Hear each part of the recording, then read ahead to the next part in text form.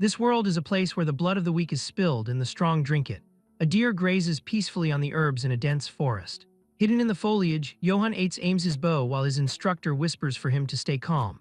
Johann pulls back the string with immense pressure. He releases the arrow the moment Joseph gives the signal. The bow snaps with a thunderous crack instead of firing properly. The deer flees in terror at the noise. Joseph screams Johann's name in pure frustration. Johann laughs nervously and holds up the broken weapon while claiming it snapped because it was too old. Joseph grabs his head in agony while shouting that he bought his beloved Angela brand new just a week ago. Joseph weeps while asking why a noble insisted on learning hunting for no reason. He yells that Johann could have just learned swordsmanship instead. Johann states that swordsmanship does not make money until you get hired. He declares that they should move to another spot because he needs money to survive in this rotten world. The narrator reveals that Johann Eitz was born as Kim Johann and reincarnated into this world after an accident. He knows that being reborn as a noble is pointless because he is at the bottom of the hierarchy. He worries that he will be stripped naked and kicked out during the family power struggles. Joseph suddenly stops him while pointing nervously toward a pack of wolves devouring corpses in the dark. Johann looses an arrow toward the beasts. The shot misses, and the loud impact alerts the wolves to their position. Johann stares at the gruesome scene while nodding that the theme of this world is a realistic medieval era. He watches the wolves desecrating the bodies and remarks on the cruelty. He wonders if the dead are from their village. Joseph says it is hard to know but confirms that the weak are nothing but prey for the strong. Johann tightens the bandages on his hand while resolving to avoid becoming prey. He recalls how he frantically searched for a status window when he first awakened, but realized no such cheats exist here. He confirms his absolute goal is money. He imagines a golden coin while plotting to leave the territory to become a merchant or a free farmer. He smiles greedily while vowing to scrape together every coin he can find. Joseph calls out to show him a plant called Little Devil Grass. He explains that the rare herb stops bleeding and boosts alertness. Johann interrupts the lecture to ask if it is expensive. He grins upon confirmation and stuffs the herb into his gear. Joseph spots a dropped herb pouch on the ground. Johann denies dropping it. Joseph realizes with horror that no one else comes this deep into the forest and deduces that someone else must be here. A terrifying scream echoes through the woods. Joseph turns pale with shock. They run toward the noise and find a young girl clinging to a tree branch while wolves circle below. The girl cries for someone to save her. Joseph identifies her as Robert's daughter Dell and wonders why a child is in the deep forest. Joseph panics at the sheer number of wolves and insists they fall back to call for backup. Johann ignores the warning and leaps into the clearing. Joseph screams that these are man-eating predators. Johann calmly tells Joseph to rescue Dell while he draws the pack's attention. Joseph is stunned that a noble would offer himself as bait for a mere commoner. Johann grins while realizing this place is a goldmine filled with at least 10 wolves. He laughs while calculating the fortune he will make from selling their pelts. He yells at his precious moneymakers to wait for him. Joseph watches in confusion as Johann charges with strange footwork. A wolf lunges at him. Johann blocks with his sword. The beast shatters the blade with its jaws. Johann looks shocked as the weapon snaps. Another wolf seizes the opening to bite his neck while Joseph screams his name. The scene shifts to the Eitz family territorial inspection in Baltroden village. Concubine Madame Eitz covers her nose while complaining about the foul smell. The first son, Philip Eitz, rides stoically behind her. The lord of the territory, Jessen Eitz, drunkenly curses the miserable countryside. Philip apologizes while reporting that Johann is absent from the procession. He asks if he should send soldiers to find the brat. Jessen yells to forget about the dimwit and claims he does not care if Johann dies somewhere like his wretched mother. Jessen halts his horse before a strange pile of straw stacked at the village entrance. The villagers tremble while explaining they covered the area because Johann's training left ugly traces. Jessen scoffs at the idea of a bug like Johann training. He suddenly freezes in shock when the straw is pulled back. He stares wide-eyed at a massive tree trunk that has been deeply gouged by the force of human fists. Back in the forest, Johann blocks the fatal bite with his wrapped forearm. The wolf realizes its fangs cannot penetrate his arm just as he kicks it away. Johann admits that fighting with a sword is not his style. He assumes a brawling stance and invites his adorable moneymakers to attack. He declares that he needs money to avoid becoming prey. He decides to use strength overwhelming enough to transcend human limitations. Joseph watches in disbelief as Johann punches a wolf's head into the ground. Johann grabs another beast and slams it down with brutal force. He obliterates the pack with bare-handed violence. He stands amidst the corpses covered in blue aura and asks how much all of this is worth while smiling manically. Johann acknowledges that he had no choice but to accept a harsh truth. Life in this world is not easy. His realization stems from a childhood defined by suffering.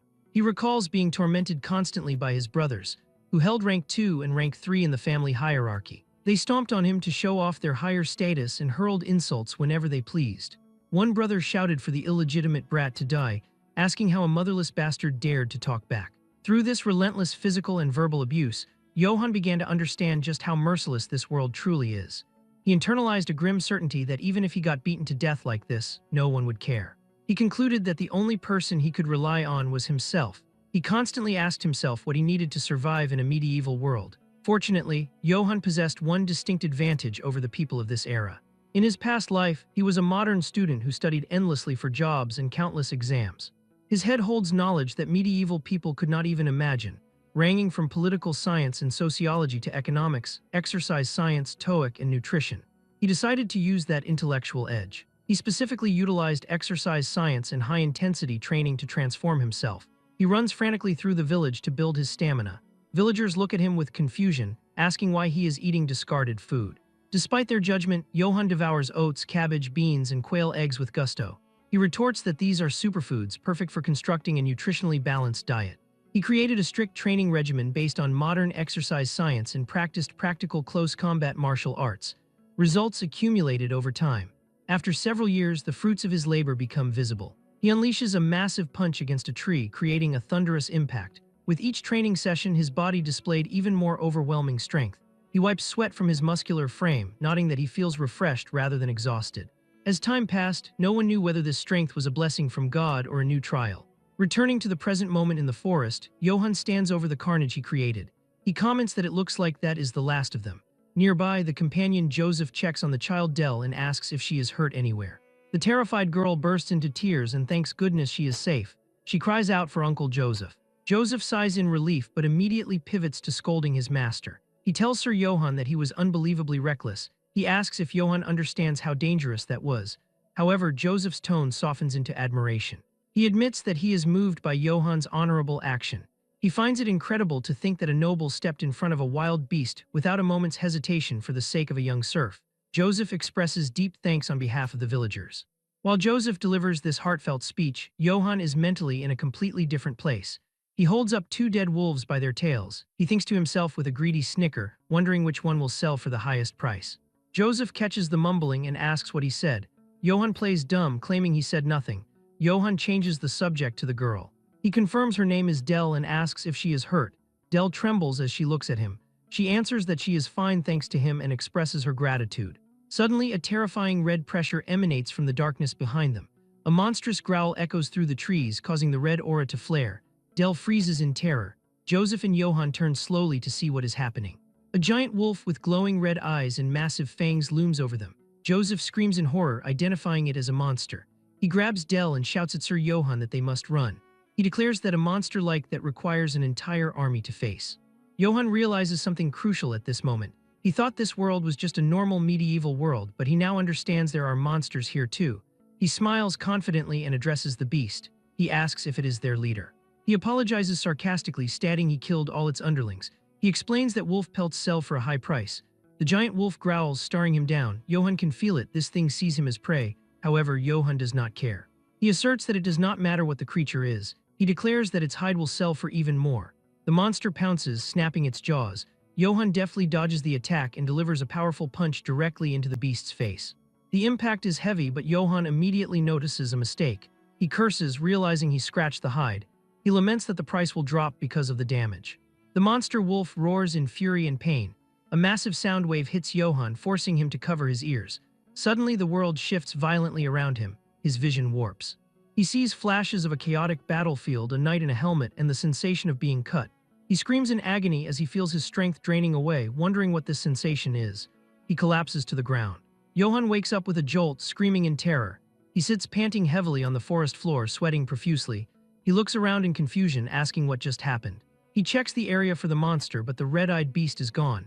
He wonders aloud if it simply left. He looks over to see Joseph and Dell sleeping soundly nearby. He observes that it looks like everyone is safe. He admits he does not know what happened, but since monsters could appear again, they need to head back quickly. He carries Joseph and Dell on his back and begins the trek home. As he walks, he looks back with deep regret at the wolf corpses littering the ground. He internally mourns that he wanted those wolf pelts. He resigns himself to the loss, thinking there is not much he can do, and resolves to borrow a wagon next time. He notices the village ahead is still bright despite the late hour. He wonders if the villagers are all out searching for Del. A greedy fantasy begins to form in his mind. He thinks that even if he did not mean to save Del, he could earn some points with his father. He imagines a cartoonish version of his father tearing up with joy. He pictures his father amazed that he defeated a wolf pack and hereby naming Johann his successor. Johann snickers but quickly dismisses the thought as impossible. He settles on a lower expectation. He thinks maybe his father would at least appoint him to the guards. He reasons that if that happened, he wouldn't have to worry about food anymore. His thoughts are interrupted by a blazing torch thrust into his view. Knights on horseback surround him. A blond man at the front screams his name. It is his brother, Philip. Philip demands to know where Johann has been. He screams, asking how Johann dares to disappear on the day of father's inspection. Johann freezes, his face pale. He realizes with horror that the inspection was today. He thinks to himself that he is screwed. The crowd of soldiers murmurs, calling him an insolent brat. A massive armored boot steps heavily onto the ground. Johann gently sets Joseph down and drops to his knees. He stammers out an excuse to his father, claiming he truly had unavoidable circumstances today. His father cuts him off instantly with a single word, silence. The large man draws a massive, ornate axe from his back. He glares down with furious eyes. He asks how Johann dares to ignore him. He threatens that he will crack open Johann's insolent head for this disrespect. Johann internally curses, realizing he is stuck listening to insults right after barely making it back alive. He fumes about the wolf pelts he failed to collect, lamenting how hard his life is. However, a manipulative thought crosses his mind. He decides to stop wallowing and instead create an opportunity out of this disaster. He pivots to ultimate ass-kissing. He screams that he was not absent from the inspection on purpose, but was late because he was saving people from the forest. Suddenly, a villager screams the name Del. The frantic father rushes through the crowd. He embraces his daughter, thanking God she is all right. He sobs openly, saying he searched for her everywhere and is just so glad she is safe. Johann seizes the emotional momentum. He gestures dramatically to the weeping family. He yells to the crowd to look at this scene. He explains that Del was surrounded by a dozen human-eating wolves in the woods. He declares that he fought to save the child and defeated the wolves. The villagers gasp, whispering in shock and admiration. Johann continues his speech with knightly flair. He admits he was unable to participate in the inspection, but claims he believes he did his duty as a son of a knight household. He bows to a perfect 90-degree angle before his father. He asks his father to forgive him just this once. He vows to continue doing his best for the safety of the estate. Then he pushes his luck. He mutters greedily, suggesting it would be great if his father could also give him the guard captain position. Philip winces in irritation. Johann internally grins, convinced that was perfect PR for himself. He thinks that if he were the interviewer, he would have hired himself right away. His father bursts into laughter. He mocks Johann, calling him the dear precious future guard captain. However, the laughter cuts off abruptly. The father asks where these wolves are. He scowls, stating he does not expect Johann to believe him without any proof. Johann panics internally. He insists he is not lying and even met the great dark wolf. His father screams silence. A massive roar of fury erupts from the large man. He demands to know how Johann dares to lie to him. He threatens to rip that mouth of Johann's open.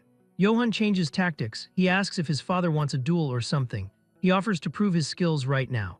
Johann internally admits he doesn't want to fight his dad even if he hates him, but sees no choice. His father grins menacingly and agrees.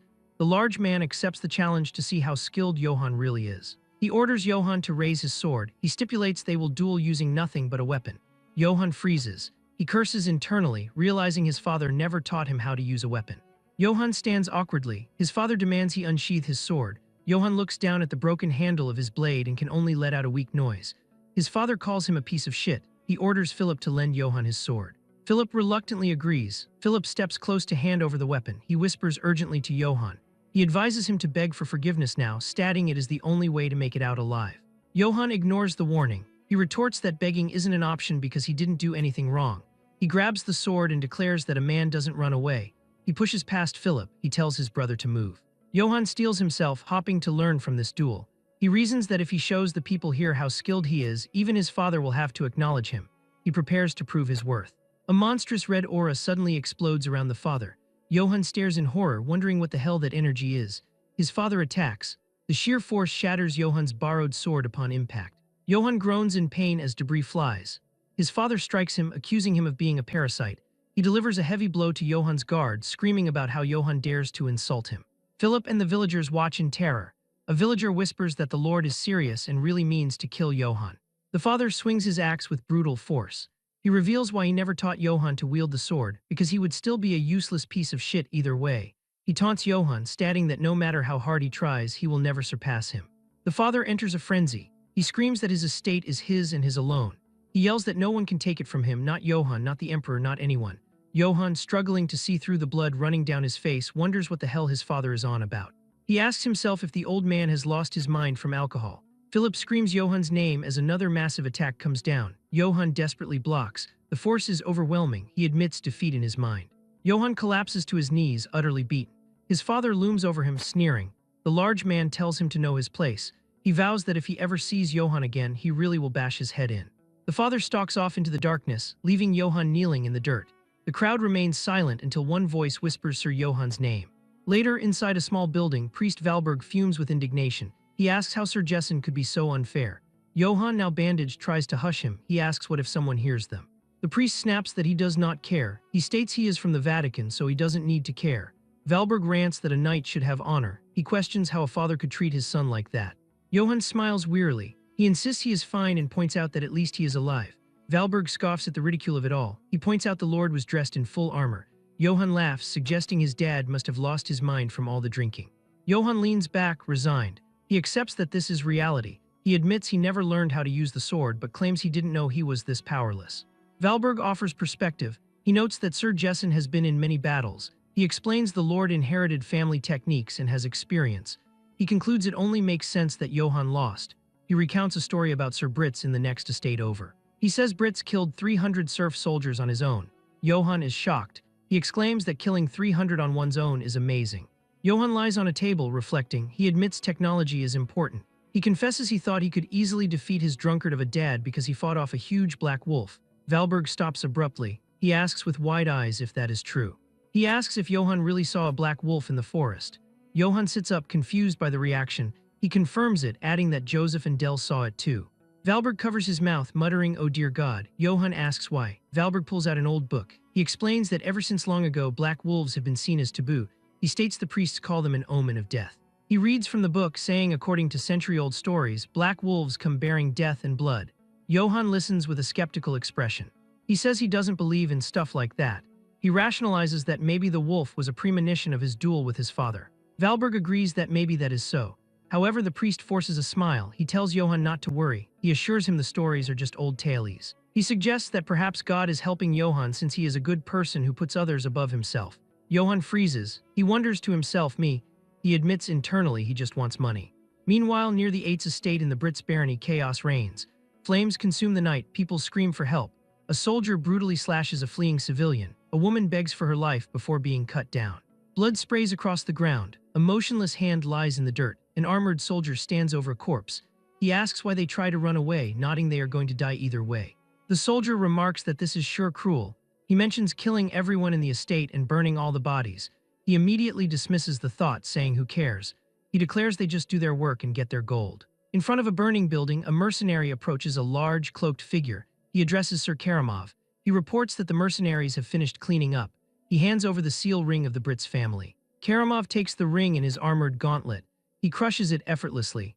He grumbles that he had high expectations because he heard Brits killed 300 serf soldiers on his own.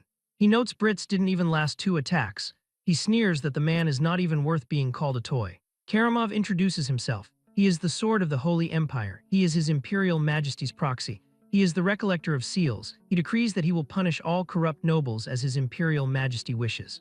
He addresses the army of soldiers standing before him amidst the fire. He declares that all who are with the Emperor will be rewarded infinite gold and honor. He raises his fist. He orders them to kill, steal from, and burn them all. He points his finger forward. He shouts for them to go. He announces that the Eights estate is next. The army of soldiers, their eyes glowing red in the darkness, grins viciously as they march toward their next target. The clash of steel rings in the darkness. 2 armored figures fight to the death on a shadowy battlefield. One combatant moves with fluid grace, parrying each of his opponent's frenzied attacks with casual ease. The skilled warrior finds an opening and swings a gleaming sword. Johann's vision goes blurry as he watches the blade decapitate the opposing knight. The severed head tumbles through the air. As it hits the ground, Johann stares at the face within the helmet. A silent shock pierces his heart. It is his own face staring back at him with dead eyes. Johann wakes up in his bed with a scream. He bolts upright, drenched in sweat, panting heavily. He asks himself if it was just a dream. He holds his pounding head, trying to shake the lingering terror. He admits he has been having the same nightmare for days, ever since he saw that black wolf. He remembers Priest Valberg's voice echoing in his mind. The priest explained that since ancient times, the black wolf has been known as an omen of misfortune. The very existence of the creature is considered bad luck, spreading blood and bringing death. Among priests, it was even named the sign of death. Johann grips his face, squeezing his eyes shut. He forcefully rejects the idea, dismissing it as superstitious nonsense. He tells himself it is just a tale from a legend. He laughs nervously, reasoning that it's not like he ever did anything bad to the black wolf. His laughter dies instantly. A memory surfaces, the moment he hurled a massive rock directly into the creature's face. He freezes, he sheepishly admits to himself that he did throw a rock at it, and a very big one at that. He groans, telling himself to forget it. He adopts a fatalistic attitude, deciding that whatever happens, happens. He jumps out of bed with renewed resolve, declaring that he has had enough useless thoughts and that it is time to go train. The sun sets over a golden hill where Johann trains alone. He wraps his hands, preparing to punch a massive tree. A voice interrupts him, calling out, "Hey, you worthless brat." Johann pauses and turns his head. Standing behind him are his two brothers, ranked second and third in the family. One brother asks if he already forgot what father told him. The other chimes in, mimicking their father's voice, saying that if Johann doesn't want to die, he shouldn't make himself noticeable. The brothers sneer at him, they mock him for acting cheeky. One brother points out that even after they beat him senseless, he crawls out again to act all tough. He compares Johann to a dog that barks but can't do anything. Johann ignores them and prepares to strike the tree. The brothers laugh, asking if he thinks chopping wood all day makes him stronger. They continue their relentless ridicule. One asks if Johann thinks breaking a log is impressive, calling it a lowly trick. He scoffs, asserting that a lowborn like Johann could never have real strength. He mocks Johann's dream, telling him to keep dreaming if he thinks he will join the Guard Corps. Johann smiles patiently, though a vein pops on his forehead. The brother declares that their father would never appoint trash like Johann. He cruelly adds that if their father ever used Johann, it would only be to crack his skull and feed him to the pigs. As the insult leaves his mouth, Johann delivers a simple punch to the tree. The impact is deafening. The massive tree trunk shatters instantly upon contact, sending wooden shrapnel exploding in all directions. The top half of the tree crashes to the ground. The two brothers stare with bulging eyes, their jaws dropping in utter shock and horror. Johann turns to them slowly. His shirt is gone, revealing a terrifyingly muscular physique. He smiles with dark intent. He politely asks if his brothers said something. He invites them to come a little closer and repeat it. The brothers scream in panic. They shout that they are good and ask why they would go there. They scramble away, fleeing down the hill. They yell back that they will tell father everything. Johann watches them run, sighing deeply. He calls them pathetic idiots. He wonders how they can live with so little thought, questioning how they prepare to make a living without worrying about their own future. He decides there is no point worrying about others, and that it is time to get back to training. Suddenly, a voice comments that what they said is true. Johann pauses. Philip stands nearby, holding a large sack. He states flatly that father has no intention of appointing Johann to any position. Johann acknowledges the presence of the firstborn. He huffs, admitting he figured as much. He notes philosophically that considering their father didn't kill him, it could be worse. Philip asks if he is not disappointed. Johann assumes a fighting stance, shadowboxing against the sunset. He states that it is what it is. He resolves to find another way to make a living. Philip drops a bombshell. He tells Johann that father fears him. Johann stops mid-punch. He punches the tree lightly as Philip explains. Philip asserts that Johann is undeniably strong and that strength is a threat to their father. He explains that father wants obedient children like him. He points out that Johann is different because he insists on living by his own principles. Philip reveals that their father believes one day Johann's strength will take everything from him, just as he overthrew grandfather to take sovereignty. Johann sweats, dismissing the idea as nonsense. Philip ignores the denial. He orders his servant to bring the sack over. The servant complies, handing the bag to Lord Philip. Philip dumps the contents onto the ground. Clattering onto the grass is a set of equipment. A plain surcoat of unknown origin stored somewhere in the castle, a spare set of chest plate and a longsword, nothing else. Johann flinches, recognizing the gear immediately. He stares at the pile. Philip notes that these are the things Johann has had his eyes on for a long time. Philip states firmly that he is not like father. He declares he is not foolish enough to discard someone capable. He smiles slightly. He makes a promise that when he becomes lord in the future, he will appoint Johann as captain of the 8th Guard. Philip turns to leave, advising Johann not to neglect his training until then. He adds a request to please stop causing trouble. Johann yells after him that he never causes trouble first. Philip raises a hand dismissively as he walks away. Left alone, Johann stares down at the armor shining in the dying light. He realizes with horror that the armor is the one from his dream. His mind races. He asks himself if he wears this, will he die the same way he did in the nightmare? A terrified vision of his own corpse flashes before him. Despite the fear, a different feeling emerges. He picks up the chest plate. He admits that for some reason he feels like he can overcome it, though he has no proof. He equips the breastplate, hearing the leather straps tight. He draws the longsword, its blade gleaming. He declares that whatever the case, he will need equipment if he wants to win. He stands fully armored, looking like a true knight against the backdrop of the darkened forest. Meanwhile, the local tavern is lively. A man slams his mug down, laughing heartily. He tells a tall tale to the skepticism of others. He claims he is telling the truth. He shouts that Sir Johann killed 50 wolves. A crowd gathers. One man points out that Sir Johann left all the pelts behind because a knight shouldn't be obsessed with money. Another villager adds to the legend.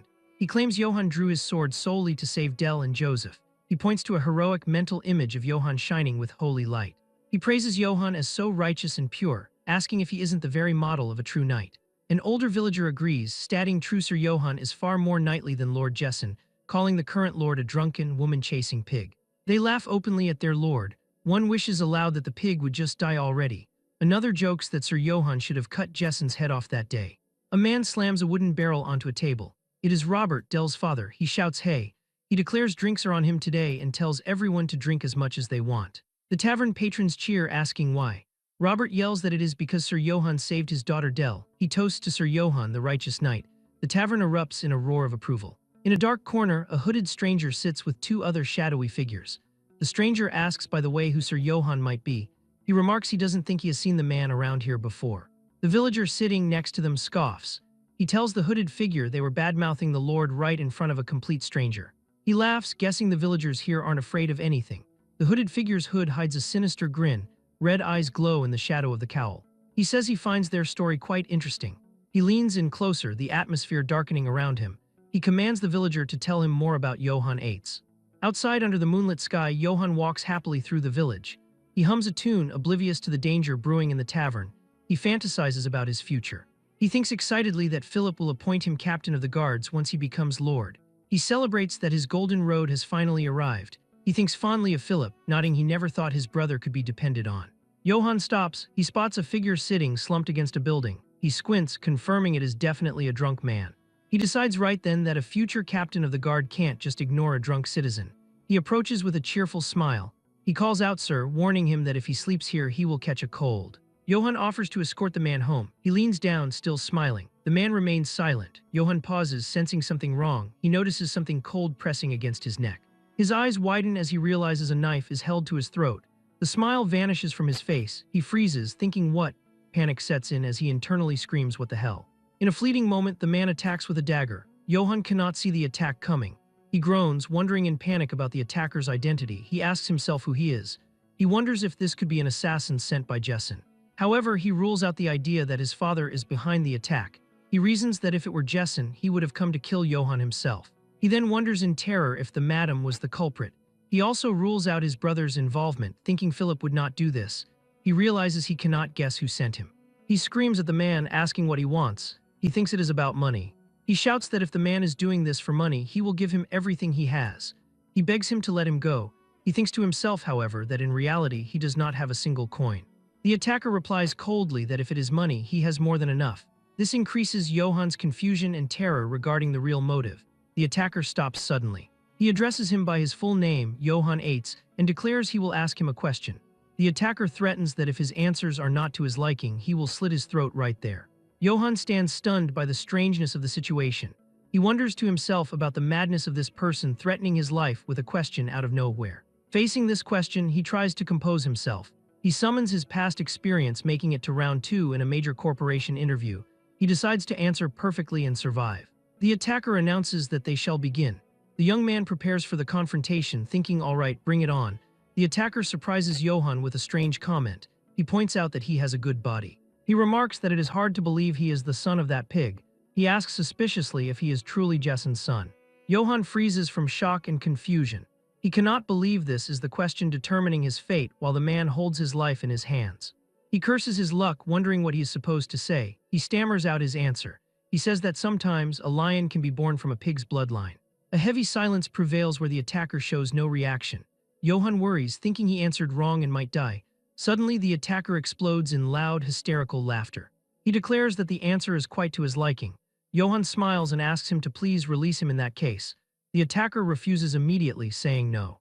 With a demonic look, the attacker announces to Johann Eitz that he is now his. Johann stands dumbfounded. He does not understand the meaning of these words. It turns out this man is Kegel. He is the Empire's greatest assassin and the Nisos Guild's poison master. He perfected his swordsmanship through countless assassinations. Because his movements resembled a serpent's, he later came to be known as the Venom Serpent. However, even he had problems. He could not find a successor to inherit his swordsmanship. He searched everywhere, even within the Assassin Guild itself. Sadly, he found only worthless insects lacking qualifications to succeed him were all he found. He remembers moments watching trainees fall before him. A few showed potential, but they strongly refused to learn assassin skills. They preferred to die here instead of tarnishing their honor. More than 30 heirs of knightly families died at Kegel's hands. All chose death in the name of honor rather than accepting his training. Growing impatient in his search for a successor, Kegel decided to visit the Witch of the Empire. The witch welcomed the venom serpent Kegel, who grants peaceful deaths to all. She revealed to him that the disciple he seeks resides in Eight's castle, a small, forgotten rural territory. She added that he is one of the sons of that lecherous drunkard lord. Kegel mocked the prophecy. He described Eight's castle as that backwater dump. He underestimated the idea of his successor being there. He noted that a gold coin could buy half that land. The witch laughed confidently. She offered him his money back if her prophecy displeases him. Despite his doubt and worry about the curse he would get from stealing a witch's coin, he decided to believe her as a last resort. Kegel wanted to believe her because he wasted too many years searching for a successor and had no time left. However, even as he stepped foot into the Eight's estate, doubt clung to him. He wondered if the one worthy of becoming his successor really exists in this place. He decided within himself to kill the brat on the spot if he didn't like him. Returning to the present moment, Kegel introduces himself as the Nisos Guild's guildmaster. He declares strictly that he has no more time to waste. He states that Johann will become his successor. He gives him two choices with no third. He says choose to die here by his hand or learn his swordsmanship. He asserts these are the only two paths he can take. Johann stands amazed. He mumbles, not comprehending the situation. He asks, stammering, how much he needs to pay to learn his swordsmanship. Kegel gets angry, explaining he is not accepting money. This increases Johann's astonishment. He can't believe a guildmaster with incredible skill will teach him for free. He rejoices greatly, considering this a jackpot. He asks Kegel eagerly what took him so long. He calls him master. He expresses that he has been waiting his entire life for someone like him. Kegel warns his student that his swordsmanship is that of an assassin.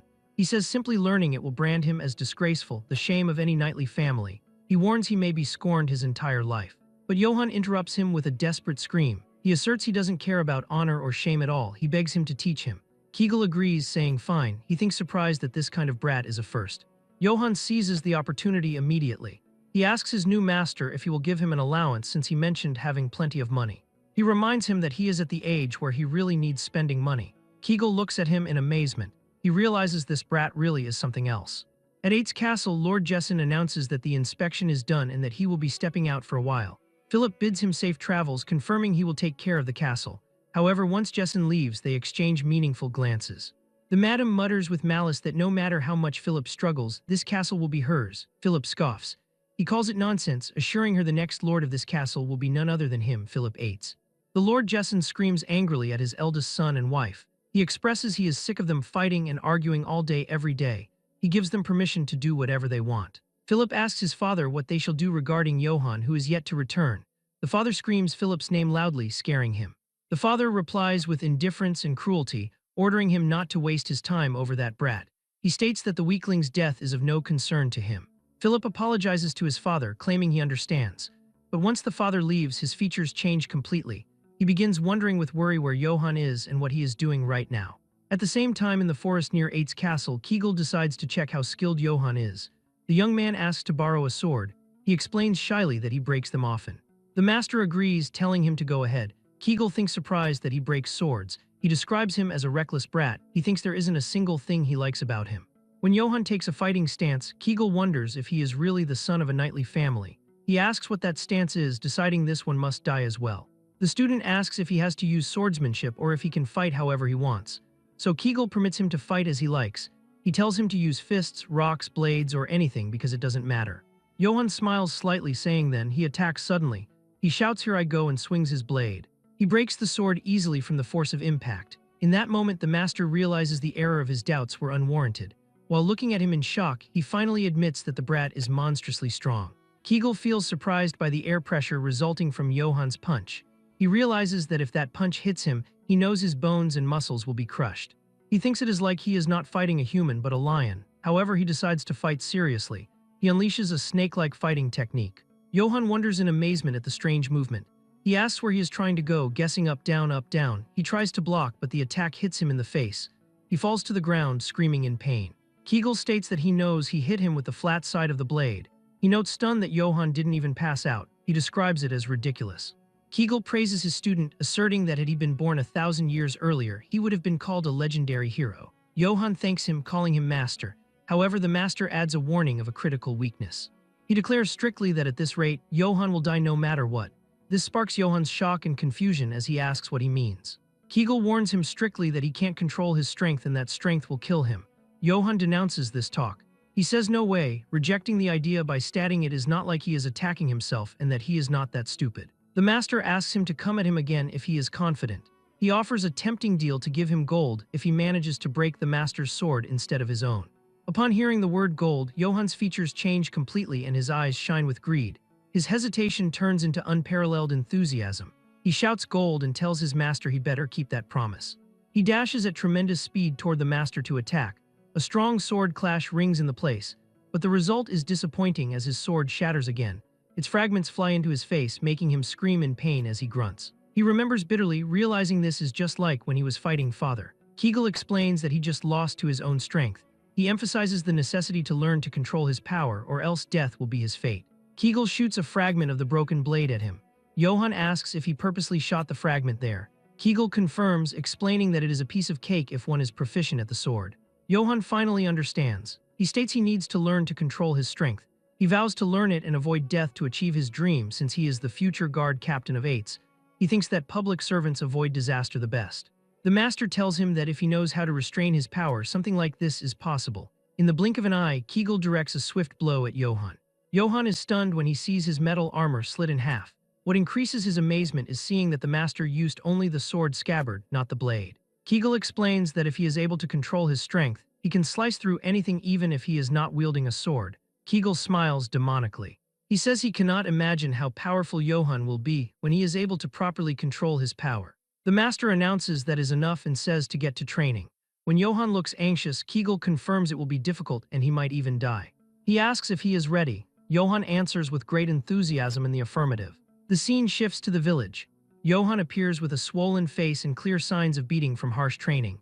He talks to himself about the difficulty, thinking he is finally learning to hold back but notes it is so hard. He says he managed to learn not to break his sword now, but yearns to know when he gets to learn real swordsmanship. Suddenly, a commotion catches his attention. He sees a group of strangers, asking himself if they are elves. He screams at the group leader, asking who they are and why they are standing there. The group leader orders him to leave at once because the area is restricted from others. Johann replies sharply, asking what. He resents a stranger dictating orders, shouting, "Who are you to tell me what to do?" The group leader laughs arrogantly. He identifies himself as belonging to His Imperial Majesty's directly affiliated mercenaries. He reveals they are the famous wolves of Akite. Instead of fear, Johann screams in amazement and joy. He shouts that he wanted a job too. He asks about the pay. One guard asks sarcastically if he wants to be one. He explains mockingly that what they get is incomparable to what the guard captain would get. He reveals they get 2 golden coins for just one job. This strikes Johann with extreme amazement as he stammers 2 golden coins. The guard warns Johann that looking like he works out just makes him a bigger target. He emphasizes that what is important is skill. Johann agrees, saying, "You're right." Johann drowns in his dreams. He thinks he has never seen golden coins in his life. He wonders seriously if he should change his career path, thinking it is better than a guard captain. But suddenly something strange happens. Johann's hand moves involuntarily, attempting to draw his sword. This causes him extreme shock and confusion as he asks why he just tried to unsheath his sword. The elf accompanying Kamarav notices his movement. She screams angrily, "How rude!" She considers his behavior the height of insolence. She threatens to behead him right away for daring to try and unsheath his sword in the face of Sir Kamarav. Kamarav intervenes to calm the elf Jane. He asks him calmly who he is. Johann stammers while sweating, identifying himself as Johann from House 8. Then Kamarav reveals his identity as the Holy Empire Emperor's Guard Knight, Kamarav. Johann is surprised again, finding his hand on the sword without even knowing. A terrifying feeling overtakes him he hadn't experienced before. He compares it to when he saw the Black Wolf or when his father was trying to kill him. He describes this murderous intent as suffocating. It is as if he is prey placed in front of an apex predator. Kamarav orders him to move because he is in the way. Johann moves, feeling his heart beating wildly. One soldier mocks his fear, saying, "Goodness, he is so scared." He warns him in a sarcastic tone to be careful next time. He laughs, doubting there will be a next time for him though. Jane asks her master if it is alright to just leave him here. Kamarev replies that he doesn't want to cause such a ruckus on a good day like this. He walks toward the castle gate. He mutters mysteriously that it is not yet time. Johann watches them go. He wonders in confusion why a knight of the emperor would be here and what reason he would have to be in this place. Philip appears rushing to receive the grand guest. He welcomes Karamov, introducing himself as Philip Eitz, the next lord of House Eitz. He asks eagerly about the reason for his visit, inquiring what brings him here. The stepmother interrupts, expressing her intense admiration for Karamov. She describes him as unbelievably handsome. She presents her son John as the child who will become the real lord, ignoring Philip completely. She continues flirting with Karamov. She states that if she had known someone as wonderful as him existed, she would have married later. She asks if they should head inside the inner castle. Karamov does not reply to her. She tries to catch his attention again, saying, "Sir Karamov, are you listening to me?" However, he ignores her completely. Instead, a massive thud echoes as he slams his hand down. He asks sharply, "Where is Jessen?" Philip objects to addressing his father without titles. He states that addressing Lord Jessen like that is improper regardless of his reputation. The madam interrupts him again. She defends Karamov as the Empire's greatest knight. She claims there is nothing wrong with him calling Lord Jessen however he wishes. She announces that as the rightful lady of the house, she will handle his reception. She hints at Philip not to object. Philip looks with malice at the cunning woman. He thinks she is trying to seize an opportunity to push John as the next lord, but Karamov interrupts them with a resounding scream. He slams his fist down and orders them to shut up. He chases everyone away rudely, ordering all of them to get lost. He demands they bring him some alcohol instead. He announces coldly he will wait inside this castle until Jessen arrives. In the dark forest, Johann swings his sword with immense force, creating great air pressure. During the fighting, he remembers the dangerous, suffocating aura he felt when he met Karamov. Kegel watches him silently for a moment. He suddenly screams at him, calling him a fool for his lack of focus. He throws daggers at him. Johann blocks the daggers with great difficulty while groaning. He suffers a slight cut on his neck, appearing extremely tense. Kegel scolds his student. He states that if the daggers he just threw were laced with poison, Johann would be dead. He asks why he isn't concentrating. Johann wipes his chin and admits something feels off. He mentions the knights claiming to be the emperor's personal knights who came to the village. He argues it is illogical for them to shut the gates and control entry in the Eight's territory in this way. He says it makes no sense. Kegel asks coldly what he can do about it, suspicious or not. He explains that Karamov is the emperor's direct knight. He states he is the strongest warrior on the continent and the core power of the Holy Empire. He adds that even the armor he wears is legendary. Johann asks curiously if Karamov is stronger than his master. Kegel pauses. He admits seriously that if he ever had to face Karamov, he would turn around and run without hesitation. Kegel hits his student on the head to silence him. He asserts that results are only known after fighting. He scolds him harshly, describing him as a half-witted brat who doesn't even know the basics of swordsmanship, but is worrying about others while unable to even control his own strength. Johann regains focus. He holds the sword seriously, announcing, "I'll do it." The master sighs and signals him to come. Johann dashes, attacking powerfully. The master's voice rings out, asking him to do it again. The attacks continue with Kegel screaming again, repeatedly. Johann begins wondering in confusion why it isn't working. He notices the master uses only the sword scabbard, not even a real sword, yet he cannot cut it. Kegel explains that is right. He says it is the flow of strength. He advises his student not to swing blindly. He instructs him to transfer the flow of strength and concentrate it at the sword's tip. As Johann swings his sword, he slowly begins to understand what it meant to control his strength. Kegel notices the change immediately. He thinks the dull sound of his sword is becoming sharp. Johann executes a powerful blow different from previous ones. At that moment, he becomes certain that if he tempers everything he learned so far with the proper amount of strength, this is it. Kegel suddenly feels intense fear, thinking this is dangerous. In a fleeting moment, Kegel finds his scabbard cut without realizing what happened. Johann stands amazed. He stares at the cut scabbard. He screams with overwhelming joy, declaring he did it. He claims he has completely grasped the feeling. He laughs, saying it wasn't even that hard. Kegel downplays the achievement, humming that it must have been luck. Johann is surprised by the reaction. When Kegel calls him, he replies affirmatively with a yes. Kegel announces seriously that this time he won't hold back. He challenges him to come at him again. Johann bares his fangs. He shows a terrifying snake-like attack. The aura of a purple serpent strikes terror into the master. Johann manages to knock Kegel to the ground. Johann jumps for joy because he won again. Kegel wonders in confusion what this brat is. He realizes he clearly taught him nothing but how to control strength. Yet Johann can freely use the secret sword technique Serpent's Tongue. The master is stunned that he perfectly absorbed a technique he saw briefly on the very first day. He notes Johann is using it more perfectly than he does. The old assassin's experience tells him that unless a miracle happens, Johann has already become someone he cannot defeat. Kegel mutters in amazement, calling him an absurd brat. Johann laughs maniacally, cheering that he learned the technique and secured his meal ticket. Suddenly, Kegel announces his teachings end here. He states he will leave at sunrise. Johann asks disapprovingly, huh? He notes he only just got the hang of using the sword and asks if he is ending it like this. The master assures him he already possesses everything necessary. Kegel admits grudgingly that Johann has become stronger than him in less than a week. He expresses satisfaction as long as his swordsmanship does not vanish and continues onward. He tells Johann to go live his life as he wishes. He tells Johann he has worked hard until now. Johann thanks him sincerely. He asks if he is really leaving. Kegel says yes. Johann asks if it is because he is an assassin. Kegel denies that. He explains no, it's just how he is, never staying too long in one place. Johann seizes the opportunity to ask his master, by the way, do you know anything about ominous signs? He asks about the black wolf. Kegel says yes. Johann mentions he recently encountered it. He tells him about his dream seeing his head cut off afterward. He confesses he thought Kegel was the omen when he first came for his head. Kegel replies that if he had killed him, then that would have been the ominous sign. He explains ill fortune does not arrive in a fixed shape. Before leaving, Kegel offers some advice. He advises finding a weapon suited to his strength first. He notes the need for at least Dana's steel to withstand his power. Johann asks Danis, what's that? Kegel explains Dana's steel is a metal imbued with magic, existing only as a legendary relic.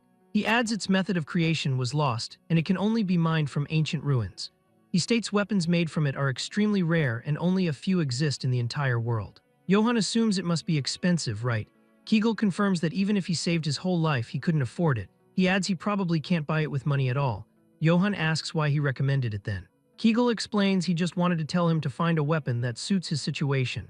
Johann doubts his intentions. He asks if he is hiding true intentions because he is an assassin. Kegel gets angry, asking why he brings up his profession for everything, calling him a crazy brat. Kegel notes that even its color is unusual wearing Dana's steel. He warns strictly that if Johann ever sees someone wearing Danis, even from far away, don't look back, just run.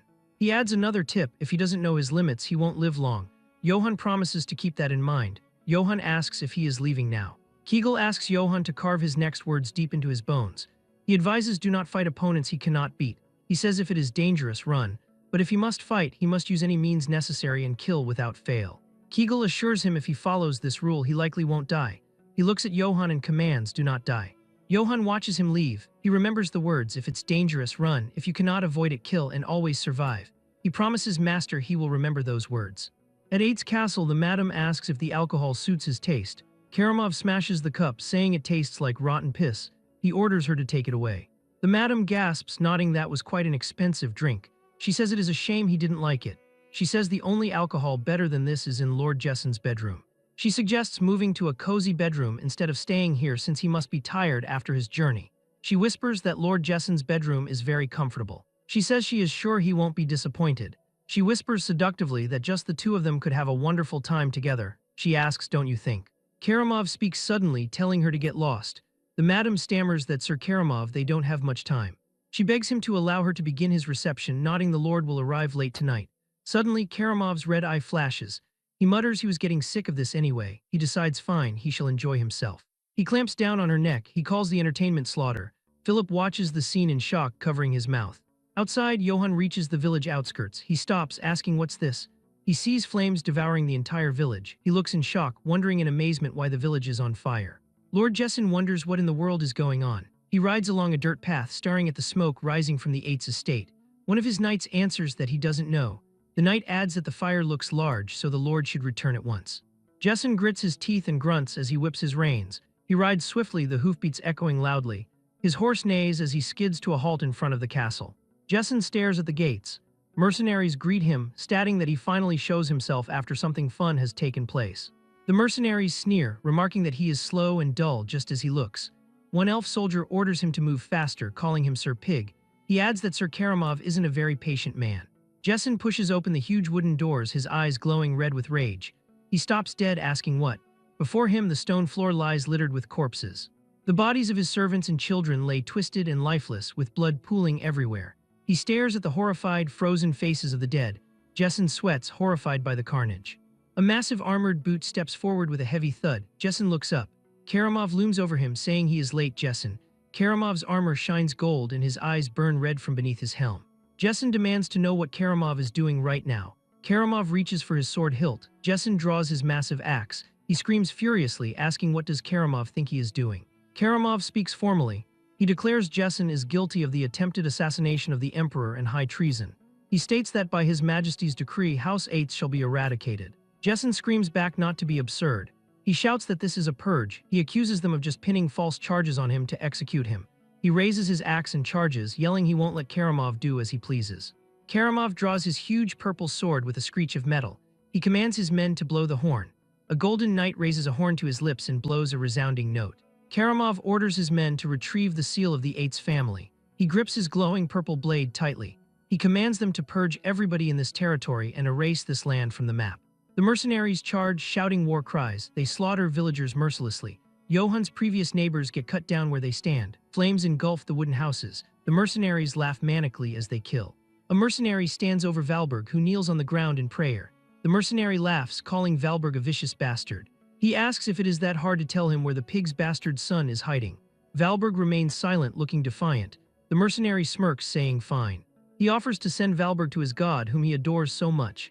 He swings his sword down, shouting die. Suddenly, Johann appears from the shadows. He slashes through the mercenary with a swift, diagonal cut. The mercenary's body splits. He looks shocked as he falls. Johann stands over Valberg, calling out his name. Valberg looks up, asking Lord Johann what is happening. Johann helps him up, admitting he doesn't know either. He explains the Imperial troops are killing villagers on sight. Valberg looks grim. He suggests it is possible that Lord Jessen has already been killed as well. Johann freezes, repeating even father. Valberg continues, saying that is not all. He gestures to the inferno around them. He explains they are burning the entire village to wipe everything out. Johann looks determined. He says damn it and decides he has to hurry back to the castle. Suddenly he hears crying. He stops, recognizing the voice. He asks if that is Dell. A small girl crawls out from behind a burning building. Johann sighs in relief, saying good, she is safe. He holds out his hand. He tells her it is dangerous here, so come to him. His eyes widen in horror. Behind Dell, a spear pins a man's corpse to a wooden stake. Dell cries, telling Lord Johann that her dad is dead. It is Robert's body, limp and lifeless amidst the fire. Johann stares at the gruesome sight. Flashbacks hit him hard. He sees memories of saving Dell, Robert hugging his daughter, the villagers drinking in the tavern, raising mugs and laughing. Robert's smiling face cheering for Lord Johann echoes in his mind. Johann grits his teeth in rage and sorrow. Johann turns to Valberg. He pushes Dell toward the priest. He tells Dell it is dangerous to stay alone. He orders her to stay with Father Valberg. Dell looks up tearfully and says okay. Johann turns and walks away. Valberg calls out to him, asking where he is going. Johann doesn't answer. Valberg shouts that he mustn't go, telling him he needs to flee. He screams Lord Johann. Johann walks forward resolutely. He reaches the square. He sees a pike with a severed head stuck on top. It is Lord Jessen VIII's head staring blankly. A wooden sign hangs below. It reads that Duke Jessen VIII has been executed for treason against the Emperor. It warns that anyone who retrieves his corpse without permission will be punished for the same crime by Imperial Knight Karamov. Johann stares at his father's head with shadowed eyes. A mercenary nearby notices him. He sneers, asking if he isn't the bastard son. He mocks Johann, saying he thought he ran off. He asks if Johann came back to die. Johann says nothing. He swings his sword. The wooden pike shatters. Jessen's head tumbles to the ground. Johann's foot stomps heavily onto the red banner with the golden eagle, the symbol of the Empire. The mercenary stammers, telling others to look at this brat. He orders the others not to just stand around. He screams to kill him now. Johann's blue eyes glow in the darkness. He unleashes a flurry of attacks. His sword moves like a blur. He slashes through 3 mercenaries instantly. They scream in agony. Johann continues to advance, cutting down every soldier in his path. Johann wonders to himself why he is doing this. He asks himself why he is going back to the castle. He admits Father Valberg is right and he should be running away. He knows if he goes back he will just die for no reason. He encounters Philip.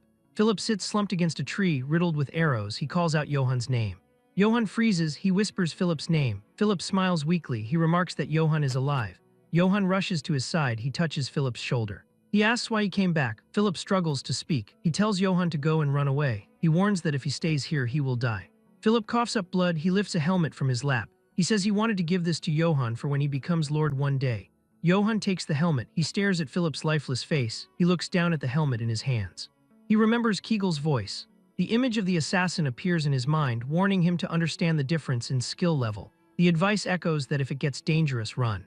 The opponent is the Emperor's knight. Kegel told him to run without looking back. Johann clutches the helmet. He remembers the second part of the advice. It states that but if he has to fight, then he must kill. Johann stands up. He puts on the helmet. The visor snaps shut. His blue eyes glow from within the darkness of the helm. He confirms right, he declares that time is now. Johann walks up to the massive castle doors. He pushes them open with a single hand. He strides inside. The hallway is lined with mercenaries. They look surprised. One elf asks what the hell. He asks how this bastard got inside and asks where the guards are. Johann charges. He punches an armored knight in the face with overwhelming force. The helmet crumples under his fist. Johann roars Karamov's name. He punches another soldier, sending him flying. He screams for the asshole to come out. He stomps on a fallen soldier's chest, crushing it. A shadow falls over him. Karamov walks out slowly, dragging his massive purple sword. Blood drips from the tip. Mercenaries step aside. Karamov stops. He notes so the runaway son of Eights really survived. He says Johann is that guy in front of the castle back then. He asks if his name was Johann Eights. Johann stares at him through his helmet. He replies he is not in the mood to exchange names. He tells him to just think of him as one pissed-off man, calling him an asshole. Karamov sighs. He tells Johann he should have kept on running. He says if he had, he could have lived. Karamov smirks. He supposes Johann doesn't care about his life. He says fine. He tells him if he wants to die, then come at me. He points his massive sword at Johann. The purple energy hums. Johann's blue aura flares around him. Johann screams that Karamov doesn't need to tell him that. He charges forward, his fist glowing with power. He shouts that is what he was going to do anyway. He unleashes a massive punch directly toward Karamov. They start trading blows with one another. It is just like the dreams Johann was having. They get to the exact moment where Johann readied the attack and swung down. Karamov blocks it. Johann's sword gets cut by Karamov. He goes to swing for his head. Johann drops the sword. He dodges backwards before grabbing another one and charging straight in. Karamov smiles, saying that this is fun. He cuts another one of the swords in half. This happens over and over and over again.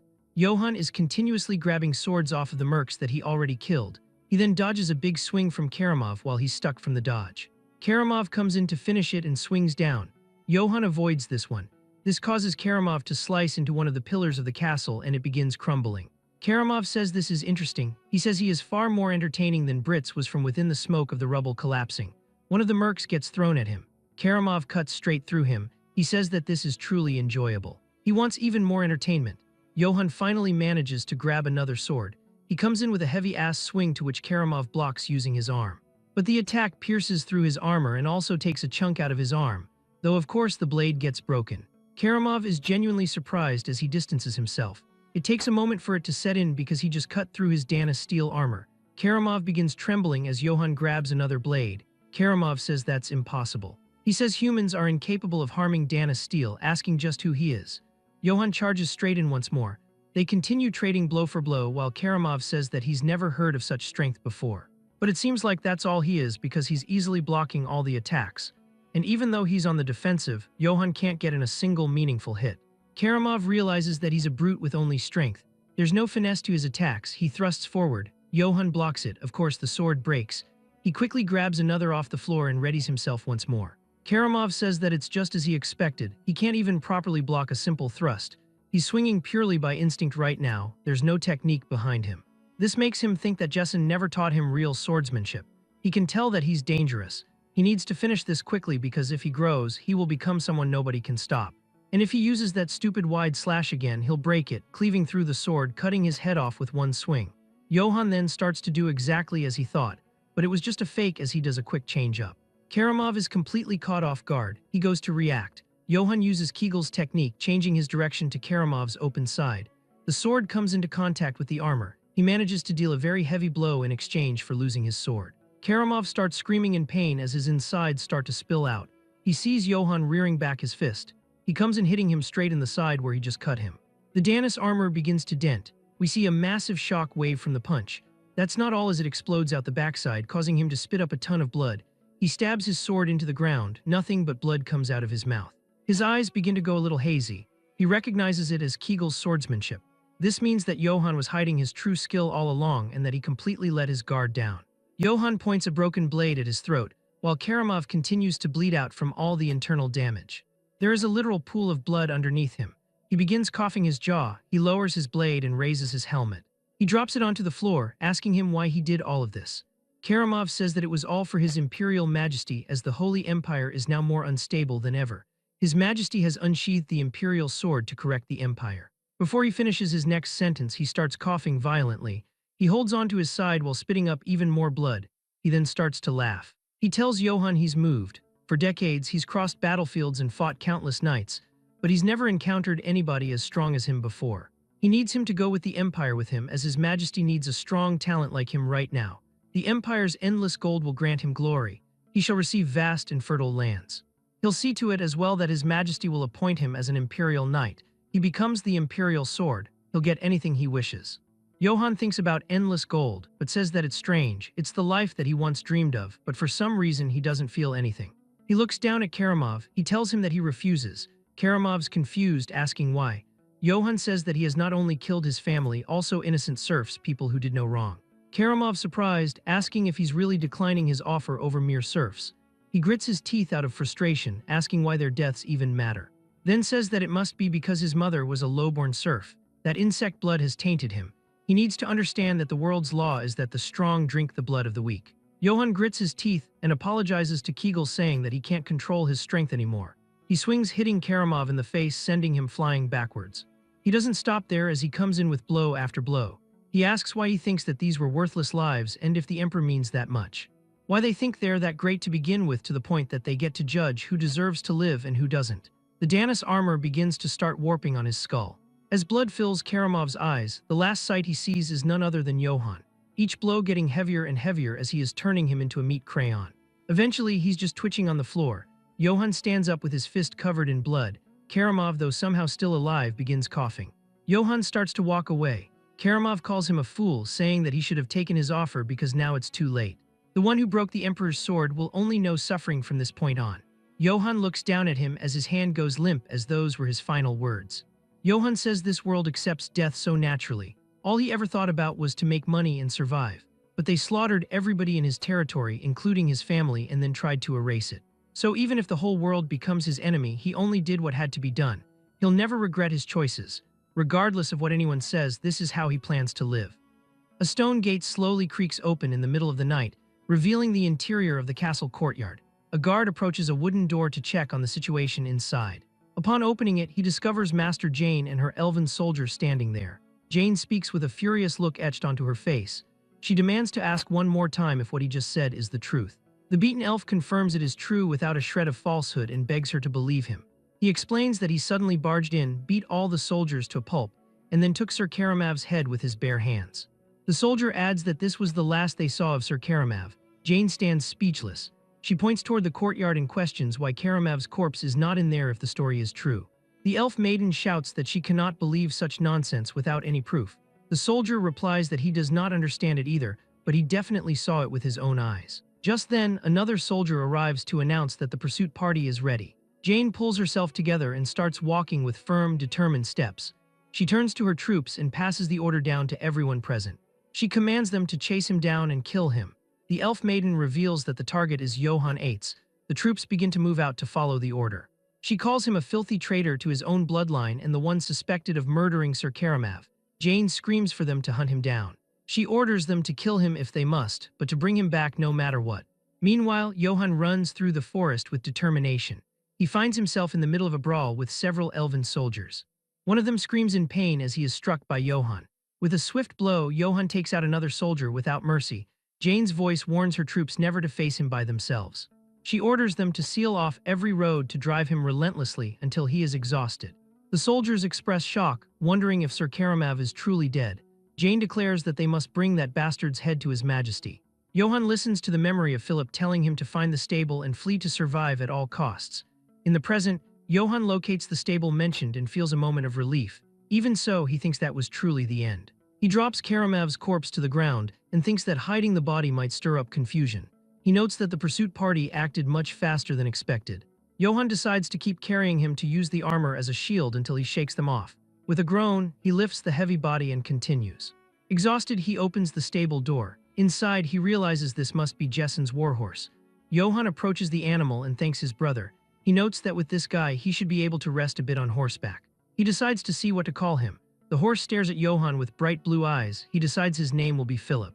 Meanwhile, an elven soldier shouts that he saw something shining nearby.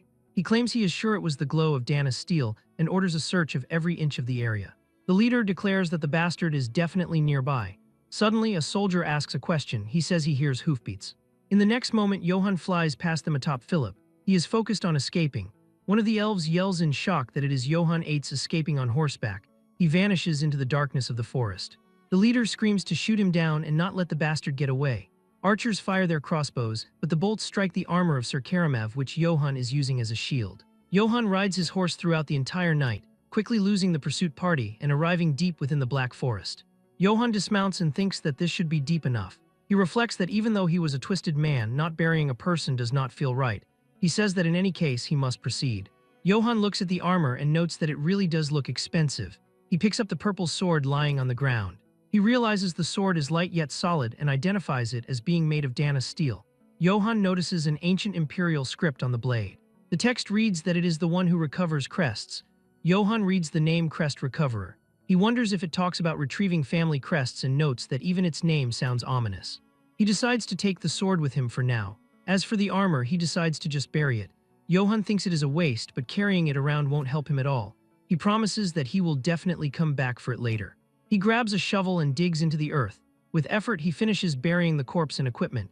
Johann rests and wonders if this is good enough. He knows that once word of Karamov's death spreads, the entire empire will go after him.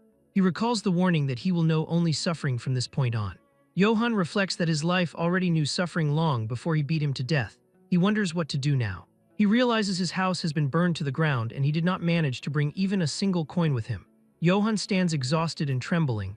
He decides to rest a bit and think. Suddenly, a presence in the darkness catches his attention. He spins around to see a black wolf emerging. Johann curses. He notes that of all the times it could have shown up, it had to be when he is completely worn out. He realizes that in this condition, he does not stand a chance. He knows he cannot hold his sword with no strength in his hands. He decides he needs to get to the horse and somehow flee. Suddenly, an elven soldier shouts that they have captured the bastard's warhorse. The leader declares he has to be nearby. Johann identifies them as the wolves of Akite. He is shocked they are already here. A soldier points and shouts that he heard something over there. The group appears in the distance. Johann realizes a monster is in front of him and the pursuit party is behind him. He realizes there is no room for escape. He wonders if this is the end for him. Suddenly, the wolf charges past him. The creature crashes into the soldiers, slashing and biting. The elves scream in agony. One soldier screams that it is a monster and begs to be saved. Johann watches in confusion. He asks if it did not see him. He realizes that is not important right now. He sees that it is clearing a path and that this is his chance. Johann knows he needs to move. He gritted his teeth and thinks that if he does not go now, he will die. He screams and sprints toward the escape route. Johann forces his way past the wolf and the soldiers. He puts a foot in the stirrup. Johann mounts the horse and pulls away. He looks back at his past. Johann flees with a determined face. He remembers being a child holding a wooden sword. In the present, he continues his desperate escape. Images of training and his village flash by. He bids farewell to the Eight's village. Nearby, a soldier lies defeated. The giant black wolf watches Johann escape. Its red eyes glow in the darkness as the story of the end of childhood concludes. Johann comes across a checkpoint set up by the soldiers further ahead. He curses and realizes that even here, the way out is completely blocked. He realizes he is screwed. The exhausted Johann dismounts his horse. He reflects that ever since he escaped, he hasn't eaten, slept, or done anything properly. He notes that he didn't think he would be hounded by the wolves of Akiten for 3 days straight. He recalls how he has lost count of how many times he almost died, while fending off those bastards swarming him in packs. Johann stands at his limit. He admits he does not even have the strength to lift his sword. He wonders if there is really no way to get out of here. Johann questions if he is just going to get caught by those bastards and executed like this. Suddenly, he spots movement nearby. He realizes it is a trade wagon with armed escorts. Johann wonders if it is a peddler caravan. A literal light bulb goes off in his head. He decides, all right. He plans to disguise himself as a peddler. Johann thinks that if he looks like he is part of their group, he will be able to avoid suspicion. With a serious gaze, he decides he will use them to get through the checkpoint. Nearby, a wagon bearing the crest of the Katana Trading Company rolls forward. Inside sits Eldens. One of the guards, Kan, calls out to Sir Eldens. Eldens asks what it is. Kan reports that up ahead is a heavily armed cavalry. Eldens reacts with a loud what. The terrifying figure of Johann on horseback looms in the road. A mercenary named Kan suggests they should prepare for battle. A younger mercenary named Gamson questions the order. Gamson asks why there is all the fuss over one guy on a horse, stating that if it comes down to it, the 9 of them can charge at him and end this immediately. Goran tells Gamson to look closely. Goran points out that unlike them, he is fully clad in armor and riding a warhorse. Kan adds that on top of that, he is wearing a plate helmet and a breastplate. Kan gestures violently and asks if they see the sword hanging at his waist. He tells them to look at that hilt. Kan explains that the purplish sheen means it is definitely a sword forged from Dana steel. He warns that if he swings that sword down on them, their armor will be sliced like butter. Gamson sweats and suggests they could get wiped out if they clash head-on with him. Gamson hesitantly asks if wiped out is not a bit much, considering they have 9 people. Can shouts to get this idiot out of his sight, claiming he cannot think properly because of him. Another mercenary slaps Gamson and tells him to come here, calling him a dumbass. He warns him that if he doesn't know anything, he should just shut it. Eldons orders Goran and Kan to get everybody ready so they can attack the instant that man moves suspiciously. He states he will go ahead and check the situation out first. The catfolk warns that when he gives the signal, they must all attack at once. Goran and Kan confirm the order. Johan struggles with his horse as Eldons approaches. Kan whispers to the group to listen up. He instructs them that once the fight starts, they must knock that guy off his horse first. He adds that after that, they should calmly thrust their swords into the gaps of his armor. Eldon stands before Johan and offers greetings. He introduces himself as Eldons of the Katana Trading Company. Johan is shocked to see a catfolk. He realizes the men are tense. He thinks this is bad and wonders if he is suspicious because of how he looks right now. Johan decides he needs to get him to lower his guard first. Johan wishes that the blessing of the gods be with him. He tells them his name is Johan. He lies that he looks like this because he was attacked by bandits while traveling earlier. He tells Eldons that he need not be overly wary. Johan points a finger and asks if he could please tell the gentleman glaring at him back there not to attack him. Eldons suddenly bursts into laughter. He apologizes for being terribly rude. He explains that as a peddler, he always has to be prepared for the worst-case scenario. Johan says that of course he understands. He states that is why he has a request.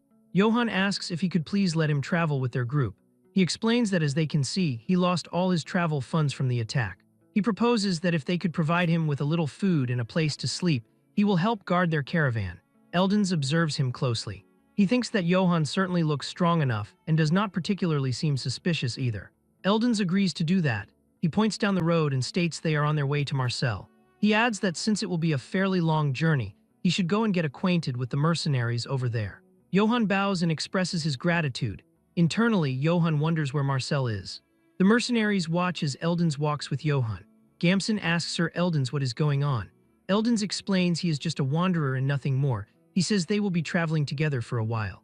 However, with a dark look, Eldons whispers to his men to keep an eye on him just in case. He orders that if anything happens, they should not hesitate to kill him. Goran and Kan agree. Johan exhales and thinks that it is good. He focuses on the fact that now he just has to get past the checkpoint. The caravan moves out as the sun sets. An elven soldier shouts that people are coming this way. The wolves of Akaten stand in the road and order them to halt. The elves declare they are the wolves of Akaten.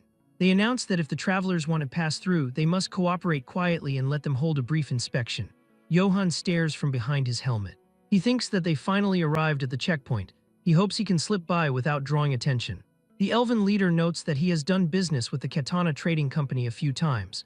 Eldon speaks directly with the one in charge.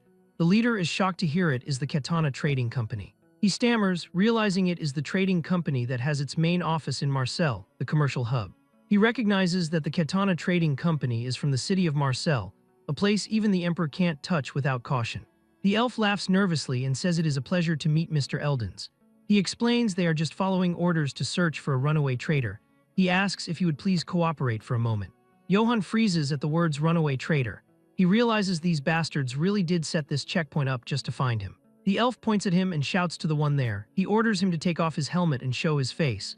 Johan curses internally. He coughs and claims that the thing is, he has got a bit of a condition on his face. The soldiers laugh cruelly. One asks what did his mother clench too hard while giving birth to him. He taunts him to let them see his mashed up face and orders him to hurry up and take it off. The leader asks aggressively if he is hiding something. Johan stares intensely. He puts his hand on his hilt. He thinks that if it has come to this, he might have no choice but to fight. Suddenly, Eldon screams enough. The mercenaries and elves pause. Eldon steps forward furiously. He asks if they are seriously suspecting the Katana Trading Company. He yells that that is not it. They are simply carrying out imperial orders. Eldon screams at him, asking if he didn't tell him to go bring his commanding officer.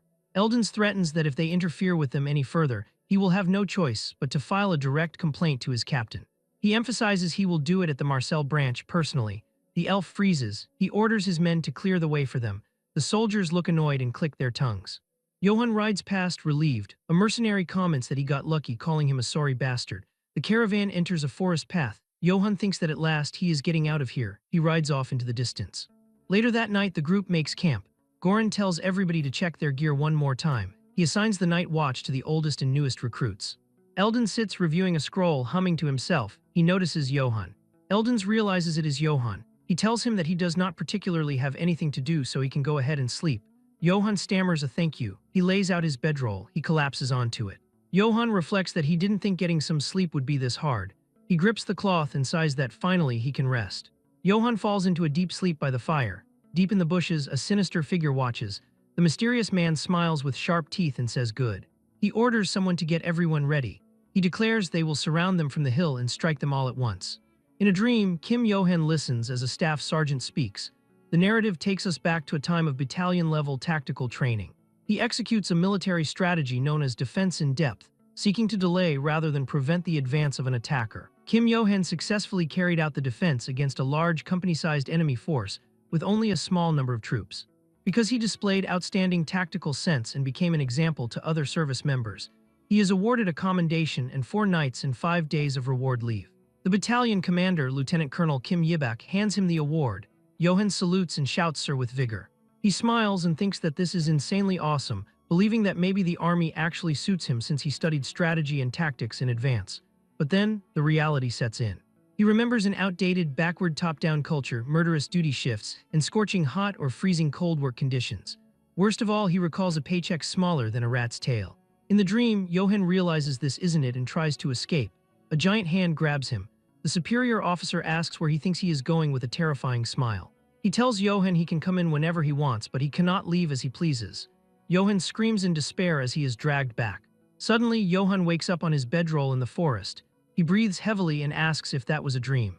He complains that he could not even sleep properly because of that dream of him in the army. Johan rubs his shoulder and notes that his whole body aches. He pauses, sensing something. Under the full moon, a sharp sound cuts through the air. Johan realizes it is an arrow. With a swift movement, he snatches the projectile out of the air just inches from his face.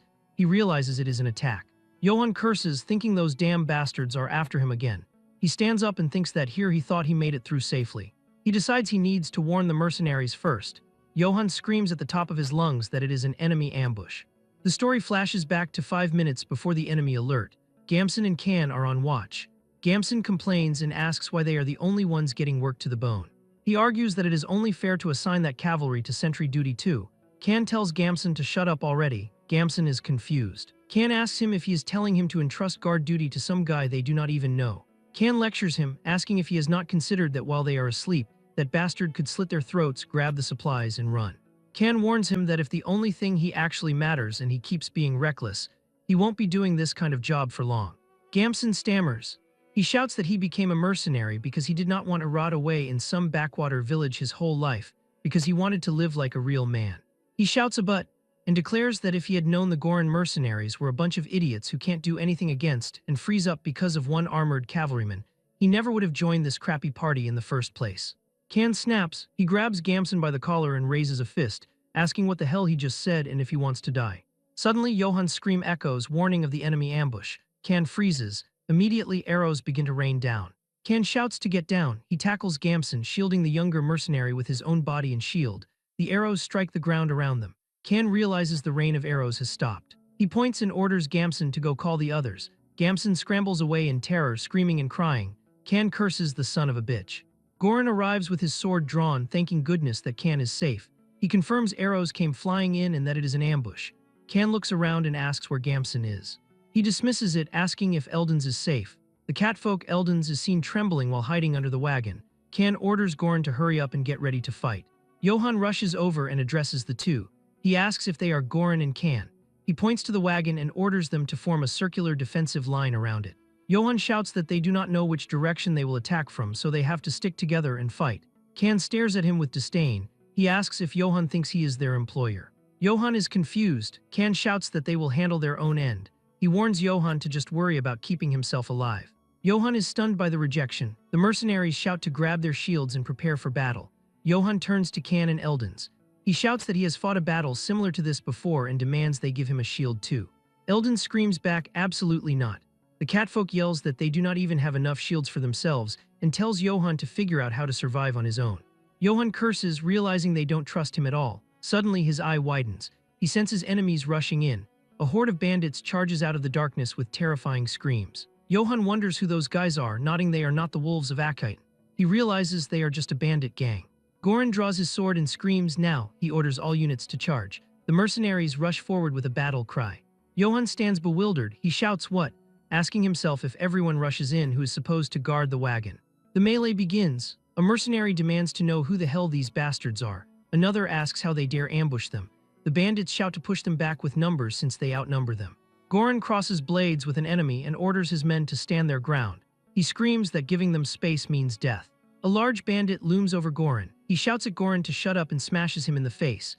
Kan screams Captain Goran. The bandit raises his sword over the fallen Goran and yells at him to die. Suddenly, a purple flash cuts through the dark. Johann strikes. The bandit freezes. He utters a confused sound. His sword hand falls away. Johann stands breathing heavily, gripping the Dana's steel sword.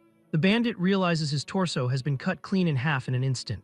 The other bandits watch in horror as red markings glow on Johann's blade. They realize the rune letters carved into the sword are absorbing blood. A bandit screams that it is a demonic sword. Johann stands ominously with the glowing weapon. The bandit panics, wondering why a peddler escort has a demonic sword and realizing there is no way they can beat him. Johann bellows at them to listen up. He declares that he is Johann Yates of House Yates. He screams at them, asking who they are to attack him. Kan and Goran stare in shock, realizing he is a noble. Johann internally hopes that changing it a bit from Yates shouldn't be a problem. The bandits whisper in terror. One says that he doesn't know what house that is, but it means he is a noble. Another points out that if he is using a demonic sword, it must not be your run-of-the-mill house. They realize they are screwed for messing with a noble house. Johann points his glowing blade at them. He demands they answer his question. He asks if they will surrender now or if they will meet their end by this sword. He holds the weapon forward, demanding the bastards think carefully. The bandit leader drops his sword. It clatters to the ground. The others follow suit. The leader stammers that they surrender. Johann lowers his sword and sheathes it slightly. He calls out to Goran. Goran stammers a yes, Sir Johann. Johann orders him to bind them. The bandits are huddled together on their knees. Johann turns away, his eye glowing blue. He declares that he may cut down anyone who resists. Johann bandages his arm and stares ahead, leaving Eldons unsure of what to do next. The catfolk whispers about that noble and that he thought he was just a wanderer with good equipment.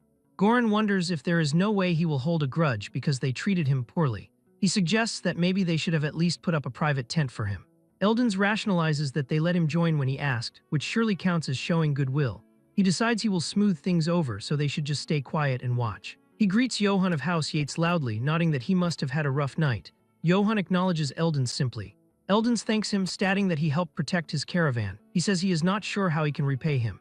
He bursts into tears, exclaiming that if he had known he was a noble, he would have lent him a shield. Johann asks what he is talking about. He declares that more importantly, he is glad he is safe. Eldons freezes, asking if he is not going to take compensation. Johann walks away quietly. He stops and turns back. He tells Eldons that by the way, next time lend him a shield. Eldons sweats and bows deeply, promising that next time he will definitely lend him a shield first before anyone else. Johann says good. He then adds that he is thinking of interrogating them and asks if he could get the mercenaries' help.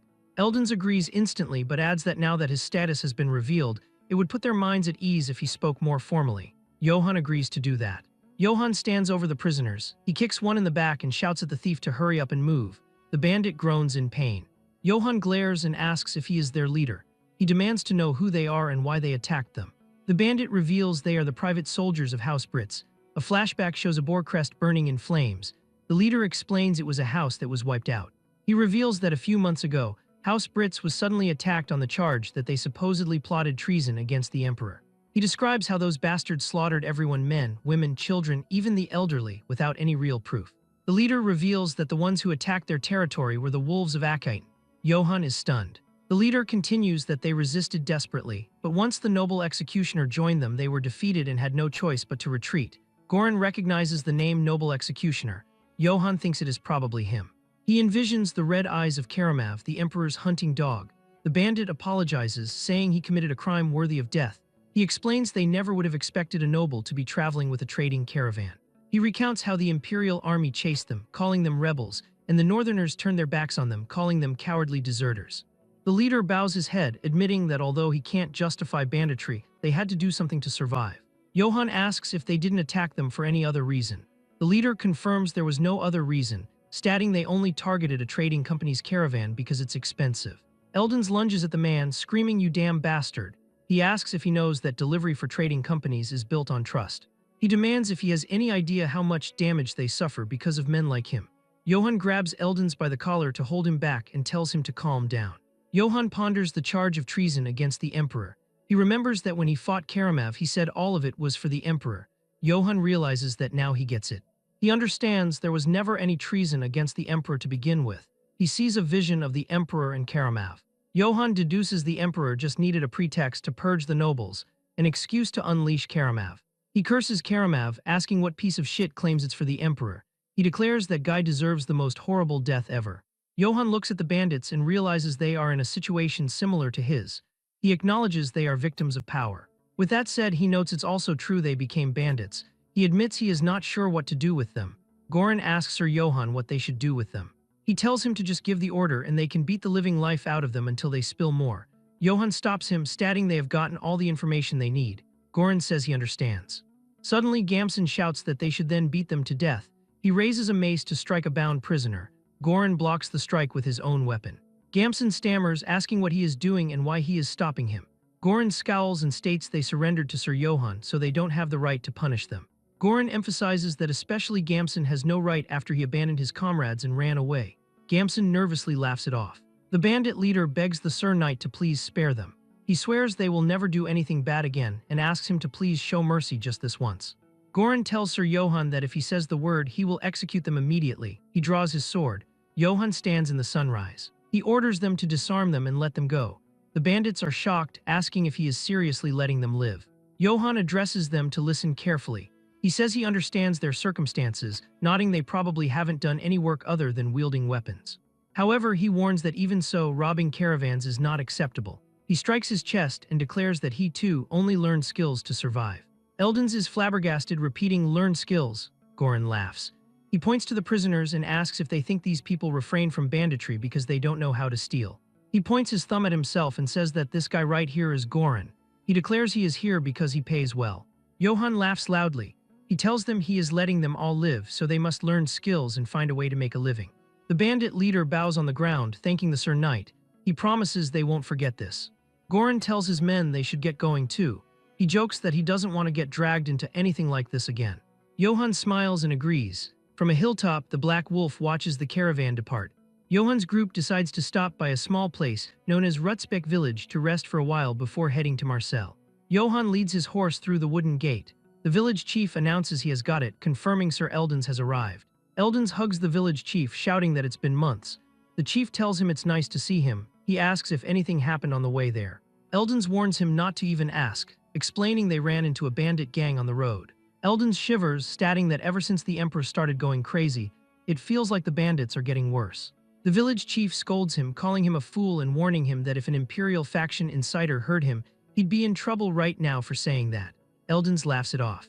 Eldons points his thumb behind him and says that still, they were able to transport the goods safely. He credits the noble who traveled with them, praising him as unbelievably brave. The chief asks, "Oh, a noble, huh?" He scratches his chin, nodding that now that he mentions it, a noble came through there a few weeks ago. The chief reveals that it turned out he was just some nobody pretending to be one. So he beat him half to death and chased him out of the village. Eldons facepalms, telling him that he still acts recklessly when he loses his temper. He assures him he doesn't need to worry this time. He praises Johann as brave and very upright, emphasizing that even after he protected them from the bandits, he didn't ask for any reward at all. The village chief is stunned, asking what kind of noble does someone a favor and doesn't shake them down for money. He says that can't be true, but admits this old fox isn't the type to talk nonsense though. He muses that with bandits everywhere these days, simply having that night stay there would benefit their village. The narration explains that in this era, a proper knight is strong enough to slaughter an entire mercenary band, making them a great help to public safety.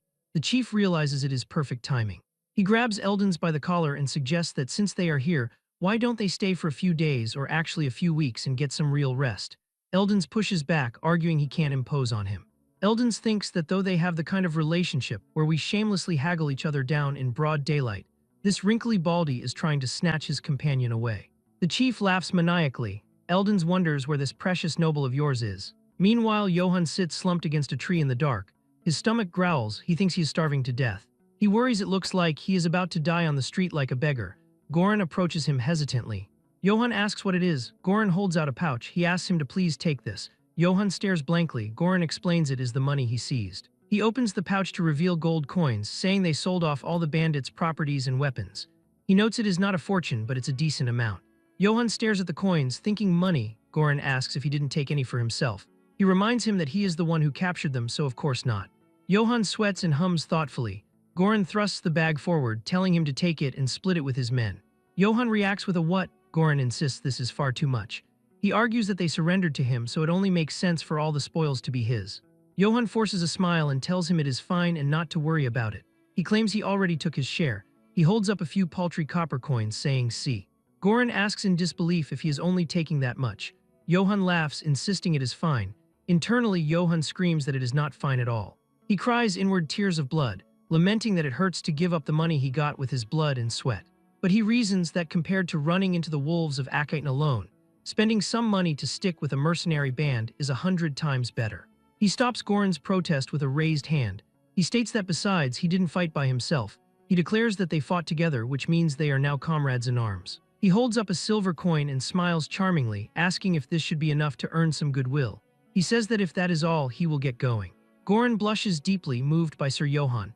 He thinks about a heart that cares for those beneath him, declaring this is the true dignity of a knight.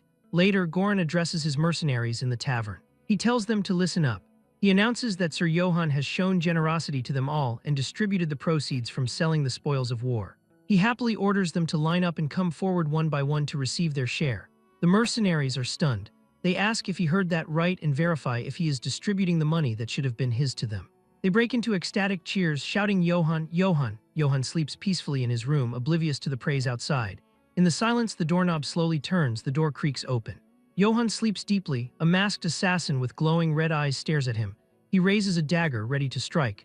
The end of the episode concludes with the threat looming over Johann. During the night, an assassin creeps up and attempts to snatch the sword. However, Johann snaps awake and grabs the man's wrist with an iron grip. The attacker freezes in total shock, never expecting him to be awake. With his eyes glowing in the dark, Johann demands an answer. He asks him if he is one of Karamav's lackeys. The assassin panics and begs him to let him go. Losing his patience, Johann hurls him, smashing the man right through a cabinet. Lying on the floor all banged up, the man coughs and whimpers in fear. Johann walks over and steps on the attacker's leg. He screams for help, realizing too late that Johann is not an average human. The timeline shifts back to 5 minutes before the incident inside the inn. The village chief snores loudly while two young men sneak up the stairs. They are Pra and Gamson, and they are plotting something against Johann. Gamson assures him that Vulin, the village's strongest man, will take care of that guy. He mentions that Pell, the horse fanatic, is already out there snatching the animal. Outside, Pell is completely blown away by the warhorse and tries to calm it down. Meanwhile, Pra asks Gamson if the noble's sword is really that expensive. Gamson asks Pra if he has ever seen a sword that can slice a person clean in half. He claims he saw that weapon split an armed soldier in two and declares that the knight is nothing without his sword. Suddenly, a loud crash startles them. Vulin lies sprawled on the floor. He is terrified as he sees Johann's blue eyes glowing in the darkness. A moment later, Johann drags the man out of the room as he screams for help. Outside in the hall, Gamson stands completely stunned with no clue what is going on. Pra grabs him and asks what is happening. Gamson screams at him to run if he wants to live. He can feel they are screwed and wonders who this guy is. Just then, the village chief shows up and demands to know who the two of them are. Without answering, the boys bolt out of the inn. Outside, Pell waits with the horses and notes they are finally here. Gamson yells at him to shut up and hurry. Pell is confused and asks where Vulin is. Gamson shouts that he is dead or is about to be. He orders them to get on the horse now so they can flee. Pra insists he cannot leave without Vulin, but Gamson rushes him, afraid that noble bastard might chase them. Suddenly, a massive explosion rips through the inn. Terrified, the three of them look back, unable to believe their eyes. They see Johann landing on the roof, surrounded by a terrifying red aura. With his eyes glowing, he glares at them with pure fury. On the grim southern outskirts, a hammer strikes a wooden stake with force. Two soldiers finish driving the sign in and confirm that it is solid. The notice warns that by the edict of the Emperor of the Holy Empire, Cardirian Bizelferk, these people are punished for stealing a noble's property. One guard asks what they stole to end up getting hanged. The other reveals they stole just one chicken and 3 eggs from Baron Dvorzub's territory. The first soldier is appalled, asking if they all ended up like this just for something like that. Meanwhile, under the moonlight, Eldon sits in a tavern having a quiet drink. A man reports a problem to Sir Eldon's. He explains that Gamson from the mercenary band got caught trying to steal Sir Johann Yates's belongings. Eldon spits out his tea in pure shock. He curses, thinking this is troublesome since he hoped to sweet-talk Sir Johann into traveling with them to Marseille. He forces himself to calm down. thinking that he has experienced a lot to get where he is and will get through this crisis too. He resolves that he, Eldons, won't die over something like this. He orders the man to capture Gamson immediately and for the rest of them to act as if they have nothing to do with it. The messenger agrees. Eldons tells himself he needs to deal with that noble just in case. Under the moon, a village meeting takes place inside a house. A villager rushes in shouting that this is bad. He reports that those troublemakers got caught trying to steal the noble's belongings. The village chief curses the useless brats and asks what they should do. He orders them to gather up tributes to offer that noble this instant and to throw in one of the slaves holding in the village while they are at it. He adds that they must prepare to execute the troublemakers in front of the noble. The parents panic, screaming they cannot allow their child to die and that he can't say that just because they aren't his children. The chief smashes a chair and yells at them to shut up and listen. He calls them damn idiots and asks if they have already forgotten the edict the emperor issued. He declares they have to make the first move before that noble does, as it is the only way they can survive. He recites that those who covet a noble's property may have their tongues cut out along with all their immediate family members or be sentenced to hanging. He notes that entire families were wiped out simply because they demanded chicken and eggs for unpaid wages. He asserts that all nobles are like that. He asks what they think that noble is going to do now that he has been offended. He suggests he might even cut off the hands of everybody in the village. A man suggests asking Count Jarpin for help since it is his territory. The chief scoffs that nobles only care about their little honor games. He slams the table and asks if they think nobles care if they live or die. He screams at the fools to wake up. The mother cries in silence while others hang their heads. The chief asks if they think he feels good about doing this.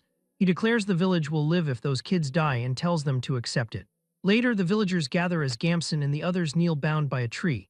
Johann watches with glowing eyes. He reflects that he thought they were assassins sent by the emperor, but they are just stupid village kids who tried to steal an expensive-looking sword. He realizes it is partly his fault for carrying a sword like this in the open, and decides he should keep it hidden from now on. He decides to scare them a little and then let them go. He sits before them with his sword planted in the dirt. The village chief approaches with a nervous smile and asks if the Honorable Sir Johann is all right. Johann glares and shouts that no, he is not. He asks if putting a blade to their throats and looting their baggage is how Rutsbeck village welcomes sleeping guests. The chief bows deeply to the ground and sincerely apologizes, claiming it is his fault for failing to keep the idiots under control. Johann looks at the terrified man and decides that is enough of a scare. He says all right, tells him to be careful next time and dismisses them. Suddenly, the chief raises a knife and yells that is why he will personally make up for it by cutting off these wretches' heads for Johann's honor. Johann panics thinking the lunatic is making it worse. Johann commands him to stop. The chief screams that those who have sullied his honor deserve to die and strikes at Vulin. Vulin begs for his life. The blow falls, but a shockwave blasts out as Johann blocks the knife with his bare hand. Johann asks with glowing red eyes if he did not hear him tell him to stop. The chief looks up in terror. Johann stands against the moon and asks if everyone has lost their minds. He asks if they are going to kill people over such a trivial reason. He yells that if they want them to pay for their crimes, make them pay with money. The crowd is silent. Johann realizes it was too obvious. He clears his throat. He shouts asking how honor can possibly be more precious than human life. He commands them to untie them at once and scram. He throws the knife down. The chief falls to his knees crying that he cannot believe he made such an honorable decision. Parents embrace their children, sobbing in relief. The chief admits he cannot believe such a noble actually exists and mentally apologizes to Eldons for doubting the truth.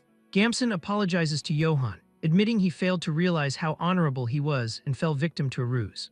An elder tells the brats to consider themselves lucky they did not die horribly. Can walks up to Gamson. Gamson spits out a stick and demands he hurry up and untie him already. Gamson curses inwardly, thinking he never should have joined this unlucky mercenary band. Can grabs his head. He tells him to relax his body because that will make it easier for him. Gamson panics, asking what he is talking about. Suddenly, blood splatters across the darkness. Johann hears the sound and turns around in confusion, letting out a puzzled sound. Suddenly, Gamson's life is brutally taken by the mercenary Can in front of everyone. His eyes widen in despair in his final moment of life, and then the young man falls lifelessly to the ground in a terrible scene. Can holds his bloody dagger after doing the dirty work. Johann is in shock and yells, asking what the hell he thinks he is doing. Can answers with a serious look that he has executed the one who coveted a noble's wealth. Furious, Johann shouts that he is sure he said he wouldn't have to see their blood. Goran and Eldons are frightened by Johann's furious reaction. Can turns to Johann and says that even mercenaries have honor and lives they must uphold. He explains that Gamson's cowardly actions trampled on both the honor and lives of the mercenary group. Calmly, the mercenary begins to clean his battle sword. Johann watches it all, still very serious about what just happened. Can then offers his sword and says Johann can punish him if he still believes he has defied his authority. Johann is surprised and starts to break out in a cold sweat at the mercenary's attitude. He realizes Can is trying to protect that honor with his life. With a trembling hand, Johann reaches for the sword Can is offering. Eldons and Goran watch the tense scene, not knowing what will happen. Johann pushes the blade aside, refusing to take it. Finally, he apologizes, saying he honestly failed to consider Can's position. Goran and Eldons shout in shock at Johann's action. Can's jaw drops too because a noble would never apologize. Johann then tells him to put the dagger away and the mercenary awkwardly obeys. With the situation resolved, Johann thanks everyone there for their understanding. Later, Goran chews Can out for being so reckless to stand up to a noble. Meanwhile, Eldons looks at Johann with a sparkle in his eyes. The beastman realizes that this noble is different. He thinks that Johann is an upright and brave noble, yet he is not authoritarian. Because of this, Eldons decides he must make him his ally no matter what. The caravan continues its journey as the sun sets on the horizon. Johann takes out a pocket watch he received as a gift. He complains that he picked it because it looked the most expensive, but then discovered it is a broken watch. With a sideways glance, he seems a little regretful of his choice. To make matters worse, he realizes he now has to take care of somebody else now. The scene flashes back to when they arrived at a wooden gate and someone shouted his name. The village chief approached with gifts to show their gratitude.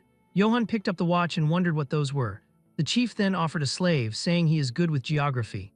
Johann is shocked as he has never seen a slave so poorly kept. Finally, he accepts the gift and tells them to have him washed and get him something to eat. With the new boy in the group, Johann feels that he is uncomfortable using a slave. Meanwhile, at the camp, the mercenaries thank Johann for the food. Johann is sitting by the fire when the young person calls him master. With a smile, the person thanks Johann and brings him a meal. But Johann tells him to change how he addresses him and can call him by his name. The young person is embarrassed by the request, and Johann thinks to himself that he is so shy. Johann asks how someone skilled with geography became a slave. Sitting by the fire, the young person says it is not a pleasant story, but Johann insists since he has his own share of unpleasant stories. The person agrees. Godin explains that she was originally a peddler who transported and resold weapons in the eastern region. But one day, a noble ordered her to smuggle gold. Johann is surprised since smuggling gold would mean the death penalty at the least. Godin explains that she needed money to help her younger siblings who were sick and starving, and so she kept delivering the gold as the noble instructed her to hide. However, the noble himself reported her using a fake mustache. Johann realizes she served her purpose and was thrown away to keep her quiet. Godin reveals she didn't even have the right to speak because of the emperor's edict. Johann gets angry and asks if she at least sent the money to her siblings. With tears in her eyes, Godin says in exchange for avoiding execution, it was taken as a bribe to the guards. She cries and apologizes, saying dust got in her eyes. Johann watches everything with a serious and thoughtful expression. He realizes that this world is so cruel it makes his teeth chatter. He reflects that if you have no power, you get exploited like a criminal, and no one can stand up to the noble's atrocities. He thinks of House Britz's private soldiers who survived by robbing others, the people of Rutzbeck driven so far they resorted to sacrificing their own children, and even Godin who became a slave after being used by nobles. Johann wonders if this is really right and thinks that he is so pitiful. However, he remembers that he is being chased by the Emperor's army right now and could die any time. With that in mind, Johann calls out to Godin, who answers startled. He declares that now that they are comrades, don't die, and says they should survive and live well together. Godin is surprised and blushes at his words. Suddenly, a mercenary runs up to them and yells that a monster has appeared nearby. Johann asks a monster in size, thinking he has no time to rest at all. He gets up and runs to see what is happening. Godin stays behind, thinking about living together with him. Johann joins the other mercenaries hiding in the bushes. They see a red aura and Goran confirms that there is definitely a monster there. With a serious look, Johann stands up. Someone from the back tells him to please get down, but with a smile on his face, Johann says that it is fine. Johann orders them to put their weapons away. Can is baffled and asks what he means. Johann declares he will go take a look. Can utters a confused all right. Johann walks alone into the dark forest. The mercenaries watch him leave. Can wonders aloud if he will be okay. He states that no matter how brave a knight is, fighting monsters requires specialized skills. He notes that even if you lure it into a thoroughly prepared trap and fight, it is still dangerous. Can insists that unfortunately their mission is to protect Eldons. He stammers that they can't take any more risks than this. Johann walks deeper and says he can feel it. He senses a familiar pressure that feels like it could even freeze a person's heart. He spots red eyes that stand out in the dark. Johann identifies it as the black wolf of ill omen. He confirms it is definitely that bastard. He recalls the last time he saw it, it attacked the wolves of Akite, not him. He acknowledges that even though it could charge at him at any given moment and kill him, he knows it won't attack him. Johann stops and speaks to the darkness. He commands it to come out and tells it not to hide. The wolf emerges with glowing red eyes. Johann asks if it followed him. He extends his hand. He thanks it for last time, stating he survived because of it. Kan asks in disbelief if Sir Johann even knows how to handle monsters. Goran stammers he is not sure and hasn't seen anything like this either. The wolf sniffs Johann's hand. Suddenly it licks his face vigorously. Johann grunts and tells the little punk to move aside. Kan and the others are stunned. Johann tells them not to be too startled. He introduces this big guy not as the Black Wolf of ill omen but as the Guide of Dawn. He looks to Eldens and asks right. Eldens is shocked and repeats the name Guide of Dawn. Eldens explains that in the Eastern Empire there is an old song that goes like this. He recites the song about a warrior giving a wolf a name on a moonlit night. He describes how the wolf bowed its head and its blue eyes shone in the darkness.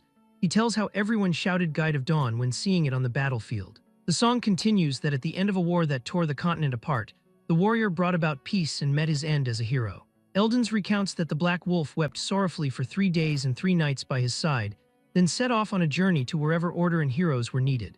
He declares that is the Guide of Dawn. Johann asks if he isn't mistaking it for someone else. He points out that this one is called the Black Wolf of ill omen. Eldens explains that the Guide of Dawn originates in Eastern Empire folklore, but as it was passed down to the south, some details got distorted. He quotes a line saying the Guide of Dawn punishes evil and submits to a brave hero. He raises a finger, nodding that is from an old Eastern Empire text. Johann realizes so it really is that kind of being. Eldens asks if he may pet it just once. Johann tells him to go ahead. Eldens reaches out, cooing to the good boy. The wolf snarls violently. Eldens screams and recoils in terror. Eldens reconsiders and thinks maybe he shouldn't do that. Johann pets the beast and tells it to be a good boy. Eldens wonders if the wolf is only gentle with Sir Johann. He pauses, remembering a passage from the Eastern Empire folklore. It says if you give a name to the divine beast that follows you, it becomes your vassal. Eldens sweats, wondering if this backwater southerner is the legendary hero. He thinks that can't be it, but asks what if he is. Eldens shouts to Sir Johann. He asks if he has given the Guide of Dawn a name. Johann smiles and says no, not yet. He admits he honestly never got the chance. Eldens enthusiastically suggests naming it now. Johann asks if that is so, nodding that if the legend is true, something incredible will happen. Johann ponders what he should name him. He suggests Katana. Eldens stays silent. Johann pauses. He remembers the last time he saw the wolf was when he buried that bastard Karamav. Johann decides. He declares that in that case he will name him Karamav. He yells the name Karamav. Eldens screams a confused Naya and notes that name is familiar. Red energy erupts from the wolf. Johann watches as the energy shifts to blue light. The wolf howls as it transforms. The light clears, revealing the wolf engulfed in blue flames. The narrative identifies it as Guide of Dawn Karamav. The beast bows its paw to Johann. Johann pets the wolf's head and says he'll be counting on him, Karamav. Johann tells Eldens he was right, calling it astonishing. Eldens lies prostrate on the ground. Johann asks what he is doing. Eldens stammers that everything is exactly as it was in the folklore. He exclaims it is his first time seeing a scene from a myth with his own eyes. Eldens declares he has respected him since the moment he first saw him. He lists Johann's deeds, from protecting them from bandits to forgiving enemies with honor. He pays his respects to the one chosen by the Eastern Divine Beast. He hails him as the hero of troubled times. Kan and Godin gasp in shock, repeating the title. The mercenaries bow. Johann scratches his cheek awkwardly. He apologizes to Eldens. Eldens looks up confused. Johann explains he is not the kind of hero he thinks he is. He states he is just a wanderer from an insignificant house, worried about making a living. He adds that on top of that, he is being hunted because he beat Karamav to death. He apologizes for disappointing him. Eldens shakes his head vigorously and shouts not at all. He asks if in any case, he may have permission to introduce him to the Marcel Trading Company, so he can at least repay him for the kindness he has shown. Johann recalls Eldens said they were heading to Marcel when they first met. He admits he has never even heard of that place in his life and asks what kind of place it is. Eldens explains Marcel is famous as a free trade city. He says in this region all cities must first pass through Marcel. He emphasizes that more than anything, it's one of the few cities the Emperor cannot reach. Johann freezes. Eldens repeats that the Emperor cannot reach it. He adds that plus trade is active there. Johann thinks that if everything goes well, maybe he can start over as a merchant. He tells Eldens he can't ignore his kindness. He thanks Sir Johann. Eldens sings the Song of the Warrior again. He thinks that he just hopes no weird rumors spread around the trading company about him being some hero or whatever. Johann wonders about being a hero of troubled times. He thinks how nice it would be if he really were that kind of hero. He sighs. Johann reflects that whether it's in his past life or now, he is still nothing but a wanderer struggling to keep his life intact. He remembers the voice saying he will know only suffering from this point on. He scoffs. He notes it's not like life before he died was that easy either. Johann clenches his fist. He declares that this time is different. He vows that this time he'll move forward step by his own will. Johann announces they should go to the city of wealthy merchants, Marcel. Johann looks out at the sprawling scenery with visible astonishment and asks if this place is Marcel. Godin is no less delighted and remarks with emotion that he never thought he would be able to come back here. As Johann observes the surrounding cityscape, he thinks that since they are now in a merchant city, they should do some shopping. At that moment, Karamev barks a few times happily in a playful manner. Johann calls out to him curiously and asks what he is doing over there. A nearby shop owner bends down cheerfully, stroking Karamev's head while laughing and nodding that he is a cute little thing. The woman offers him a bite of something to try. Seeing this, Johann pauses and realizes that that guy just looks like a cute little dog to everyone else. The scene shifts to the day before entering Marcel. Karamev sits in his true beast form under the moonlight. Johann looks at Karamev and calls his name. Johann gestures with his hands, explaining that a puppy this size might be fine. But if a monster like him goes into the city, there will be an uproar. Johann asks if he can wait outside the city. Karamev understands and responds with a woof. Dark energy and blue flames envelope Karamev's body.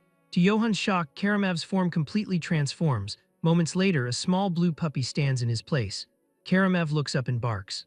Johann exclaims in shock, asking if he got smaller and wondering if this is another one of a divine beast's abilities. Godin rushes over and hugs Karamev tightly, shouting whoa and declaring he is so cute. Johann sighs with relief and says, well, if he is about that size, there probably won't be any problems. Returning to the present, the townspeople gather around Johann and Godin. They express amazement at the unique-looking puppy and wonder if it is a pet brought in from a foreign land. Godin holds Karamev and apologizes awkwardly, saying this little guy has no manners. The shop owner says no, it is okay. Johann thinks that drawing attention won't do them any good since they need to get out of here quickly. He reminds himself that they are still being pursued after all. Godin calls out to Johann from behind. He proposes that if Johann buys a large bag that can hold luggage, oil, and vinegar, he can handle all the equipment. Johann reacts with mild surprise, realizing aloud that Godin used to be an equipment merchant. He holds out his hand and says he only has 4 silver coins. He asks Godin if they can really buy everything they need with this much money. Godin inspects the coins. He holds up a single silver coin. Godin declares that Godin, promises to get everything he mentioned with 1 silver coin. Johann laughs and tells him not to overdo it. Johann wonders what he can even do with 1 silver coin. 50 minutes later, a heavy backpack slams onto the ground. Godin wipes sweat from his brow and says, phew, this should be enough. Johann stands stunned, thinking he cannot believe he got everything with just 1 silver coin. The narration explains the purchases. First, they bought Johann's tactical bag. Godin is shown wearing a large supply backpack. The narrative notes this will make storing items much easier. Godin used his incredible gift of gab to sell the completely shattered helm for a very high price. The narrative adds that he even got a mace thrown in for free. Godin tosses a coin, looking pleased. The text explains that on top of that, after buying vinegar and oil for equipment preservation and other supplies, they even got change. Johann looks at the balance scroll. The scroll reads, initial 4 silver coins, spent 1 silver coin, profit 9 silver coins. The final balance is 12 silver coins and 10 copper coins. Johann realizes that somehow, they ended up with even more money than before they started. Johann ponders that if he can sell a broken helm for that much, then he wonders how much Karamev's equipment, which he buried, would be worth. He imagines digging it up. Johann decides if he ever has to go back later, he should dig it up and sell it. Johann remarks to Godin that he looks happy doing familiar work. He says he guesses he really was a merchant and asks if he liked his old job. Godin unpacks items. He admits he missed this life. Godin touches his neck and says he became a slave, never knowing when he might die. He describes living each day in despair and fear. He looks up with hope. Godin declares that but now that he has met Johann, he feels like he has returned to his life from back when he was a merchant, not a slave. Godin smiles brightly and thanks Johann. He states that even if he hadn't been a slave, he is sure he would still be journeying with him. Johann smiles gently. He says hearing him say that makes him happy. Johann declares he will be counting on him from here on out, Godin. Godin blushes and yells okay, Johann. Johann looks at the sky and announces, all right, now let's go explore Marcel. Godin agrees enthusiastically. Johann sits in a bustling tavern surrounded by food. The narrative states that Johann, who has only known hardship until now, is finally experiencing a happiness that far surpasses his life as a wanderer after arriving in the commercial city Marcel. Johann tears into a rib.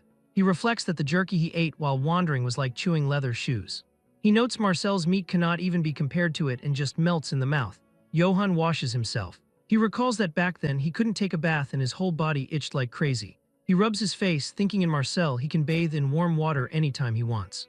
He sleeps in a soft bed. He recalls that when he was traveling, he never had a proper place to sleep. He remembers that every time he laid down, damp, cold stones would stab his whole body. Johann snuggles under the blanket, thinking in Marcel he can sleep under warm, soft blankets.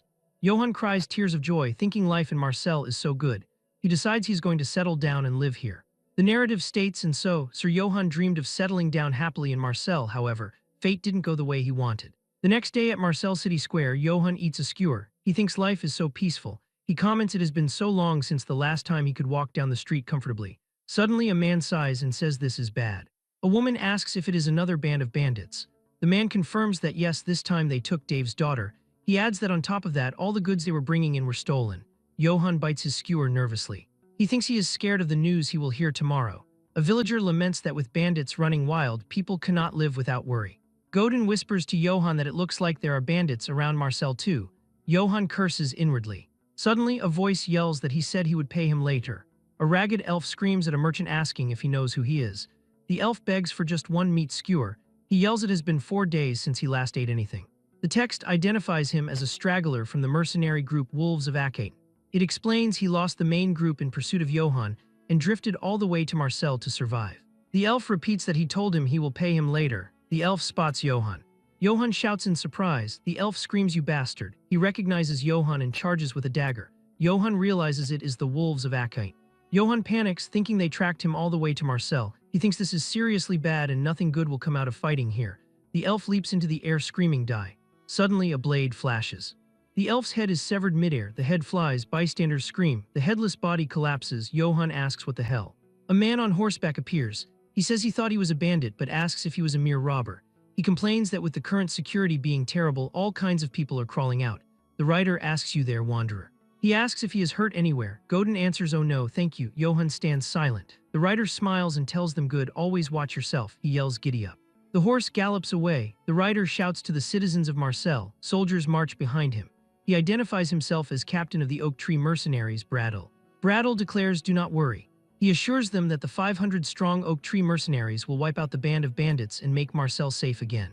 Godin stares in awe, saying amazing and that he cannot believe he is seeing them in person. Johann asks if they are famous. Godin confirms yes, the Oak Tree Mercenaries. He explains he heard they are one of the top mercenary groups in the Empire. He adds that he guesses there really are bandits going around Marcel and they must have been hired to wipe them out. Johann looks grim. Johann realizes if that man didn't help him, he might have been exposed. He thinks, and if that happened, there is no way he could have stayed in Marcel any longer, with the Empire hunting him down and all. He recalls the prophecy that he will know only suffering from this point on. Johann clenches his fist and tells himself to get a grip, reminding himself he is still a fugitive. He decides the only way he can survive is by building a good relationship with the Katana Trading Company. He envisions Eldon's giving a thumbs up. He notes even the Emperor can't recklessly mess with a trading company. He thinks fortunately, Eldon's thinks highly of him, so he got a chance to interact with the Marcel Trading Company. But he worries what if his identity is revealed before that. He asks if they would still step forward and protect him if they learn that the Empire is after him. He envisions Eldon's holding a sign saying absolutely not. Johann concludes if he is exposed before he builds a good relationship with Katana, he will, without a doubt, die. He strikes his palm and states his goal is clear. He needs to go to the Katana Trading Company and get protection from the Empire. Johann resolves that so until he gains the company's trust, his identity must never be revealed. A voice says, "Excuse me." Johann turns. A woman with cat ears asks if he is Sir Johann. She bows before a green banner. She introduces herself as an exclusive maid of the Katana Trading Company. She says her name is Ibelka. Ibelka states she heard of his exploits from Eldon's and is greatly impressed. Johann looks wary. Ibelka says they would like to form a close bond with him and his house. She smiles and asks if he is not busy, could he please come with her to the Katana Trading Company. The Katana Trading Company Marcel branch stands imposingly against a clear blue sky. Outside the entrance, Godin crouches down next to the blue puppy. He commands Karamev to give him a paw. Karamev growls and chomps down hard on Godin's hand. Godin yelps in pain, telling the dog to stop biting him. Inside the branch, Johann sits alone on a plush red sofa. He waits in silence. Johann thinks that he finally made it to the company. He reflects that this place could be his chance to change his life. He thinks he just has to hope the talks go well. A voice from behind asks if he is Sir Johann, correct. The voice adds she heard about him from Eldon's. A pink-haired catfolk woman bows politely, looking up with a small smile. She introduces herself, stating allow her to formally introduce herself. She says her name is Ayan and she is the branch manager of the Katana Trading Company's Marcel branch. Johann stands up abruptly with a start. He introduces himself as Johann of House Yates. He says it is a pleasure to meet her. Ayan smiles, saying likewise, Sir Johann. She gestures to the seating area, suggesting they talk over a cup of tea.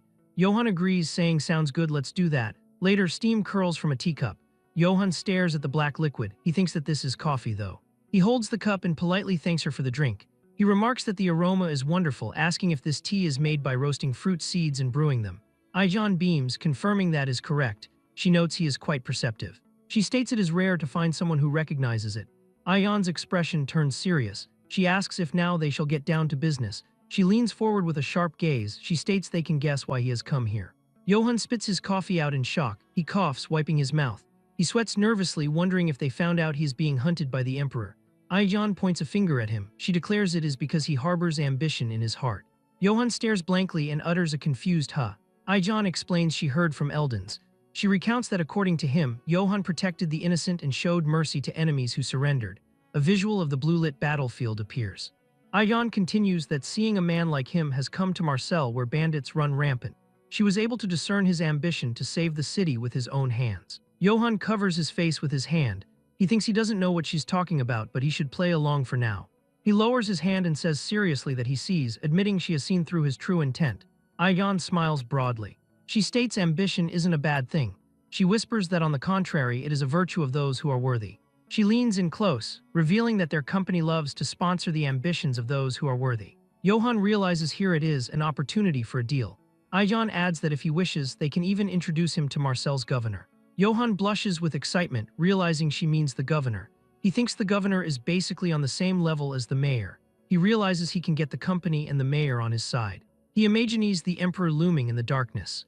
Johann thinks that if everything goes well, even if that old emperor himself shows up, he won't be able to do anything to him. He resolves he has to accept this no matter what. Johann laughs and thanks her for the offer. He asks if she could tell him exactly what sponsorship from the Katana Trading Company entails. Aiyan smiles, gesturing to a backdrop of gold, food, and buildings. She explains that sponsorship means every service their company provides. She lists restaurants, inns, and even entertainment. She holds up a wine bottle, declaring he may enjoy anything he wishes under the name of Katana. She raises a sharp finger. She states, however, there is one condition. She tells him he must promise one thing. She says he must promise to fight under the company's banner whenever they require his aid. Johann looks serious. He interprets this as meaning she wants him to deal with the bandits threatening the city. Aiyan says no. She informs him the oak tree mercenaries have already departed for that. Johann looks confused, asking about something else. Aiyan explains that recently, the number of shop districts holding a grudge against the Katana Trading Company has been increasing. Two angry merchants are shown shouting accusations about monopolizing the market. Aiyan touches her chest, explaining the louder their complaints, the harder it gets for them to handle. Her eyes glow ominously in the shadow. She states she would like him to remove the members of those disgruntled shop districts. She adds chillingly, preferably their children as well. She smiles sweetly with slit eyes. She declares that is their only condition. She asks, so how about it, Sir Johann? Johann sits in silence, looking down. The sun sets over the Katana Cathedral. Johann walks out of the gate. Godin stands up with his backpack and Karamav, cheerfully saying, Johann, you're back. Godin asks how it went. Johann stands silently in the shadows. Godin asks Johann's name hesitantly. Suddenly, Johann grins widely. He shouts Godin's name enthusiastically. He yells that they should let's go suck on some honey. Godin stammers, asking what. He repeats go suck on honey, looking confused. The scene shifts to 1 hour earlier in the office. Johann says he refuses. He frowns, stating that in a city as large as Marcel, it is only natural for complaints to arise if you monopolize distribution. He looks at Aiyan with intensity. He states that yet instead of resolving the matter through discussion, she wants him to kill them. He emphasizes their children too at that. Johann's eyes glow blue with determination. He declares he can't kill innocent people for that reason. He says firmly he refuses to do it. He turns away, saying let's pretend this deal never happened. Aiyan smiles from the shadows. She tells him he passes Sir Johann. Johann stops and asks pardon. Aiyan stands and curtsies gracefully. She reveals they were testing whether he was suitable to receive their company's sponsorship. She asks him to please forgive their impudence, O righteous knight. Johann sits on the sofa, stammering. He asks if then the monopoly and the shop district's complaints are fake. Aiyan confirms the Katana Trading Company has never monopolized distribution. She smiles, adding nor have they incurred the shop district's resentment. She notes on the contrary, they distribute quality goods at accurate market prices. She adds smugly they are rather well liked among merchants actually. She stands straight. She states in any case they wish to keep the terms they proposed. She clarifies that doesn't mean they expect him to head to a battlefield immediately. She reminds him the Oak Tree mercenaries have already gone to subdue the bandits. She tells him he is free to rest and enjoy Katana's sponsorship in the meantime. Ayan extends her hand with a smile. She asks what he says, Sir Johan. She asks if he will join hands with her. Johan grins. He grabs her hand firmly and exclaims, "Great," he accepts. A golden light shines as they shake hands. Ayan speaks a blessing by the grace of St. Luak, wishing may this meeting benefit us both. Back in the present on the street, Godin asks what suck on honey means. Johan walks with a spring in his step. He explains that, basically, it is something along the lines of let's go eat something expensive. He holds up his hand, adding using the money of the Katana Trading Company. Godin asks if that means his talks with them went well. Johan confirms yes, saying they've finally sponsored him. Godin cheers Wu, congratulating Johan. Johan thanks Godin. Johan looks up at the sunset sky. He reflects that he's been sponsored by a company the moment he entered Marcel. He thinks everything is going well. He clenches his fist, nodding the bandits around Marcel seem to be causing a ruckus lately. He thinks, however, once the Oak Tree mercenaries wipe them out, this place will be peaceful again. Johan smiles confidently, looking forward. He thinks that happy life he's dreamed of isn't far away. He smiles, thinking it's time to relax and enjoy himself for once. Suddenly, a high-pitched scream pierces the air. A grotesque close-up shows a large green fly landing on a dead man's nose. Mutilated corpses lie in a heap in the street. Johan stares, shocked. He wonders what this is and why there are dead bodies in the open. People gather around, murmuring in fear. Goran puts a hand on Johan's shoulder, nodding Sir Johan is here.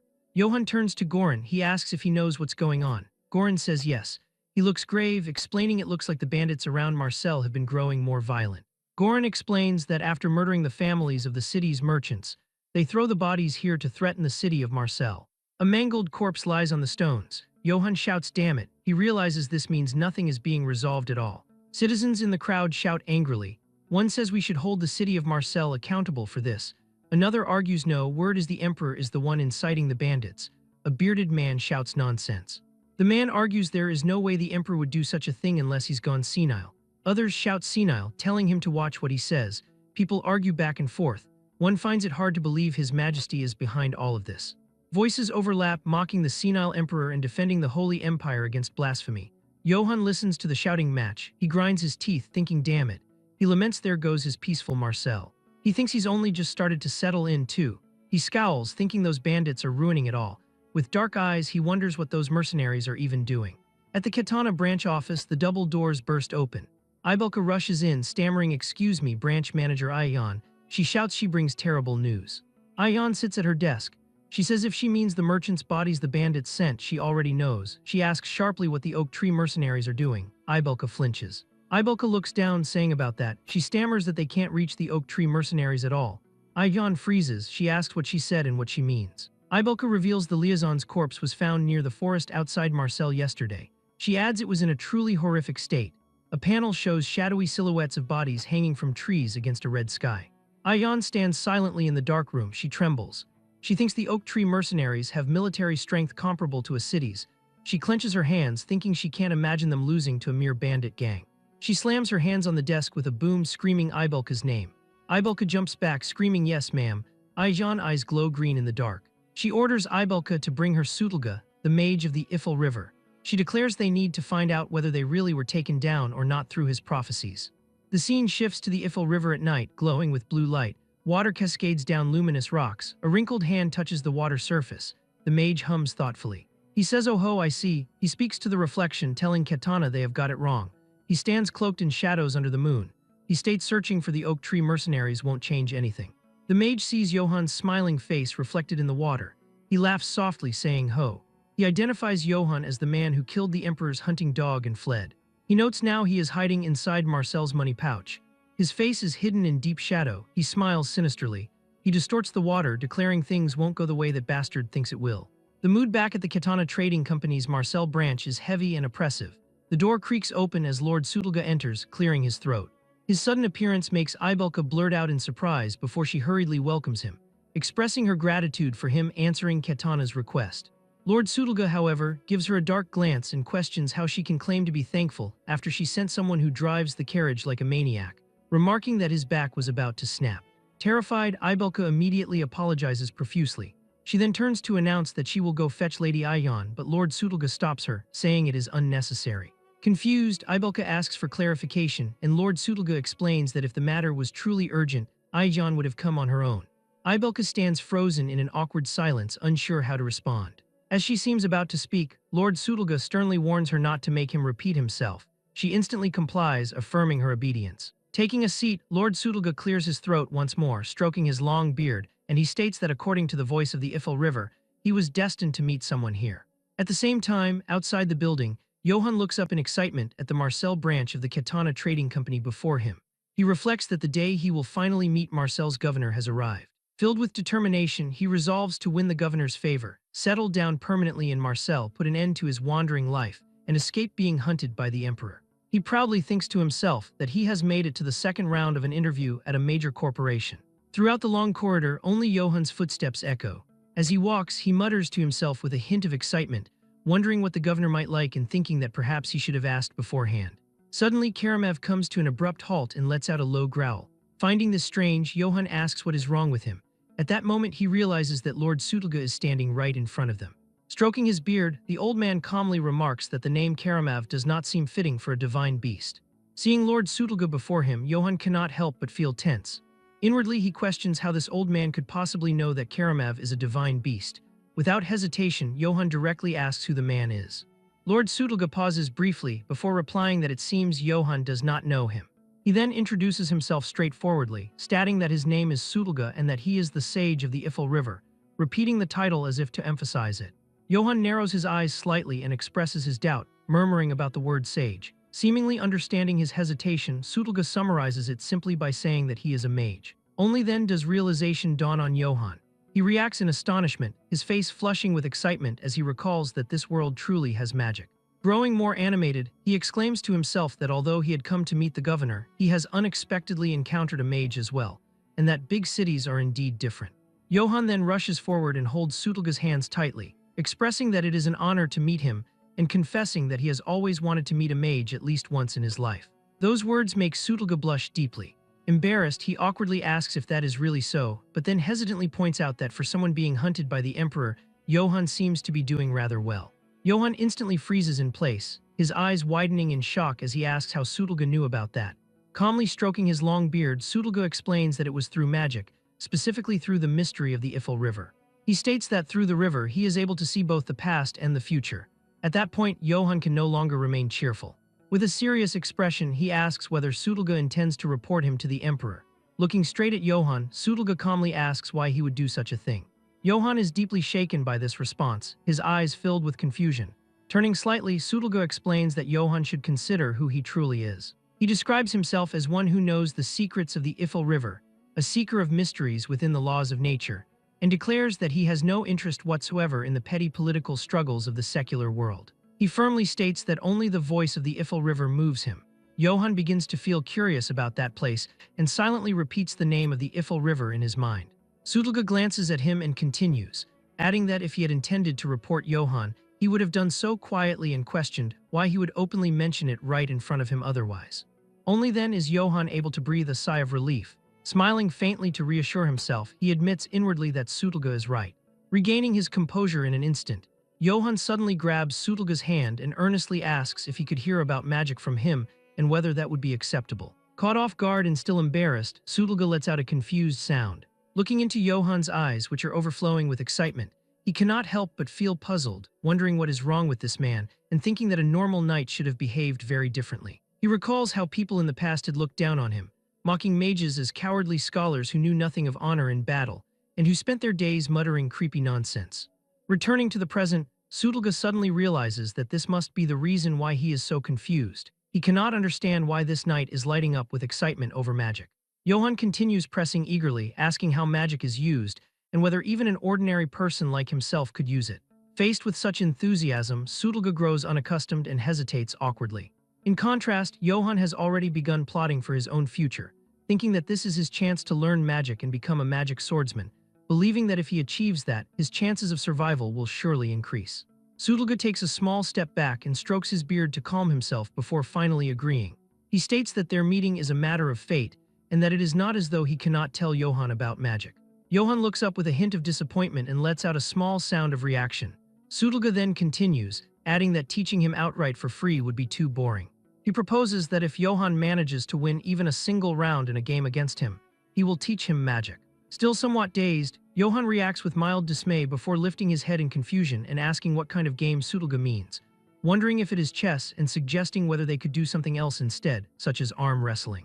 In Johann's imagination, he could easily defeat Sutulga in an arm wrestling match, and he even envisions himself shouting triumphantly. At the same time, a reminder surfaces in his mind, warning him not to use his strength against the elderly or the weak. Hearing this, Sutulga cannot help but laugh, remarking that arm wrestling would obviously give Johann the advantage. He clarifies that he is not referring to chess and instructs Johann to follow him instead. As he turns and walks away, Sutulga confidently states that although the game of kings is entertaining, it cannot compare to the game of gods. Johann follows behind with growing unease, silently wondering what the so-called game of gods might be. Sutulga then produces a go board and places two small containers on the table. Johann, overwhelmed with tension, nearly cries out as he realizes what it is. Upon seeing several stones already placed on the board, he immediately recognizes that it is Go. Noticing Johann frozen in place, Sutulga tells him to sit down for the time being. Stroking his chin, Sutulga asks whether it looks complicated and reassures him not to worry, promising to go easy on him. On the other hand, Johann reassures himself internally that luck is once again on his side. He recalls his past with pride, remembering that he had once won a 4th Dan Go tournament. With a confident smile, he convinces himself that he can win. As he picks up a handful of stones, he admits to himself that he does not know how skilled the old man truly is, but he firmly resolves that he will defeat him. Across from him, Sutulga begins the match by announcing that he will start with an easy move.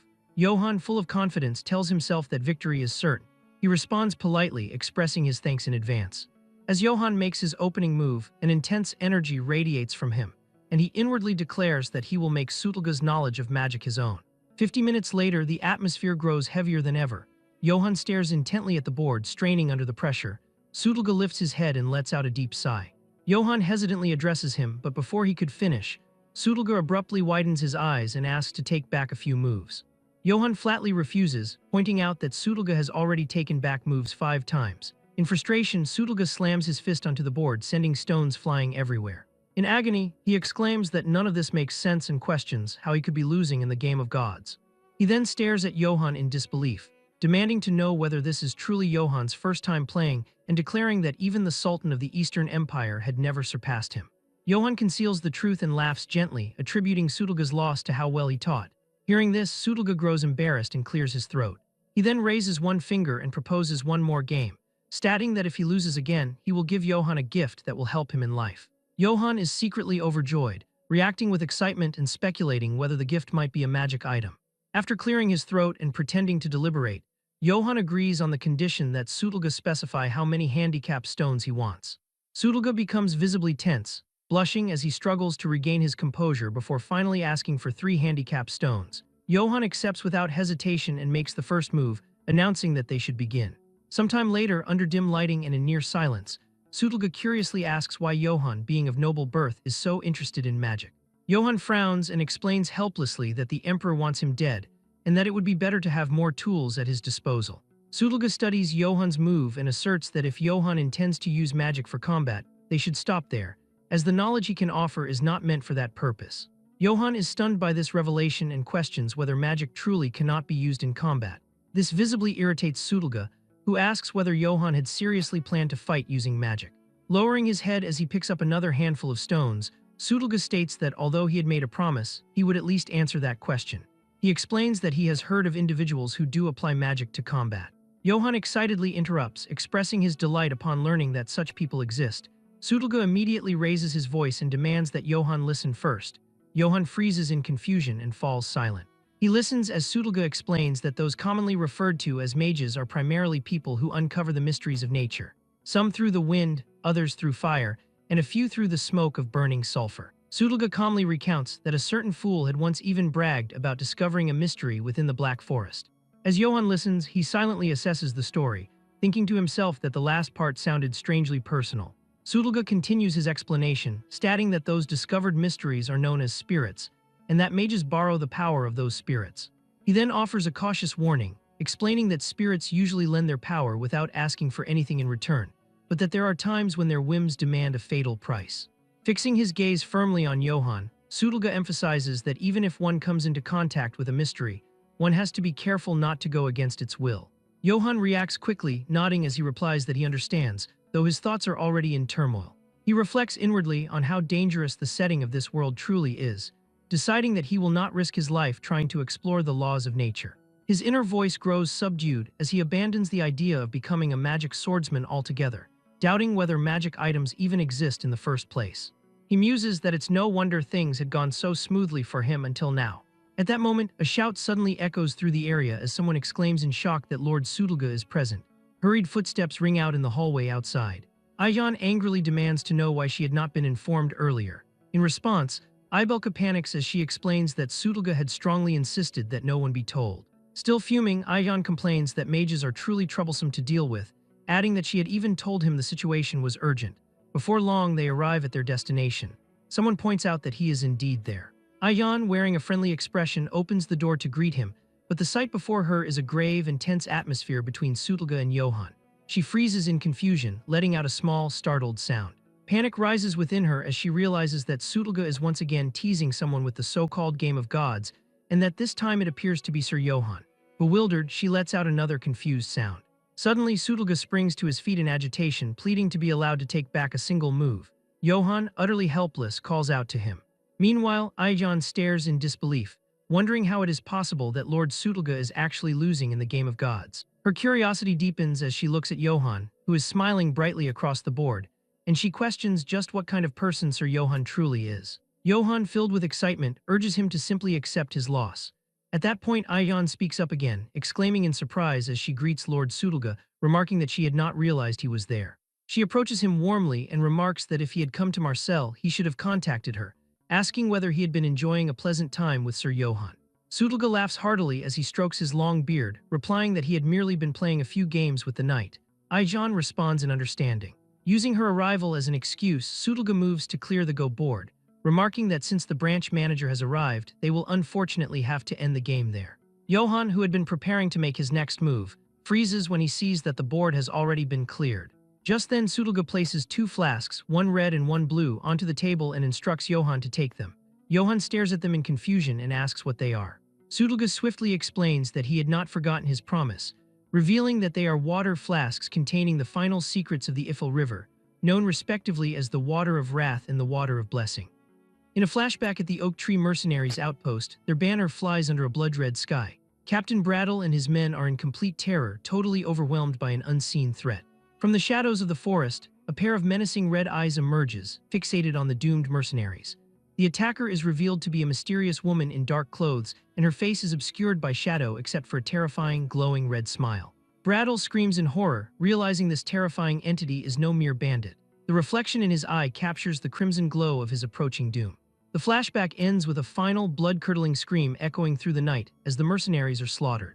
Back in the present, the scene shifts to the Katana Trading Company's Grand Branch in the city of Marcel. Inside, Johann inspects the 2 magical flasks given to him by Sudolga, identifying them as the Water of Wrath and the Water of Blessing. As he does, Sudolga explains his lifelong, fruitless quest to understand the Ifil River's secrets of life and death, and he reveals that it wasn't until Johann's arrival that the river's mysteries began to unravel for him. After that, he details the incredible power of the red flask, which can heal any wound as long as the victim isn't decapitated. In contrast, the green flask is a deadly poison capable of melting a person with a single drop. Johann is ecstatic to finally own magic items, believing the powerful potions will put his mind at ease for the dangers ahead. Just then, Ayan consults with Sudolga, confirming she called him because of the prophecy and the recent civilian casualties caused by bandits. She reports that the elite Oak Tree mercenaries were dispatched to handle the situation, but the company has since lost all contact with them. He gravely informs the shocked branch manager that the mercenaries already failed their mission 3 days ago. She is stunned into silence by the news that their top-tier group has been defeated. Then he recounts the prophecy foretold by the Ifil River. The will of the oak tree shall be trampled on by a rock of steel, and he concludes that the Oak Tree mercenaries have most likely been wiped out, failing to stop a greater threat that now looms over the city. Recognizing the dire situation, she tells Johann that they must attend a city council meeting as it is time for him to act under its banner. With a grim expression, he agrees, understanding that his peaceful life is already over. After that, the scene changes to an opulent but empty city council chamber, awaiting the arrival of Marcel's most powerful figures. Soon, the various nobles and representatives of Marcel's influential families begin to file into the chamber. Among the attendees is a man with a particularly elaborate and ridiculous mustache, who is revealed. The extravagantly dressed Baron Einbeck Vivant Auvergne makes a grand entrance announcing his fashionable lateness. After that, he takes his seat and with a flourish calls the council to order in the name of Marcel and the Emperor. A comedic effect highlights the sheer absurdity of his curled mustache. Johann can't help but internally mock the man's ridiculous mustache, lamenting the number of weirdos in this era. Just then, the true leader of the council prepares to speak, drawing everyone's attention. The charismatic dark elf introduces himself as Velako Traniani, the governor of Marcel.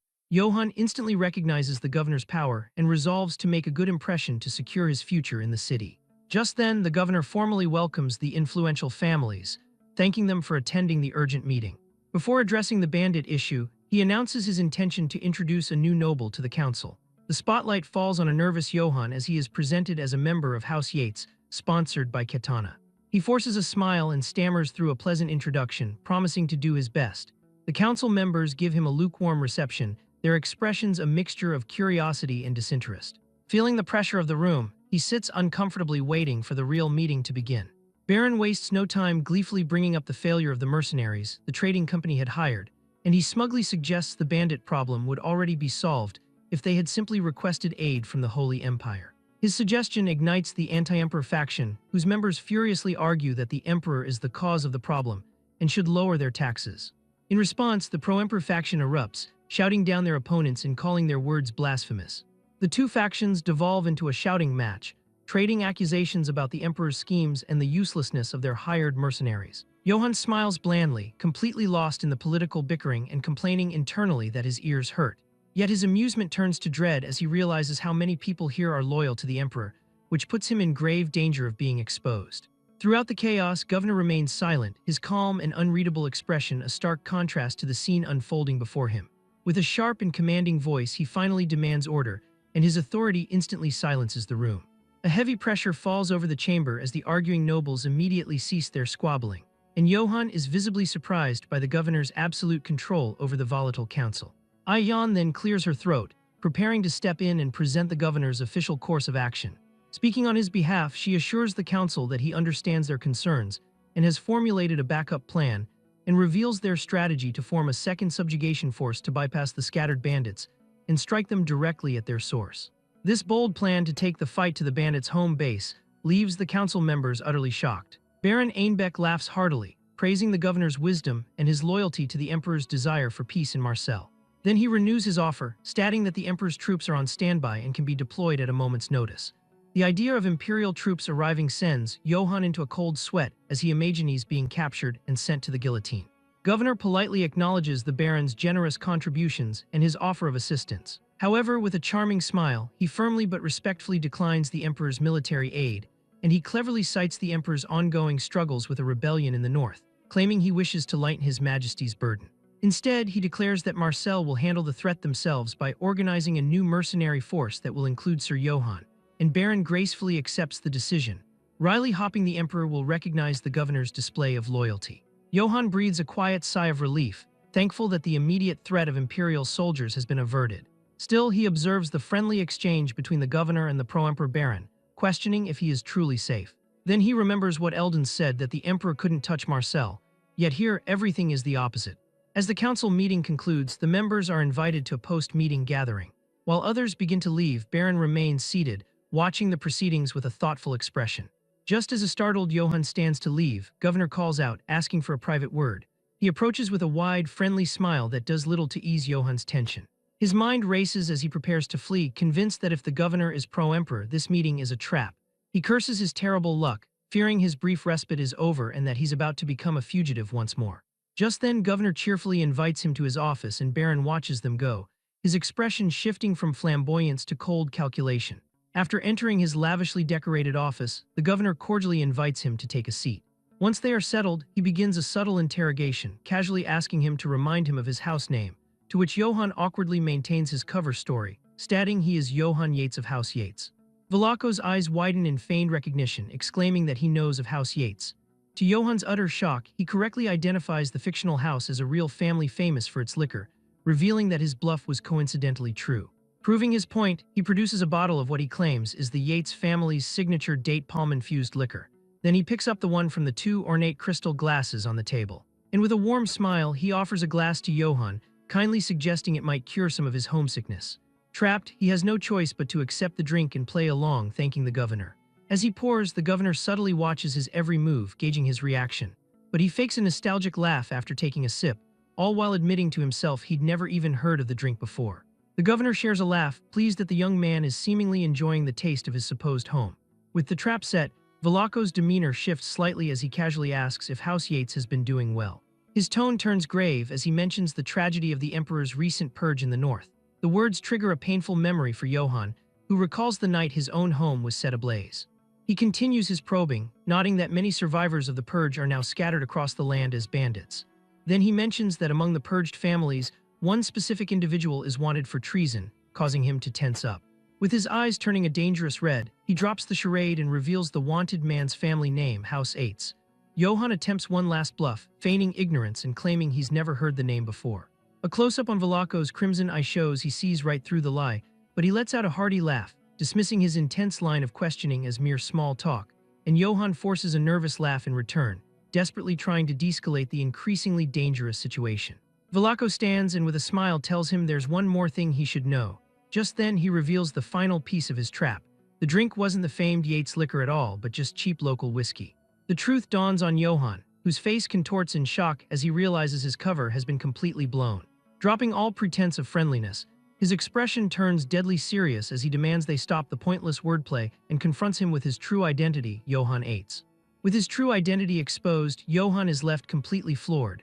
Velasco turns his back, making a surprising promise that he will not hand him over to the emperor. He immediately follows this with a menacing condition, however, adding, or maybe he will, which leaves Johann trapped in uncertainty. Tense, Johann demands to know what the governor means by his cryptic threat. In response, Velasco calmly explains his decisions are driven by one thing only, the benefit of Marcel. He elaborates on the city's delicate political balance, which exists between the pro- and anti-emperor factions. He then adds his intention to use this balance for the city's protection and clarifies that the most urgent task at hand is the bandit gang. Following this, he lays out his terms. In order to earn merit and prove his value to Marcel, Johann must wipe out the bandits. Velasco then threatens him, stating that failure will result in being sent straight into the emperor's arms. Completely overwhelmed, Johann collapses against a wall. He laments that his plans for a peaceful life are now in shambles and that Marcel, which was supposed to be his sanctuary, has become just another shackle now that Velasco knows his secret. He is haunted by memories of the bloody conflicts he has already endured and realizes he cannot simply run away. With a renewed sense of determination, he decides he will play the governor's game, vowing to win his favor so he can finally settle down. Just then, Godin excitedly points toward the massive subjugation force that has been assembled. Johann gazes at the impressive army, finding himself wondering if this is the force Velasco gathered specifically for him. From the city walls, they watch together as the second bandit subjugation force approaches. Godin then begins to identify the formidable groups present, pointing out the dwarven red iron mercenaries and the holy knights from two different monasteries. He expresses his awe that such famous big shots are gathered, which prompts Johann to ask about their reputation. Godin explains that the St. Galanto Monastery is an all-male order of holy knights renowned for its alchemy. He adds that, in contrast, the St. Iena Monastery consists of female holy knights who are said to be powerful enough to hunt trolls. After that, he describes the Red Iron Mercenaries as masters of siege warfare, loyal dwarven warriors who uphold both honor and loyalty while possessing an open-minded outlook. He then points out the arrival of yet another group, Count Bardoc's Elven Knights, who are famous for their skill and bravery. Johann makes a dry comment that elves are typically rude as hell, which makes his companion flinch at the bluntness. Following a quick apology, he decides it is time to meet the people he will be fighting alongside. Down below, the boisterous Captain Kummel of the Red Iron Mercenaries gives an enthusiastic greeting to Lady Aijan, who in turn formally introduces Johann as the knight representing the Katana Trading Company in the battle to come. Johann then says he will be in their care. He politely declines the captain's offer for them to speak casually, citing the importance of upholding Kummel's pride in front of his men. The captain, impressed by his thoughtfulness, assures him his authority is absolute regardless. Seeing the dwarf's sincerity, Johann graciously accepts the offer for them to speak informally. Kummel then turns toward the leaders of the Holy Knights to coordinate their movements for the mission ahead. The commanders from both monasteries agree to move their forces in conjunction with the captain's mercenaries. The commanders are formally introduced as Valian of the Saint Iena Monastery and Agante of the Saint Galanto Monastery, for whose cooperation the captain formally expresses his gratitude. Johann privately appraises the dwarf, making a mental note that he seems to be a surprisingly reasonable and decent leader.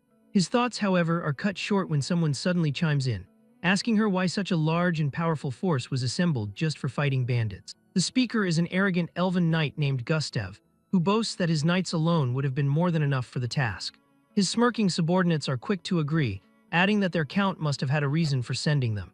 Gustav then turns his condescending gaze toward Johann and, riding over, addresses him directly, asking if he is the one fighting for the trading company. Maintaining his facade, Johann reintroduces himself under the alias Johann of House Yates. Gustav scoffs at this, claiming he has never heard of such a minor and insignificant house.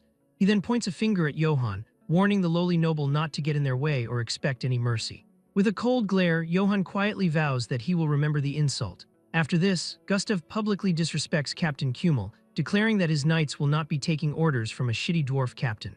Changing the subject, he arrogantly demands that she prepare a grand send-off feast in his name, a request she quickly agrees to. With one final shout, the pompous elven knights ride away. Johann sighs, now realizing that dealing with insubordinate nobles is the exact reason the captain must so carefully navigate issues of command authority. He feels a shred of hope despite the obnoxious elves, believing the army's overall strength should be sufficient to wipe out the bandits. Just then, Ibelka hurries over to the branch manager bearing an urgent message. She whispers the confidential information directly into her ear. Turning to Johann, she informs him that someone has requested a meeting with him that evening.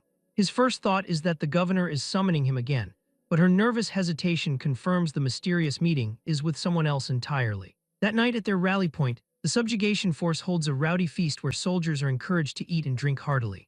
The elven knights are in their element, indulging in alcohol and women while claiming it is a disgrace for an elf to refuse. They toast to their future victory, boasting that their swords and courage are all they will need, much to the disdain of the nearby mages. As he walks to his meeting, Johann reflects that in this world's noble etiquette, refusing a drink can be taken as an insult. He knows it is a sign of distrust, an implication that one fears being poisoned by their host. When he arrives at a private room, he knocks and is told to come in. A cloaked figure is waiting inside. Upon asking who requested the meeting, he is simply told to sit.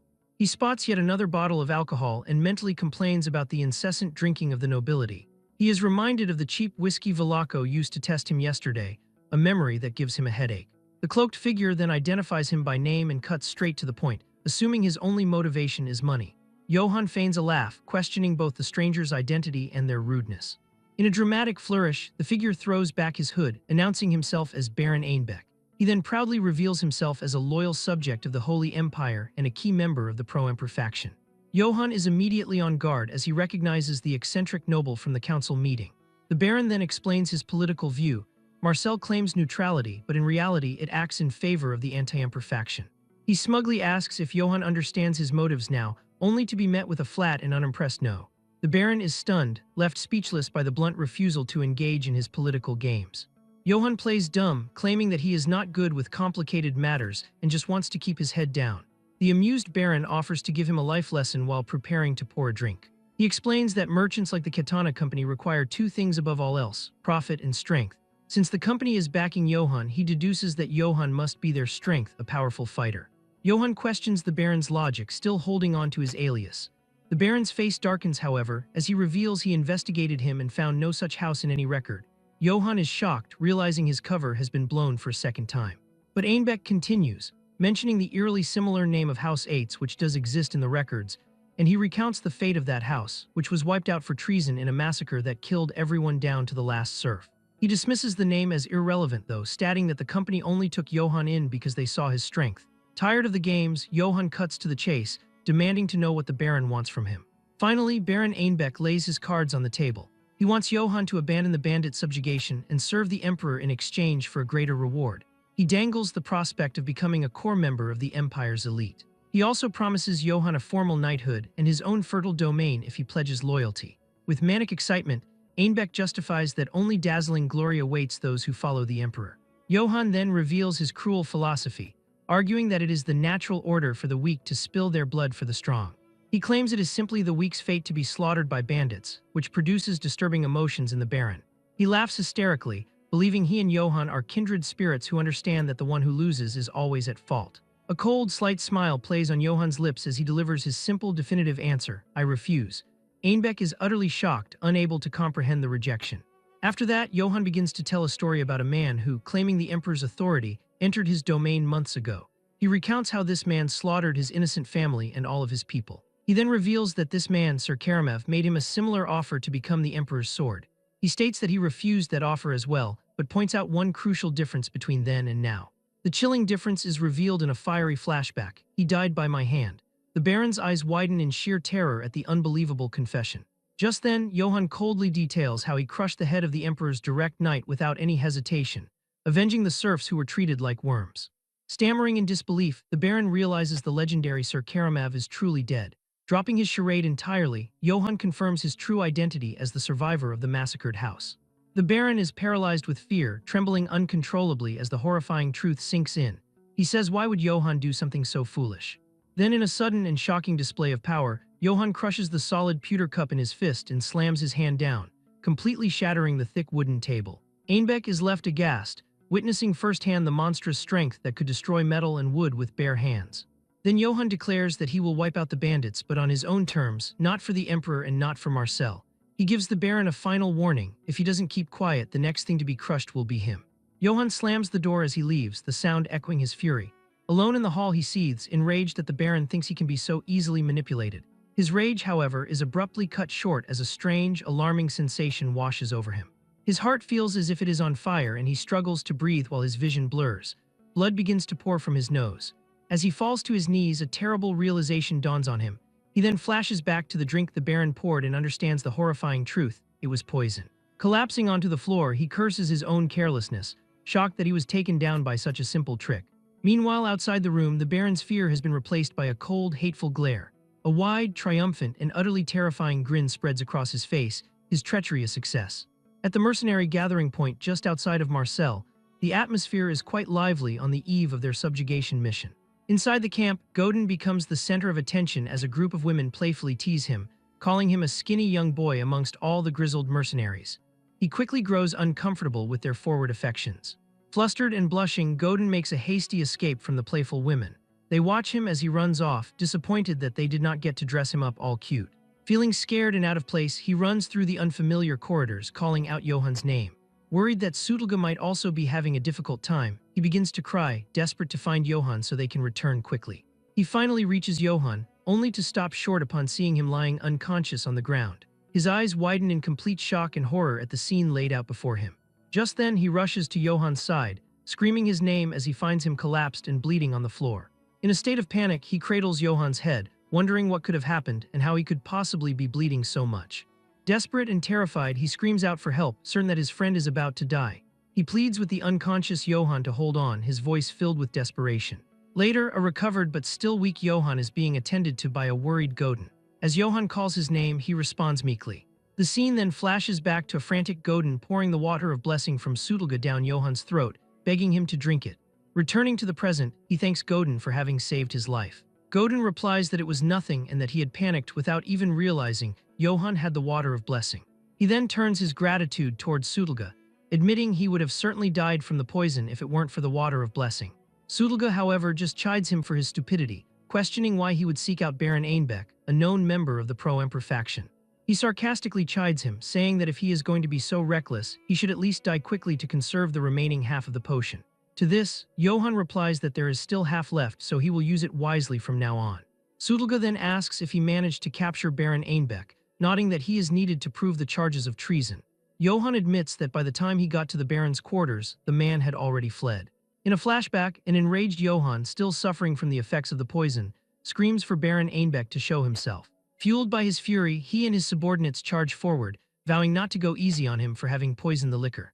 However, one of his subordinates reports that their target seems to have already run away. As Johann scans the now empty room, his eyes catch something on the floor. He spots a letter with a distinctive red wax seal lying on the stone floor.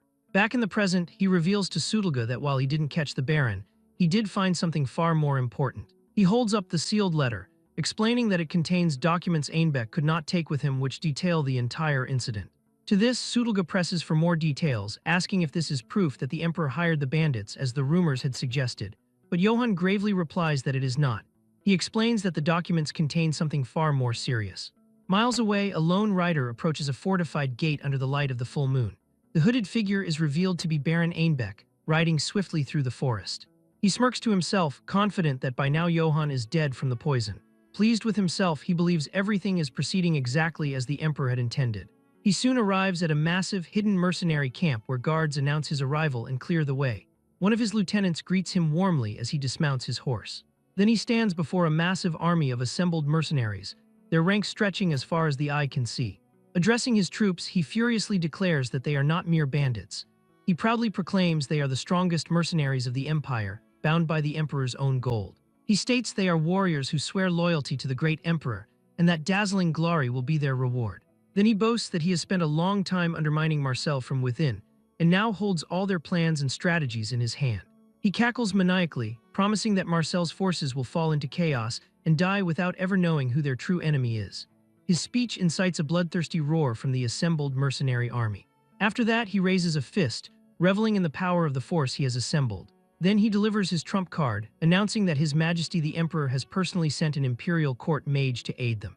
The mercenaries are stunned, with one wondering aloud if it could be the legendary Kegel of the Crimson Flame. Just then, from the shadows, a mysterious clawed figure emerges. A new voice scoffs, insulted at the idea of being mistaken for an ordinary mage. A sinister snake-like woman reveals herself, declaring that she is an imperial court mage favored by the Emperor, and she introduces herself to the stunned army as the imperial court mage Janina. The mercenaries are shocked to see a snake beastman, murmuring that they have never heard of a mage named Janina. To this, she explains that of course they haven't, as she does not wield trivial elemental magic. Instead, she ominously declares, "I handle living weapons."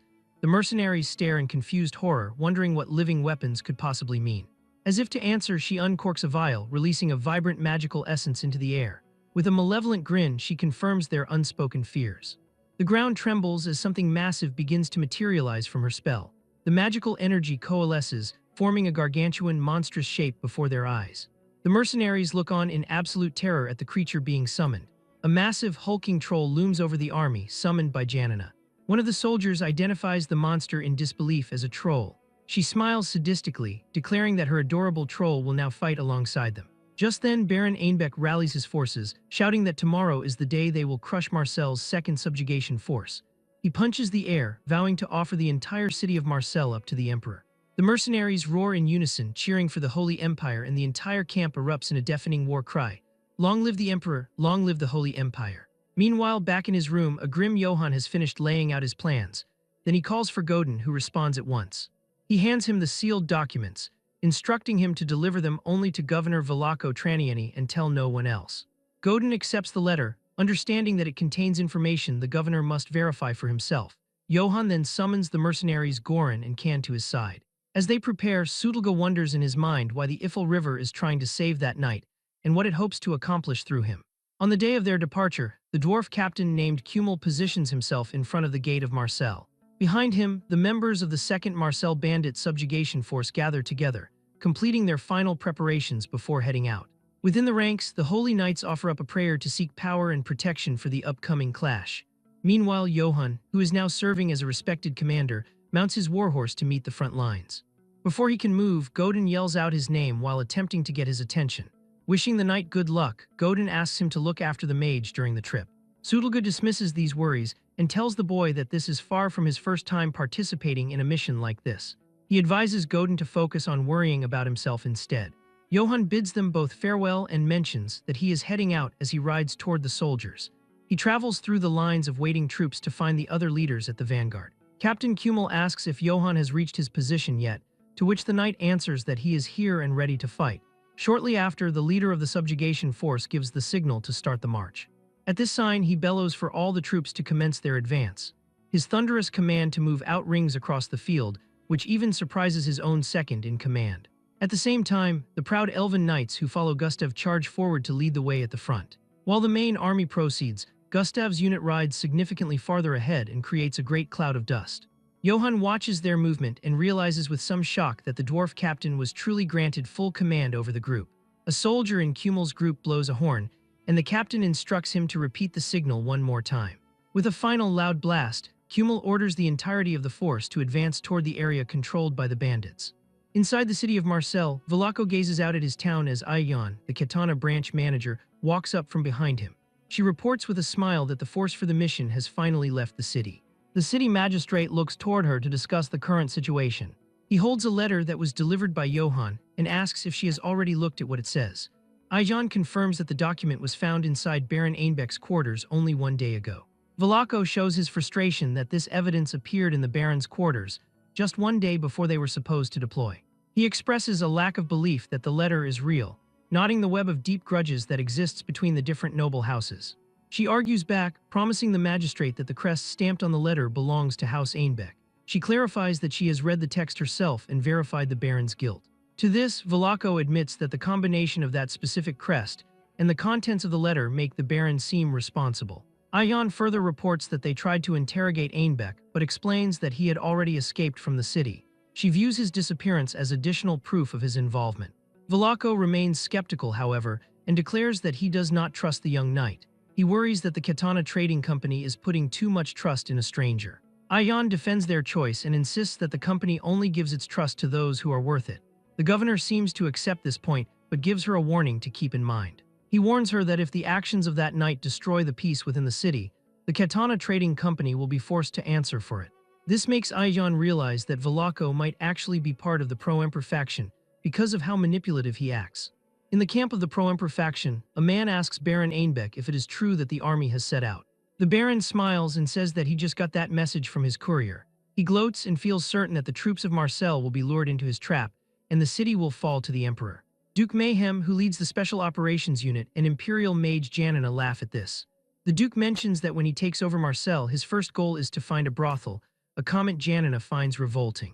The Duke then looks at Einbeck's face and asks why he is so pale and nervous. The Baron sweats and tells them there is no need for worry, though he is clearly afraid of something in reality. He asks Janina if she has received any news regarding Sir Karamov lately. He asks if something could have gone wrong with his expedition, such as a major injury. Both Janina and the Duke find the question very strange. Janina starts to laugh and says the idea of Karamov being hurt is a massive joke. She brags that he is the most powerful swordsman in the Empire who is covered in legendary gear. She views him as the very center of the Empire's military power and thinks it is impossible for something to happen to him. The nervous Baron Einbeck simply agrees with her. He reflects on his meeting with Johan and smiles because he is sure the noble was lying about killing the commander. On the field of battle, Johan's senses detect that something is strange. He comments that it seems Gustav's unit cleared the place with no issues. The area is filled with the bodies of dead bandits, and each one is slowly turning into black dust. A knight serving Gustav tells the arriving dwarves that they are far too slow. Kummel and the elf begin to trade insults. Johan looks on and is baffled by how much they dislike one another. However, Kummel tells the elf that Johan is a nobleman who must be respected. He then tells the elf he will crush his ears if he does not show some deference. The knight screams back in anger and asks the dwarf what he just said. Johan looks exhausted as he realizes elves and dwarves really can never get along. Eventually, he stops them and says that it is enough. The captain apologizes to the knight. Johan turns and asks an elven knight where everyone went after the fight ended. The soldier tells him that the brave Gustav and his men cleared the entire area. He notes that the primary force is now following the bandits that survived. He says with pride that all the loot and the prisoners now belong to Gustav. He tells them they have no right to anything since they are late. At this, Kummel scoffs and tells the elf they already got paid by the company, so they can keep the loot. Johan starts to feel like something is deeply wrong. He recalls that the bandits previously killed 500 members of the Oak Tree group, yet here they were defeated easily. He notices that the elven knights do not have a single injury. Johan looks at the forest to the right and identifies it as a perfect spot for an ambush. He asks the elven knight if they check the forest, and the elf mocks him by asking if he wants to go hunt animals.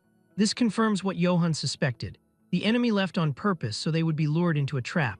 He watches as the vanguard moves into the forest and realizes with fear that a trap has been set. Kummel is unaware and tells his bugler to keep moving. Johan yells out to stop him. He takes the initiative and orders the entire group into a defense stance. He commands the range units to focus all of their fire on the trees. Kummel and the knight are stunned and think attacking a forest is odd. Johan explains that the location is dangerous and an ambush is likely. Kummel says that even if bandits were there, they could just kill them easily. Johan says that these aren't regular bandits since they destroyed the entire Oak Tree group. He states that they have to make sure the path is safe before moving any deeper. The elf continues to laugh at the plan. The captain hesitates and worries that the elves will mock him and destroy Johann's reputation if there is nothing there. Johann declares that he would throw away his reputation as many times as it takes if it means saving the lives of his soldiers. This moves the dwarf captain and he agrees to follow the plan. Johann thinks to himself that the only reason they listened to him this time is because of his noble title. Kummel screams for everyone to form a line of defense and tells the range units to aim. The knights and the dwarves group their shields together to make a wall. Heavy metal shields are driven into the ground. Shooters are told to aim at the flanks of the forest. The dwarf cannons are positioned for battle. Kummel orders the troops to fire. A massive volley of arrows and cannonballs strikes the trees and breaks them apart.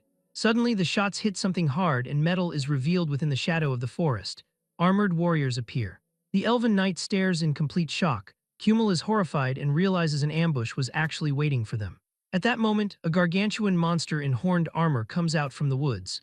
This makes it clear that they are not dealing with a bandit gang. On the eve of battle, Johann questions his mercenary allies, Goran and Kan, asking if they have heard of the Bullhead mercenaries.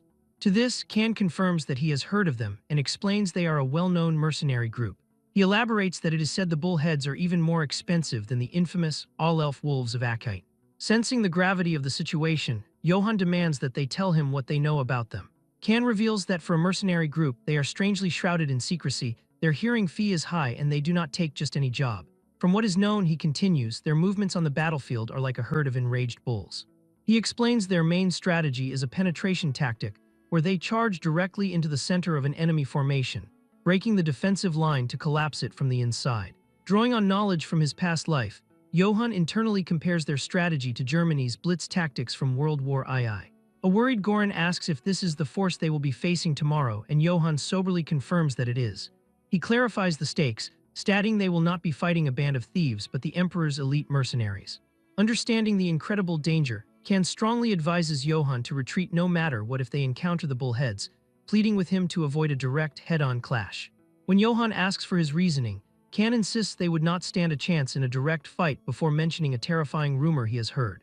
The rumor, he reveals, is that the Bullhead mercenaries can command a monstrous minotaur. This revelation shocks Johann, who thinks back to a legend from his childhood, the hero slayer Minotaur. Kan recounts the tale of a monster with a massive body, overwhelming strength, and intelligence close to humans, which slaughtered countless warriors and knights who dared to challenge it. However, Goran simply scoffs and tells Johann not to worry. Inspired, both he and Kan pledge to risk their lives to cover Johann's retreat, vowing they will only accept payment if they survive the battle. Johann is visibly touched by their loyalty and tells them with a smile that he was already planning to ask for their help.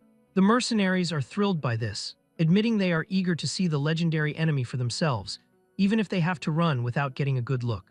But Johann's expression turns serious as he tells them that while he appreciates the offer, he needs them to do something else entirely, leaving Kan and Goran to wonder what he has planned. Meanwhile, from their ambush position, the Bullhead mercenaries are perplexed by the indecisive movements of the subjugation force, suspecting their trap has been discovered. Suddenly, a surprise volley of arrows rains down from the sky, striking the hidden Imperial forces and catching the ambushers completely off guard. With their position exposed, their commander screams that it is an enemy attack, ordering the Bullhead mercenaries to prepare for a full frontal charge. And so the Bullhead mercenaries begin their relentless, thundering advance. The commander yells for them to press forward as a volley of arrows strikes his body, but they bounce harmlessly off his armor, only fueling his fury. At his command, the Bullhead infantry advances in perfect unison, an unstoppable wall of iron. In response, the dwarven artillery under Johann's command takes aim and prepares to fire. The cannons unleash a fiery barrage that explodes amidst the charging Bullhead ranks, but they are undeterred. The Bullhead soldiers continue their disciplined march forward, their formation remaining solid, showcasing their incredible resolve. A massive, beast-mounted mercenary leads the vanguard, breaking through the smoke and fire. He roars in fury, swinging a massive axe as he leads the charge. The heavily armored infantry follows close behind, their glowing eyes promising a brutal fight as they rush toward Johann's army, the ground trembling in anticipation of the clash. From his position, the dwarven Captain Kummel grimly watches the enemy advance, remarking internally that he is finally seeing the legendary Bullhead mercenaries for himself. Nearby, Johann realizes that despite his preparations, a frontal collision is now inevitable and knows he must personally intervene. Riding ahead, he shouts a warning to Captain Kummel to brace for the direct impact of the charge. Ignoring the danger, he boldly declares to himself that he will find a way to break their formation. Kummel protests, yelling after him that charging in alone is far too dangerous. But Johann pays him no mind, spurring his horse forward to meet the enemy vanguard by himself. Inspired by his commander's bravery, Kummel turns to his own troops. He rallies the Red Iron mercenaries, roaring that the bullheads are merely trying to test their might, and they will soon discover just how useless their weapons and armor are. As Johann plunges headlong into the fray, the bullhead soldiers spot him, recognizing him as a knight. One of the mercenaries scoffs at his audacity, calling him a madman for daring to face them alone. Another declares that if he is that desperate to die, they will gladly grant his wish. Yet Johann moves with astonishing speed and precision, evading their attacks and severing a mercenary's head. His sudden assault sends the enemy into screams, asking what is happening and demanding someone stop him. A bullhead commander frantically screams at his soldiers to maintain their formation against the disruption. Realizing Johann's objective, the commander orders his men to hold the breakthrough formation at all costs. As he expertly navigates the chaos on his horse, Johann internally notes that the enemy has figured out his plan. Watching the lone knight's incredible display, a stunned Kummel swears by the sacred dwarf's beard in amazement. Ignoring Johann, the bullhead commander redirects his troops, ordering them to focus on the dwarven shield wall ahead and prepare to break through. Johann watches with grim determination, thinking that the two main forces are finally colliding. Leading the dwarven charge, Kummel bellows for his warriors to crack the enemy skulls open. Just then, a bullhead mercenary crashes through the dwarven shields, tearing open the first gap in their formation. As the dwarves surge forward to fill the gap, the bullhead commander rallies his troops to face death with honor, and their maces smash through heavy shields to crush dwarven skulls. An enemy soldier notices Captain Kummel rushing toward him. Enraged, Kummel lets out a thunderous war cry and charges into the heart of the enemy. He swings his mighty hammer, severing the soldier's leg. With the warrior down, he follows up with a strike to the neck, causing the bullhead warrior to collapse. Even so, the remaining enemy soldiers stare down their opponents, their discipline unbroken in the brutal melee. Just then, the dwarven captain roars, rallying his comrades as he raises his weapon. Their enchanted weapons begin to glow with a fiery power. Kummel bellows for his warriors to drench their burning weapons in the blood of their enemies.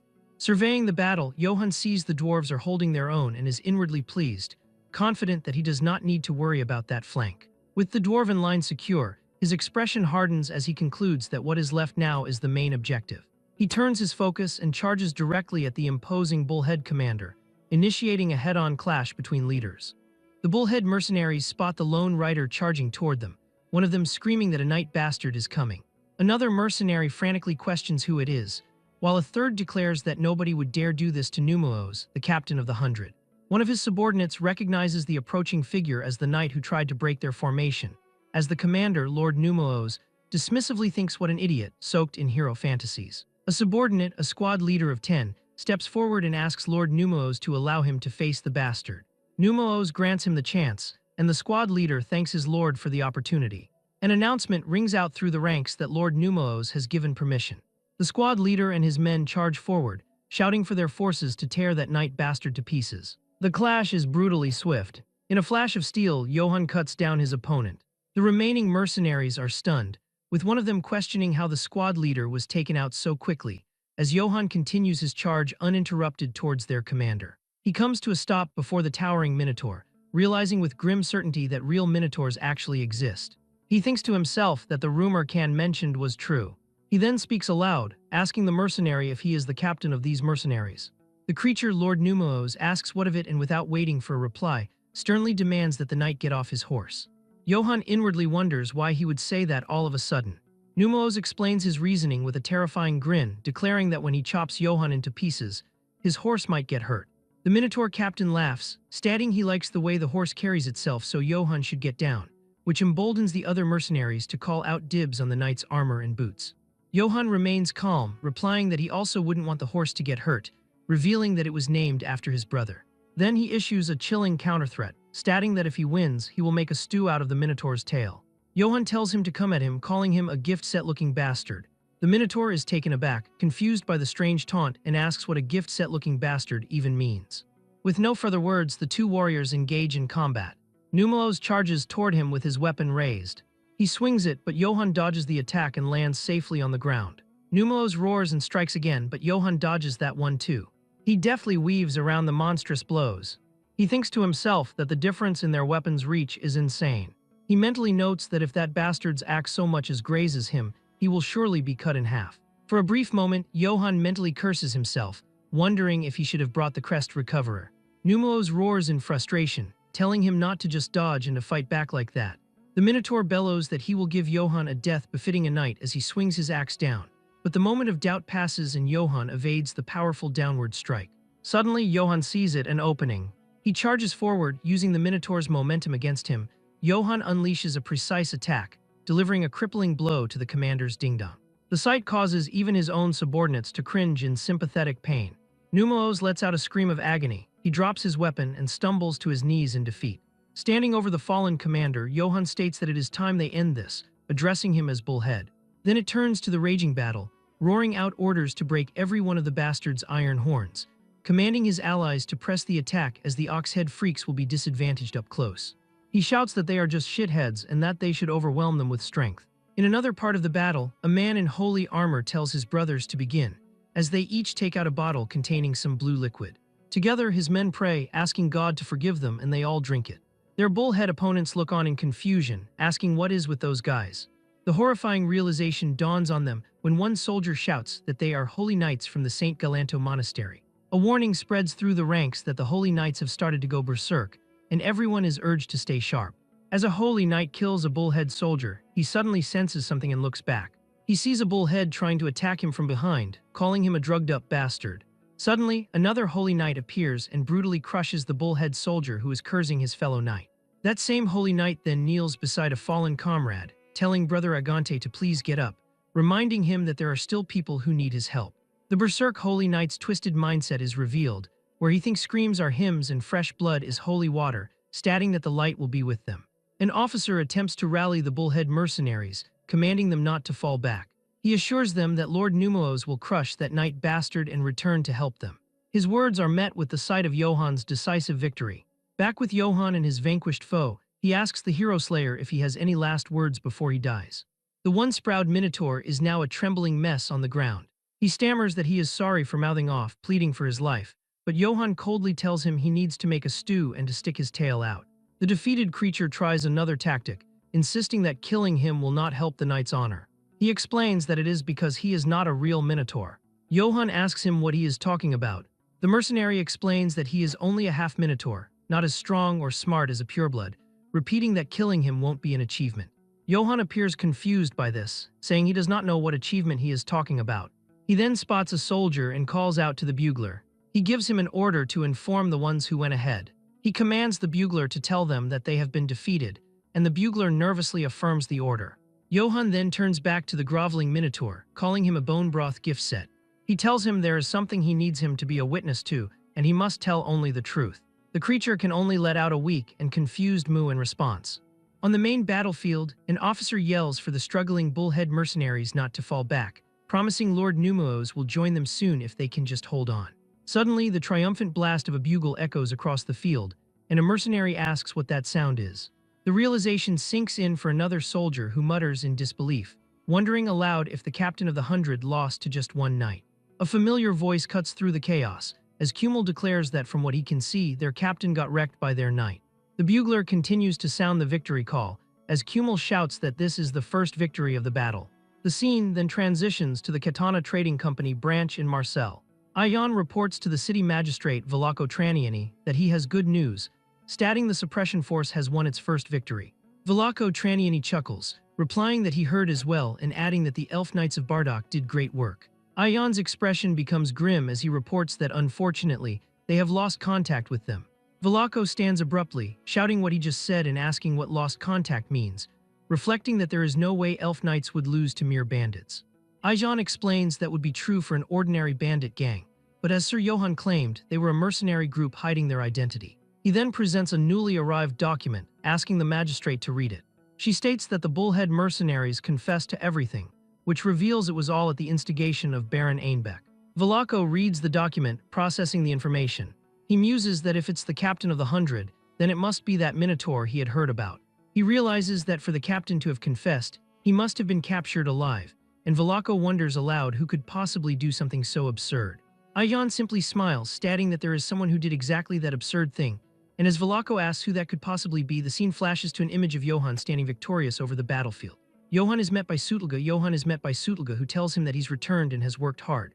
An ecstatic Godin lunges toward him, screaming his name, but Johann holds him back, telling Godin to calm down. He then tells Sutelga that he's come a long way back to the outpost and tries to stand up. Sutelga tells him not to get up, adding that Johann has pushed himself hard and needs to rest now. Godin excitedly tells him that he heard everything, dramatically recounting the rumor that Johann swung his mace once, creating a whirlwind that took down 50 men in a single strike, exclaiming that is how it went. Johann speaks aloud, telling Godin not to exaggerate, and adds that he should also praise the warriors who fought alongside him, while Johann internally thinks with amusement, silently urging Godin to praise him even more, loud enough for Velako to hear it. But Godin passionately insists that he is not exaggerating at all. The dwarf captain Kumel interjects, stating that the Red Iron mercenaries see it differently. He declares that Sir Johann deserves every bit of praise. He recalls the way Johann charged straight at the enemy. Kumel declares that it set all of their hearts on fire. He states the valor Johann showed will be a great example even for the dwarves. Johann replies that he is being flattered but accepts the praise gratefully, inwardly thinking that with everyone talking him up this much, Velako will surely look upon them favorably. A holy knight speaks, stating that while Johann's strength is impressive, his tactics were what was truly shocking. It's revealed the holy knights have arrived. The female commander greets him, wishing that Saint Yena's kindness may be upon him, while the male commander adds his greeting, wishing Saint Galanto's blessing to be upon him. The female commander Valian states that if it were not for him, they would have walked straight into an ambush, and the male commander Agante agrees, nodding that not many knights excel at both strategy and tactics. Valian adds that beyond that, she was deeply moved by his character, nodding that he actually spared the enemy commander. Johann replies, acknowledging she means the Minotaur. He reflects that once he fought the Minotaur, it was not that impressive, adding that there was no need to kill him. Valian explains that a Minotaur possesses overwhelming combat strength and could wipe out an entire mercenary group on its own, elaborating that even for them, a direct fight would have been hopeless. She theorizes that even if he had surrendered, an ordinary knight would have cut off his head for the achievement of killing the hero slayer, believing this would be true even for a half-Minotaur. But she looks at Johann with admiration, stating that he did not do that, and tells him that respecting an enemy's life is a rare virtue. Johann seems embarrassed, saying that is a bit much. He clarifies that he only kept the Minotaur alive because it was necessary, and that her praise is making him embarrassed, while Valian internally wonders how someone can be so humble. Agante interjects, asking if Johann even knows how many people that half-Minotaur slaughtered. He leans in, explaining that when humility goes too far, it makes the one giving the praise feel awkward. Hearing this, Johann's demeanor shifts, and he loudly proclaims that if that's the case, he'll accept the praise with thanks. His comrades cheer at his sudden change of heart, and Kumel bellows that now that's better, exclaiming that their enemies are mercenaries too, making it a fight worth having, before rallying them to go and smash Ainbek's forces after they reorganize. Suddenly, a scout in the distance shouts to look over here, while another is heard telling him there is no one there. They all leave the tent to look at what is going on. A lone figure stumbles out from the tree line. Kumel recognizes him, thinking that it is a messenger from Sir Gustav, nodding that from his condition, he does not seem to be bringing news of victory. The messenger collapses onto the ground before them. The elf messenger reaches out a desperate hand, weakly pleading with them to send reinforcements right away. The messenger explains that they were attacked by a troll, and hearing this, Johann and the others look on with grave expressions. Elsewhere on the shallow river, someone's foot lands on the water. It turns out there are many people running, they are the enemies, and behind them are the elf knights. These knights suddenly accelerate, and they catch up to the fleeing enemy. One knight cuts down the head of an enemy. As his body falls, his head rolls on the shallow river. But the other enemies do not stop to fight, they continue running. One of the knights, Laurent, remarks that this is so anticlimactic it is not even getting his blood up. Another knight, Leon, replies by asking if they did not come because they owed a debt, adding that he was not expecting an honorable fight anyway. Their orders are to wipe out the bandits as repayment to the trading company, but Laurent curses the trading company bastards, complaining about their debt and how the company went tattling to Count Bardock. Their commander, Sir Gustav, gives an order to keep chasing the fleeing enemies, declaring that they have to take the spoils after all. Gustav shouts for all his troops to listen. He commands them to pursue the fleeing enemy and annihilate them. Later, Gustav orders his men to strip the enemies of anything valuable. He gives a strict warning that anyone caught pocketing loot will be punished. The elf knights continue their pursuit through a strange, glowing, waterlogged passage. One knight suggests they catch their breath and check their equipment. Gustav observes their strange surroundings, nodding he did not know a place like this existed near Marseille. Laurent agrees, saying the place makes his skin crawl and feels like something is about to jump out, remarking that it is a perfect place for those filthy sewer rats, the bandits, to hide. As one of their outriders returns, Gustav turns, having heard something approaching. He thinks that someone's coming. He identifies the figure, observing that it looks like one of their soldiers, wondering why the soldier is back already, thinking there is no way the annihilation could be finished so quickly. The returning soldier stumbles forward, weakly calling out for the Sir Knight, and Gustav asks what it is. The soldier only manages to plead for help, before he is suddenly crushed by a massive, unseen monster. Gustav can only stare in horror at the giant claws that appeared from the darkness. He wonders in shock what that was. The horrifying form of a massive troll looms over them, and it growls at them. The sole surviving messenger from that expedition recounts what happened, explaining that they fell into a trap those bastards had set, saying the bandits they were pursuing vanished and then the troll descended upon them. Johann knows it was a trap meant to lure them deeper into the forest, questioning how the bandits could be controlling a troll, and mentally notes there was no information about a troll in Einbeck's letter. The messenger begs them to save the men, explaining that the 3 Knights of Bardock are still there. Kummel looks conflicted, and he asks the others what they all think. Johann speaks up, saying it is their creed not to turn their back on those in trouble, but for now they will follow Kummel's judgment. Johann asks Valian and Janina what kind of creature a troll is, explaining that it will be easier to make a decision once they know more. Janina responds that she has defeated a troll before, however, she adds with a grim expression, to be completely honest, without the help of a god, it is a being that humans cannot stand against. She explains that a troll's hide is tougher than rock, its muscles are like ropes made of steel, and it is so hard that most attacks will not even affect it. The monstrous strength that comes from its overwhelming size is simply beyond what humans can endure, but she says that what is truly horrifying is its special ability. In the flashback, an elf knight screams at the damned monster as he attacks it, managing to land a clean slice across the troll's chest, but the creature is unfazed. The knight watches in horror as the deep wound on the troll begins to smoke and heal, as Janina explains that even if you manage to leave a wound, it heals immediately as if nothing happened. In the flashback, Laurent is frozen with fear, stammering that it can't be real. Gustav screams at him to snap out of it, yelling at his knight not to just stand there but to move. Having finished her explanation, Janina falls silent. The messenger repeats his plea, telling them there is no time for this, and desperately begs them to please help. Johann asks Janina if she will go to their rescue, and Janina says she will, but only if Kummel permits it. However, she adds that even if they run at full speed, it is likely the knights will have already entered their eternal rest by the time they arrive. Kummel turns to the elven soldier with a heavy heart. He apologizes, but he does not think he can send a rescue party. He states that their primary mission is not yet finished, and besides, he continues, they cannot guarantee the knights would even still be alive. The messenger looks down, his last hope extinguished. But Johann steps forward, firmly declaring, "I'll go." Kummel looks at him in complete shock. Janina and the others also react with surprise, asking if he is serious, and Kummel warns him that this is not a decision to be taken lightly. Johann reasons that with so many brave warriors remaining here, he does not think his absence will be a serious problem, stating clearly that if a rescue party is being sent, he will be the one to go. Kummel tries to argue, reminding him that it will likely be a meaningless trip, and warns that it would only put Johann himself in great danger. Johann simply asks, but what if they're still alive? With an expression of firm resolve, declaring that he cannot simply stand by and watch them die. Kummel is left speechless by his determination. Johann presses his point, asking if even one of them is still alive, then isn't it worth trying to rescue them? Janina is visibly moved by his words, in awe of his nobility. Johann turns to his commander and formally requests, "Send me Captain Kummel." Kummel lets out an exasperated sigh. He yells honestly, telling Johann that he surprises him every single time before reluctantly agreeing with an impressed expression, "Fine, I'll organize a rescue party." As Johann prepares, Godin looks on with admiration, wondering to Sutelga just how noble Sir Johann's character can possibly be. Observing from a distance, Sutelga has other thoughts.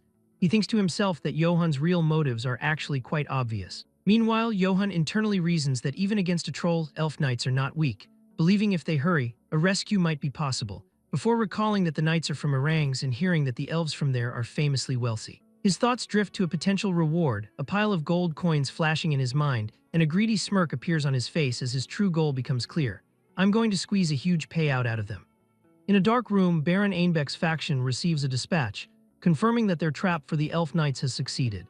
Hearing this, all 3 of them laugh. Mayhem, a co-conspirator, laughs sadistically at the news of the elves' misfortune, gloating that if the elf knights of Orangs are wiped out just like that, the political relationship between Marcel's city magistrate and Orangs will be finished. However, the imperial court mage Janina swiftly shuts him down, warning him not to celebrate prematurely. She points out their plan's failures, stating they didn't manage to draw in the main punitive force, and the bullhead mercenaries surrendered. Questioning what could have possibly happened for such a well-funded mercenary group, on whom the emperor spent a considerable amount of gold coins, to surrender so easily. Sweating, Baron Einbeck dismisses the bullhead mercenaries as having been disposable from the start, but Janina says that's the first she's hearing of it and asks if he just made that up. To change the subject, the Baron reveals a letter with a green wax tree seal claiming his real plan lies elsewhere, so she shouldn't worry. He then turns the conversation back to her, asking more importantly how her troll is doing. He voices his only concern, stating he heard trolls are weak to fire and wonders what will happen if the elf knights figure out some way to counter it. Janina, however, confidently tells him there is no need to worry, explaining her strategic genius by revealing she stationed the troll in a swamp because that whole area has higher humidity than most places, so even torches don't light well there. Adding that ordinary fire wouldn't mean anything to a troll in the first place, and Mayhem wholeheartedly agrees, concluding there is nothing to worry about. Janina confirms this, stating that's right, and concludes her explanation by saying that without even being able to light their torches, they'll meet their fate in the abyss of darkness. The scene shifts to the swamp where her trap has been laid. As Johan's rescue party arrives, he notes how well Valian's lantern burns despite the damp conditions and asks her what she called this fire again. She proudly explains that it is Iena's fire, a holy magic. She elaborates that it's a spell passed down through their monastery for generations, mainly used when exterminating monsters, and as they speak, they run through the swamp while Johan's divine wolf, Karamav, leads the way. Johan then confirms with her, asking if they hunted trolls with Iena's fire, and she affirms this, stating exactly so. She explains that a troll's rapid healing ability can be suppressed with the holy magic, Iena's fire, and with a confident smile she credits this sacred flame, saying that thanks to it, they were able to kill the troll. Johan presses further, asking if it is different from normal fire, and to this she explains that it is, nodding the casting speed varies depending on the scale. But once it catches, it won't go out even in water, and it burns what it has seized to the very end. It's a flame of purification that incinerates the impure according to the caster's will, truly a cleansing fire. Johan is stunned, realizing from the description that this holy magic is essentially white phosphorus. As they ride on, he praises her, telling her she's impressive in so many ways. Her holy magic, swordsmanship, and even stamina that doesn't fall behind a horse's speed. She laughs, attributing her strength to receiving God's grace and training every day.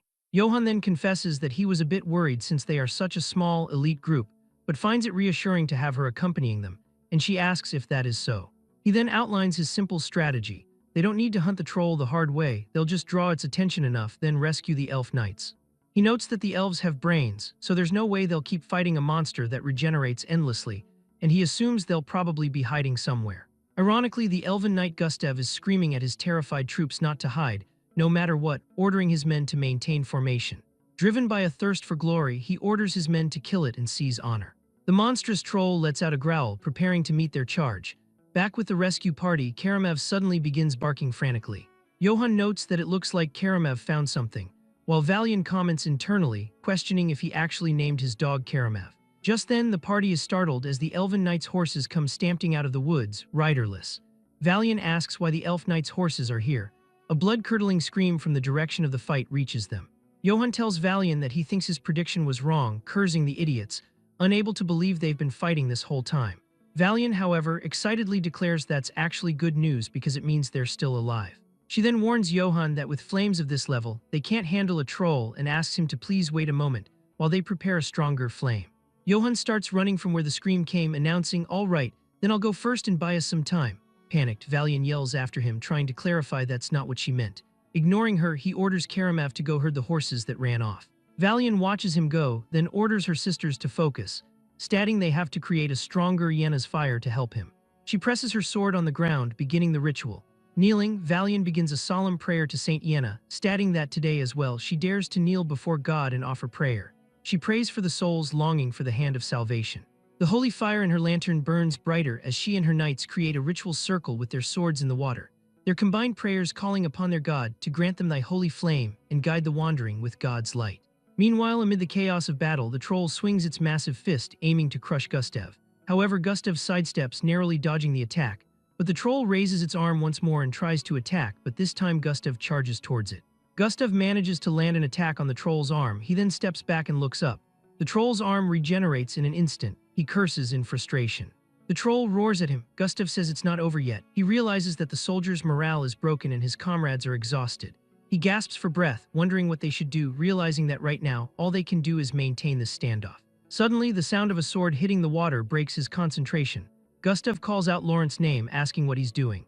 Laurent apologizes to Gustav, admitting he can't go on any further. He urges Gustav to leave him behind, take the men, and go while that damn troll finishes him off, but Gustav screams, telling him not to be absurd. But before he can act, the troll notices Laurent and attacks him. Gustav screams his friend's name. Laurent closes his eyes, bracing himself for death, but nothing happened to him and he looks up in confusion, trying to process what he's seeing. A spear suddenly impales the troll's head, bursting through its jaw with tremendous force. The troll recoils and the elf knights are stunned, wondering how someone managed to drive a spear into that hard body and who in the world it could be. Suddenly, Johann calls out to Gustav, who looks back. Johann charges toward them, screaming, "Don't just stand there blankly, make haste and run." At the Katana Merchant Group's Marcel branch, the night sky is dark. Inside, Velako Traniani sits at his desk, pondering aloud if a ghost letter has arrived. He examines a sealed envelope, explaining that the 500 men of the Oak Mercenary Group are requesting that Marcel's gate be opened at midnight tonight. Standing nearby, Aijan confidently declares that the letter has Baron Einbeck written all over it, and Velako completely agrees, recalling that the Oak Mercenary Group was the first subjugation force dispatched to handle the bandits. He notes that what actually awaited them were the Emperor's elite mercenaries, and caught off guard, the group was annihilated. Examining the wax tree seal closely, the magistrate deduces that Einbeck used the late Brattle's seal to forge a fake letter.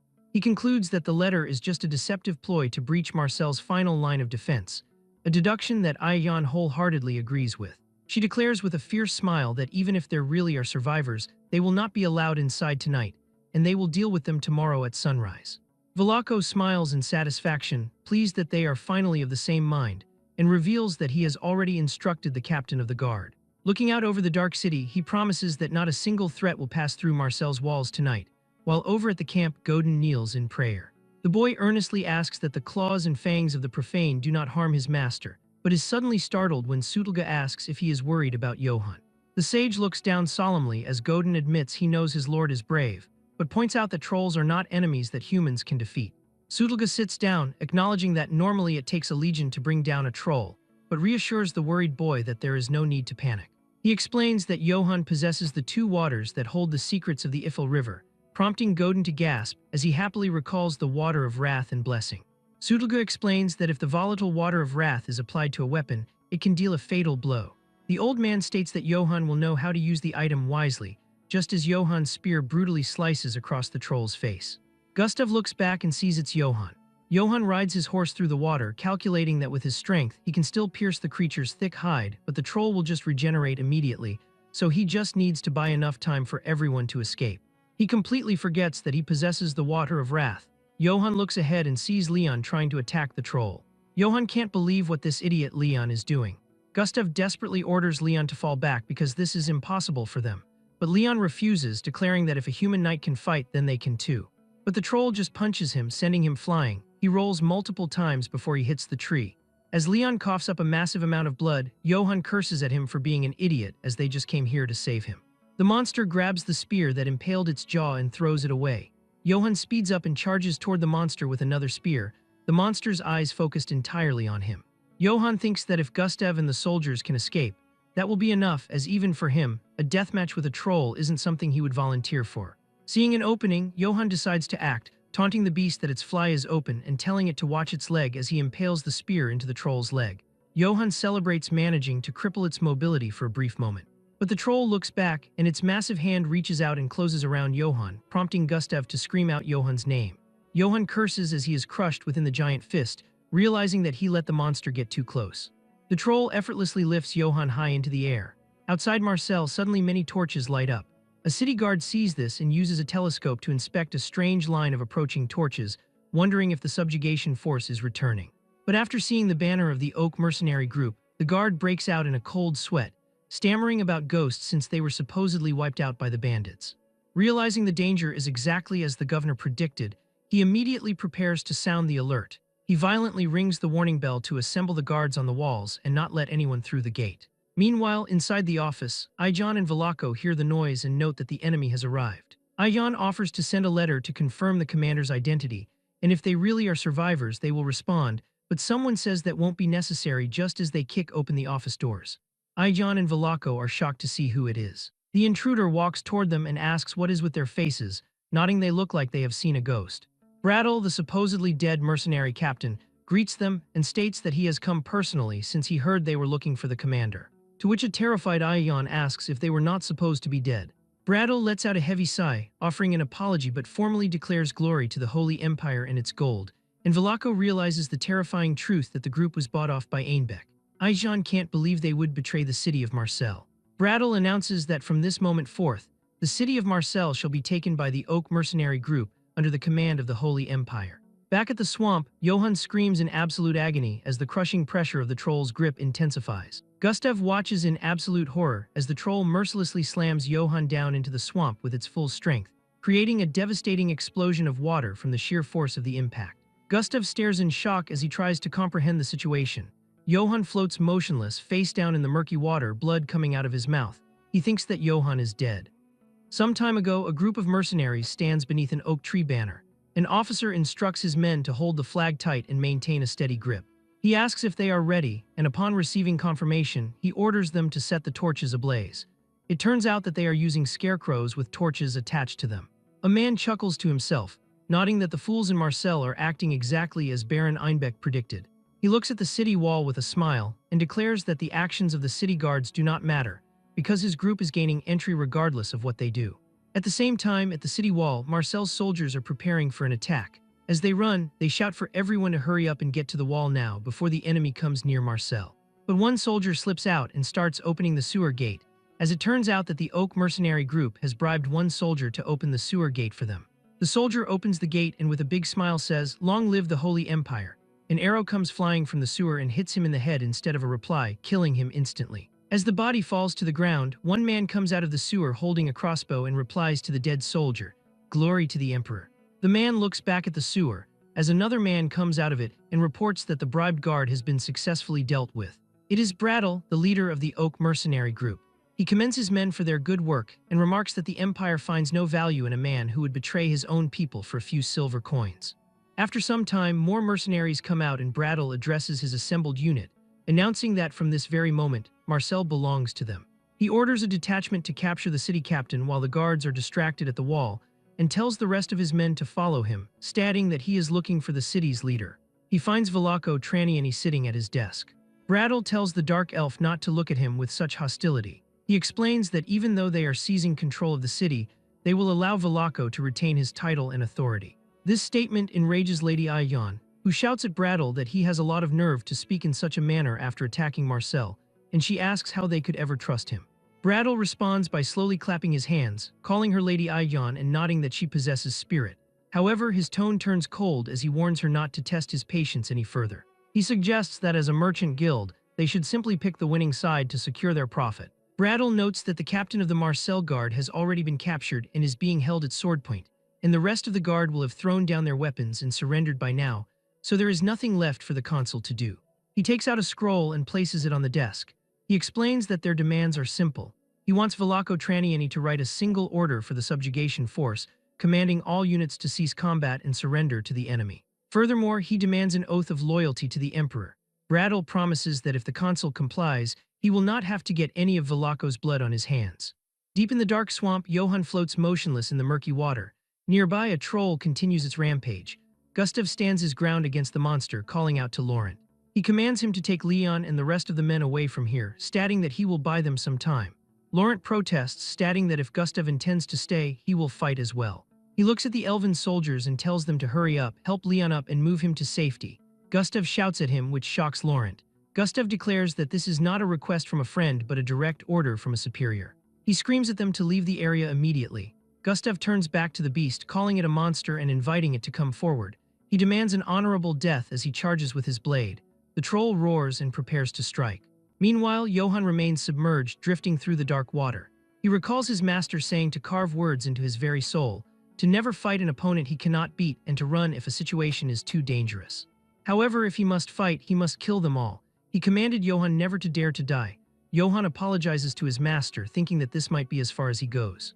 His body refuses to move and he feels incredibly tired. Below the surface, he sees the bodies of fallen knights.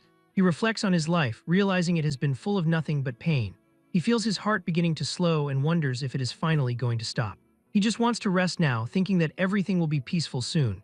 Suddenly, a blue light flickers in the depths, and a spirit made out of water comes near him and kisses him on the cheek. Johann's eyes snap open, thinking, "No, I do not want to die." He clenches his fist and hits himself on the armor where his heart is, thinking that if he cannot escape death, then he must kill death. The punch is so powerful that it makes a massive dent on the armor and his heart begins to beat with energy. Johann immediately stands up, gasping for air. He repeats the words once more, "If you cannot escape death, then kill death." As the troll raises its hand to attack, Gustav sees the movement and charges at it, shouting for his honor and for errands. Just as the troll is about to strike, a spear comes flying through the air and hits the troll's hand. This attack is so powerful that it injures the troll and the monster screams in pain. Gustav stops in his tracks, staring in disbelief. As he looks around, he sees Johann holding a spear and asks him how he is still alive. Johann glares at him, telling him he is in the way. "Get lost, you pointy-eared bastards." At Baron Einbeck's outpost near Marseille, a soldier approaches and reports that they have received word that the city of Marseille has officially fallen. Upon hearing this, Einbeck pumps his fists and shouts in pure triumph, exclaiming that he told everyone this would happen and that everything has gone exactly as he planned. Janina, the snake beastman, sits across from him and admits that she honestly thought he was just a useless brat riding on the coattails of his family's name. But he actually seems to have some use after all, so she asks him to confirm that the situation is not over yet. Einbeck smiles, confirms that she is correct, and announces that Valako and Aijan will be executed. He wonders how mere merchants could ever think they have the right to meddle in their politics. He intends to round up every single merchant involved in the anti-imperial union who caused him trouble and give the city of Marseille a thorough purification. In doing so, not just Marseille, but every merchant guild on the entire continent will realize the truth and submit to the Holy Empire. He snaps his fingers, and a maid comes in with drinks for them. Baron Einbeck raises a cup and declares that no matter how much gold a merchant hoards, they can never buy noble blood or honor. Janina says, "Long live the Holy Empire," and they all cheer, saying, "Long live the Holy Empire." Mayhem then announces that he will head off immediately to deliver this good news to the Emperor personally, and Einbeck tells him to go ahead. But he demands that Mayhem make sure the Emperor knows that he, Einbeck, was the one who conquered Marseille with his own 2 hands. As Mayhem walks away through the dark forest, he thinks that Einbeck is an arrogant fool for believing he will receive all the credit, as there is absolutely no way he will report the events exactly how Einbeck wants them reported. Instead, he plans to stir up trouble by providing a creative report to the Emperor. Mayhem suddenly stops when he notices horses standing in the deep forest and wonders why horses would be in a location like this. He thinks that they appear to be the horses of fallen knights. He approaches a white warhorse and tells it to be steady, calling it a good boy. He mounts the horse and notes that he does not know which noble household it belongs to, but it is a magnificent warhorse, thinking that he should be able to reach the capital in no time at all on such a mount. He kicks the horse and shouts for it to go. However, the horse refuses to move and comes to a dead stop, leading Mayhem to ask the horse why it has stopped. Suddenly, a terrifying growl echoes through the trees, and when he looks toward it, he screams in terror as he sees Karamav, the divine wolf, wreathed in blue flames and baring its teeth. Back in the humid swamp, Johann tells the elves that they are in his way and demands that they get lost, to which Gustav can only say, "Okay." The massive troll lets out a deafening roar that shakes the swamp. Laurent asks Gustav if it is truly alright to let a human knight fight the monster all by himself and wonders if they should jump in and help him. Gustav watches his trembling hand, nodding that they slashed and pierced the troll dozens of times, but despite the wounds, the creature did not even let out a whimper. Yet the moment the troll was hit by Johann's spear, it actually screamed in pain, making him realize that they could not even manage to land a wound significant enough to cause such a reaction. He tells his men that if they were to join the battle now, they would simply be dead weight. For now, they must bear witness to that human knight's honorable battle. Johann stares at the beast with glowing blue eyes, his face set in a grim expression. The troll roars and charges at him through the murky water. Johann just stands there holding 3 spears. He steps forward and takes an attack position. He raises a spear and aims at the beast's location, and with incredible speed he throws all 3 spears. All 3 spears pierce through the troll's chest, but the attack is not that powerful. Gustav is confused by the strategy, wondering why Johann is throwing more spears when it seems unlikely to deliver a fatal blow. He wonders what on earth Johann is planning to do. Johann runs toward the troll and ducks under the monster's attack. After that, he continues and reaches the troll and delivers a powerful punch that destroys many bones, and it coughs up blood. Gustav and the other elves are shocked, shouting in disbelief that he is fighting a troll with his bare hands. Johann is relentless as he dodges every attack from the troll and delivers punch after punch. But suddenly, the creature notices him and raises its hand to attack. But he doesn't dodge this attack. Instead, he meets the monster's punch with his own. As both of those attacks collide, Johann's power is so strong that it destroys the troll's arm and the monster screams in pain. Johann doesn't give it any time. He jumps, grabs the troll's head and slams his knee into it. Blood sprays from the troll's mouth, and its massive body falls into the swamp. Laurent asks Gustav if he can explain what they just saw, but Gustav screams for Johann to fall back now that he has the chance, urging him to retreat before the troll regenerates its wounds. Johann ignores the plea. Gustav asks what he is doing as Johann stands on top of the troll's body. Johann sits on the troll's neck, reaches down and grabs its lower jaws with his hands. The monster screams as Johann begins to pry its mouth open. The The troll swings its massive hand in a panic and finally manages to grab Johann, but it is already too late. With a final surge of strength, he tears apart its jaw. Gustav and Laurent cannot believe what they are seeing. Johann takes a deep breath and drops that part of the lower jaw into the water. Johann stands above the now-dead troll and says that if he does it like this, it will not be able to regenerate. In the dark woods near the city of Marseille, the elven horses are running back. Karamav is running behind them with Mayhem caught in its jaws as he screams in terror, demanding that the beast let him go. As the wolf pulls him along, he sees the horses running nearby and wonders if the creature intends to eat him alongside the animals. He groans in despair, fearing that his life is going to end in such a pointless manner. Back at the edge of the swamp, the elven knight Leon is at death's door. He tells Gustav not to make a sad face and asks if dying in this manner wouldn't be an honorable end for a knight of Orangs. Gustav looks at him with concern as Leon struggles to breathe, and he asks Gustav to tell his father how he fought because it looks like he won't be able to tell him himself. Gustav cries and replies that he will definitely tell his father how bravely he fought, leading Leon to thank him and offer a final farewell to his brothers and friends of Bardock, stating that the moments he spent with them were the greatest of honors. Gustav weeps, calling out his friend's name. Johann looks at this drama and approaches the group, thinking that while it feels like a waste to use a rare item on an NPC, it is better to make an investment now. He calls out to Leon and tells him to drink the liquid to ease the pain as Leon looks at the vial, saying he is about to see something interesting as he meets such a brave knight. Johann bluntly tells him to shut up and just drink. Leon complies and drinks the liquid. Almost immediately, he loses his strength and stops moving completely. Seeing his eyes close and his body stop moving, Gustav cries and tells his friend, who was like a brother to him, to rest in peace. After that, he says Johann's name and thanks him for easing Leon's pain, saying that if it were not for him, Leon would have suffered until his final breath. Someone coughs and they realize it is Leon. Leon asks in shock what kind of medicine Sir Johann just gave him, nodding that his pain is completely gone. Gustav asks if he is truly okay, and Leon tells him he is, saying it is strange how clean he feels since his vision has cleared up and even breathing feels easier. Johann smiles proudly and asks how it feels to be born again. Leon hears this and looks at the vial, asking if the thing he just drank is by any chance the water of blessing. Johann says yes, explaining that the vial contained the water of blessing, a miracle elixir given to him by Sutelga, the sage of the Ifel River, and notes that it can save anyone as long as they are not already dead. Laurent hugs Leon as Leon asks what he is doing, thinking it is gross, while Gustav looks at Johann. He then hugs him, thanking Lord Johann for saving a friend who was like a brother to him. He declares that Johann is, without a doubt, the most honorable knight he has ever met among the human race. Johann scratches his head, stating that he appreciates the praise but that the credit should go to Sutelga.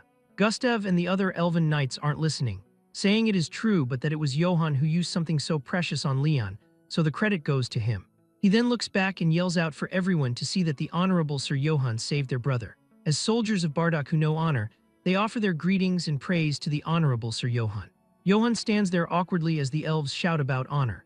He thinks that the situation is incredibly embarrassing and that he has never felt so much pressure in his life. Gustav grabs his hand, declaring that Johann is now like a sworn brother to him. He announces to his troops that from now on, anyone who insults Johann will face the wrath of Gustav. He takes out his sword and declares that anyone who becomes Johann's enemy will have to face his greatsword.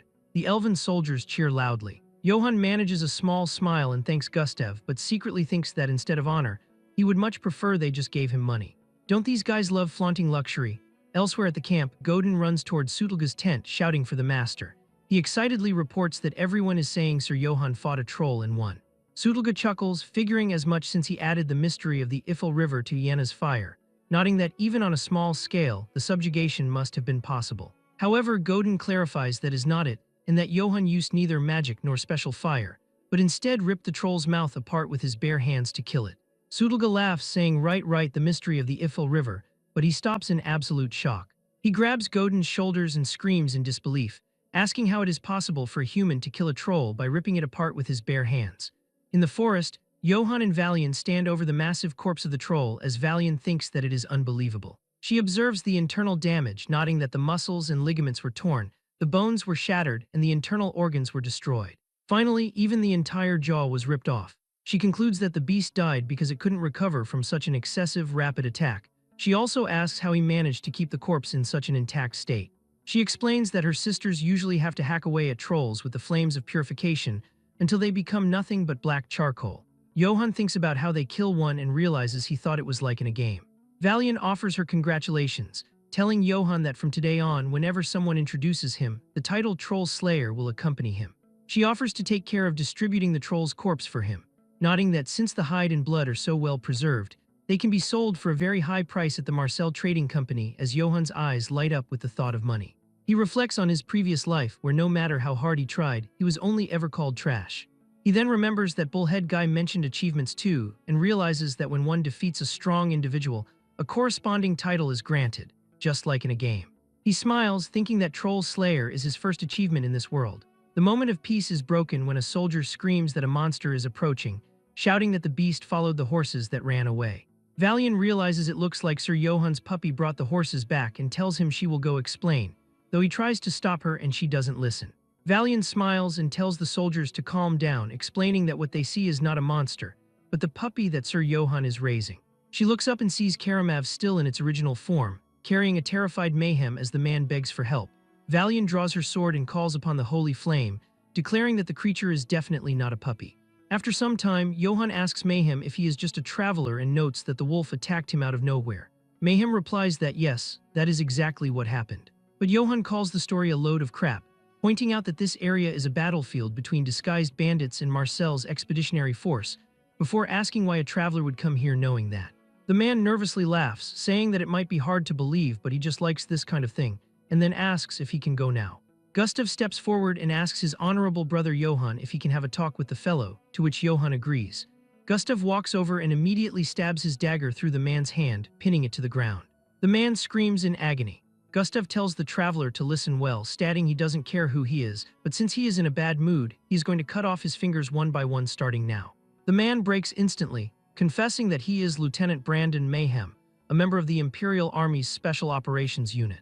Gustav is impressed, nodding that Sir Johan's intuition was spot on and admits he was actually just guessing, making Johan realize Gustav stabbed the guy without even suspecting him.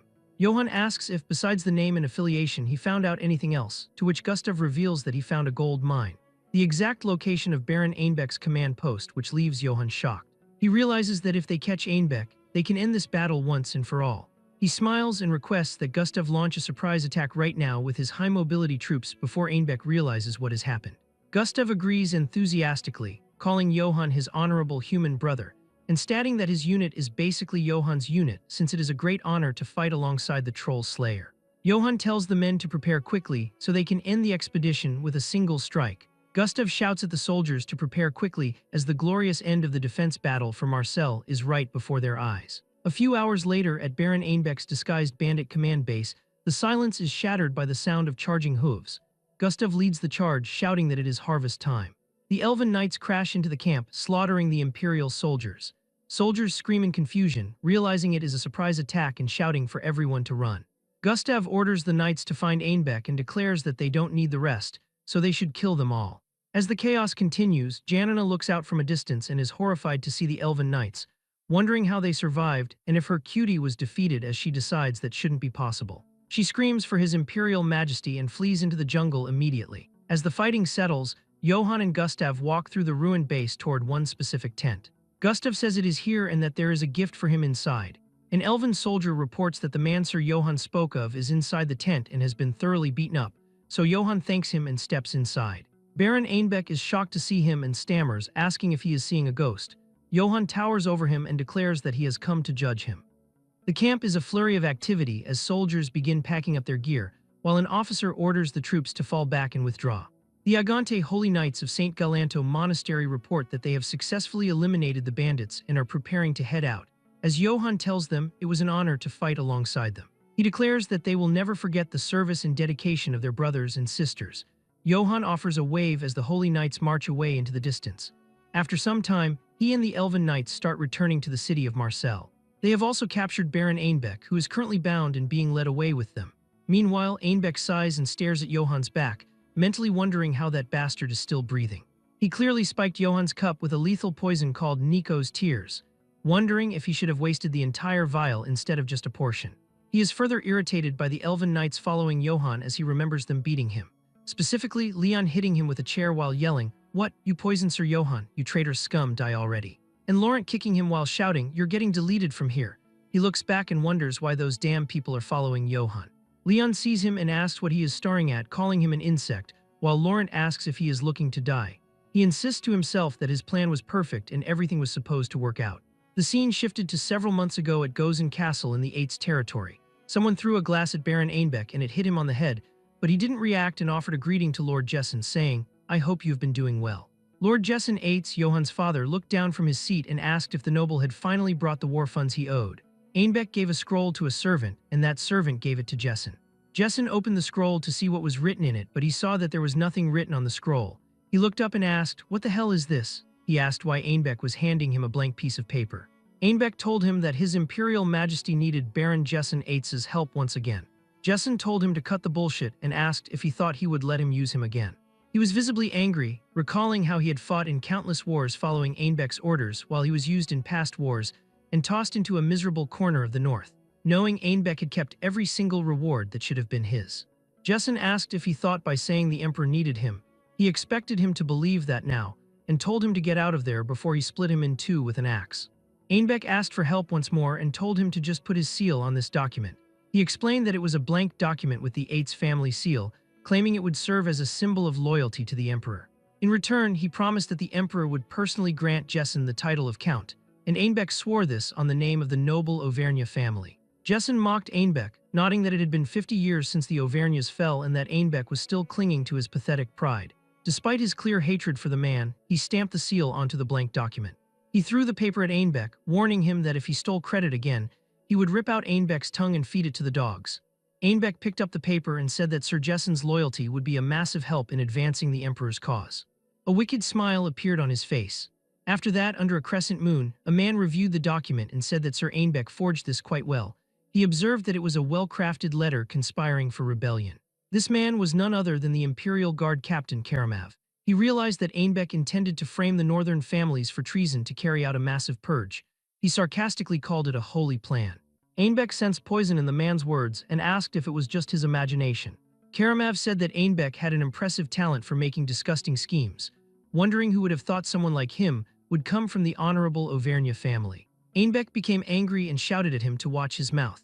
He asked if Karamav thought he didn't know what he did in the northern territory and told him to stop pretending to be noble, noting that Karamav had slaughtered women and children during the Northern War. He asked how a man like that dared to speak of honor, and Ainbeck screamed that Karamav was nothing but the Emperor's hunting dog.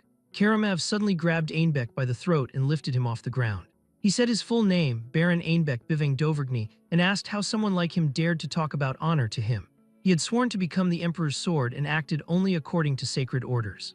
He declared that the Emperor's honor weighed more than every life on this continent, and that was his own honor. He added that someone like Ainbeck, who survived through dirty tricks and betrayals, was nothing like him. He threw Ainbeck to the ground, where the noble coughed and gasped for air. Karamav warned him that if he ever dared to insult the Emperor's orders again, he would rip out Ainbeck's veins and fill a chalice with them. In the present, Ainbeck grinds his teeth in anger, blaming Karamav for his current situation. He thinks about how Karamav, that idiot who only knows how to talk about being the Emperor's sword, couldn't even kill a single human knight who was just rotting away in a backwater corner. However, Ainbeck begins to smile, thinking that in the end he will be the one who gets to laugh. Suddenly, a soldier rushes toward Johann, shouting that it is an emergency. Johann asks what has happened. The soldier reports that the city of Marseille has been taken by traitorous mercenaries. The group is paralyzed by the news as Kummel, Godin, and Sutelga look on in absolute shock. Gustav and his men are horrified, realizing their rear defense has been breached, but Johann doesn't react at all. Ainbeck starts laughing. He laughs even louder, calling them idiots and asking what they think about that. He asks if they did not see that coming. He mockingly asks Johann if he really thinks everything would go according to plan. He taunts them, saying they won the battle but lost the war and that it serves Johann right. Sutelga looks at the city wall and wonders why the goddess of the Ippel River didn't reveal this twisted fate. Gustav tells Johann that it is too dangerous to enter the city and suggests they should abandon Marseille. Johann looks at him with a confident smile, stating that it is too early to give up, and announces that they are going to advance and face the situation head-on. Ainbeck gives him the middle finger, saying that the only thing going to break is the knight's head, as he reflects on how Bradel captured Governor Velaco Traniani and remains certain that the mercenary will bring the document for Marcel's surrender. He decides that once the city is taken, the first thing he will demand is Johann's body. He plans to cut his tendons and parade him across the entire empire. As a bonus, he will broadcast the incompetence of Imperial Guard Captain Karamav as well. Ainbeck envisions putting Johann on the gallows once he is no longer useful. He imagines leaning in at the very last moment and whispering in Johann's ear that he was the one who killed his father. The group approaches the massive gate of Marcel. As the heavy gate begins to rise, they see the silhouette of Brattle standing before them. Einbeck grins widely and claims that he has won. He runs forward and calls out for Brattle, telling him the plan worked exactly as he said it would, as he demands that they bring the knight to him. As he runs, the silhouette becomes clear and his expression shifts to one of pure shock. Standing there are Velako Traniani, Goran, and Can. Einbeck stammers in disbelief, asking why the governor is even there. The elven knights behind him are equally confused, wondering what is happening inside the city.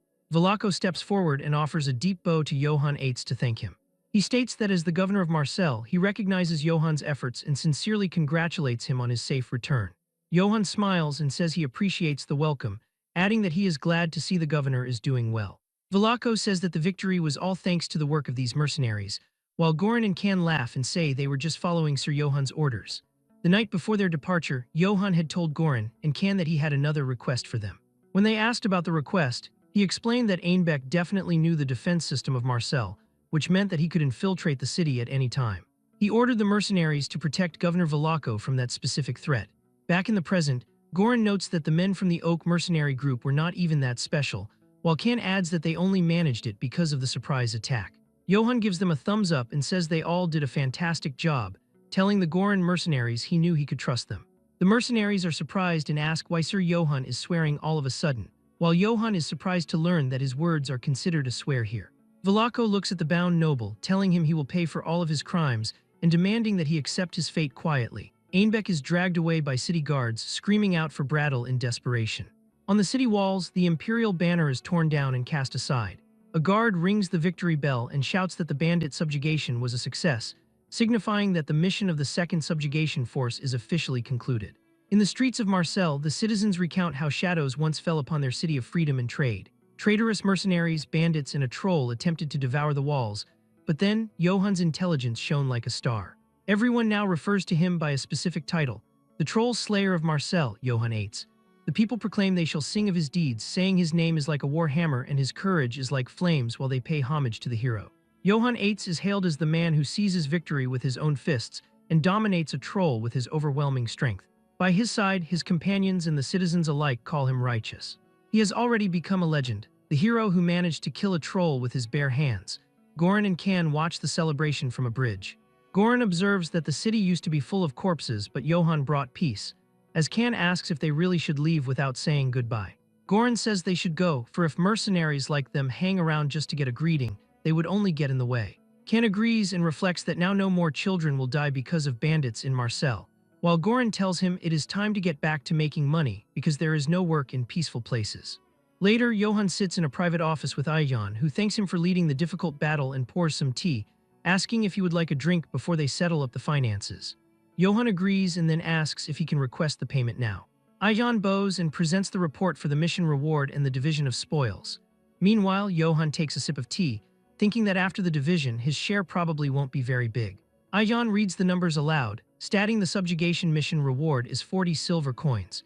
She adds that the indemnity from the Oak mercenary group is 30 silver and 130 copper. Johann tries to look calm, but inside he wonders why the amount is so high, as it is completely different from when he looted those bandits in Rutsek.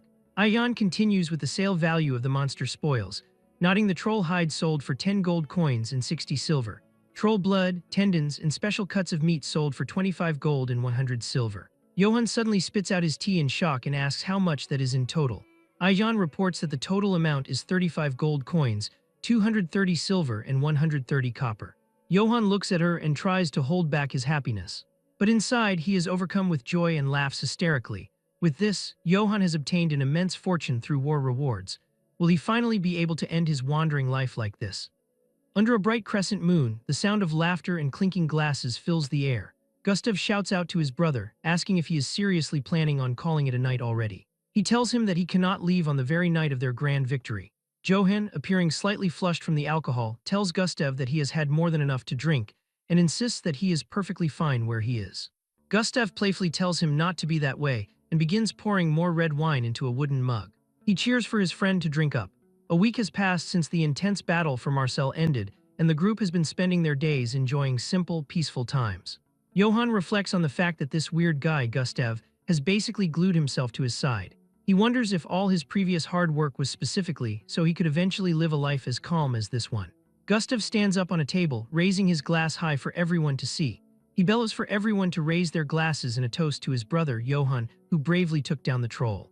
He adds a toast to Lady Valiant, who saved their brothers in arms, and finally to the great sage, Lord Sutelga.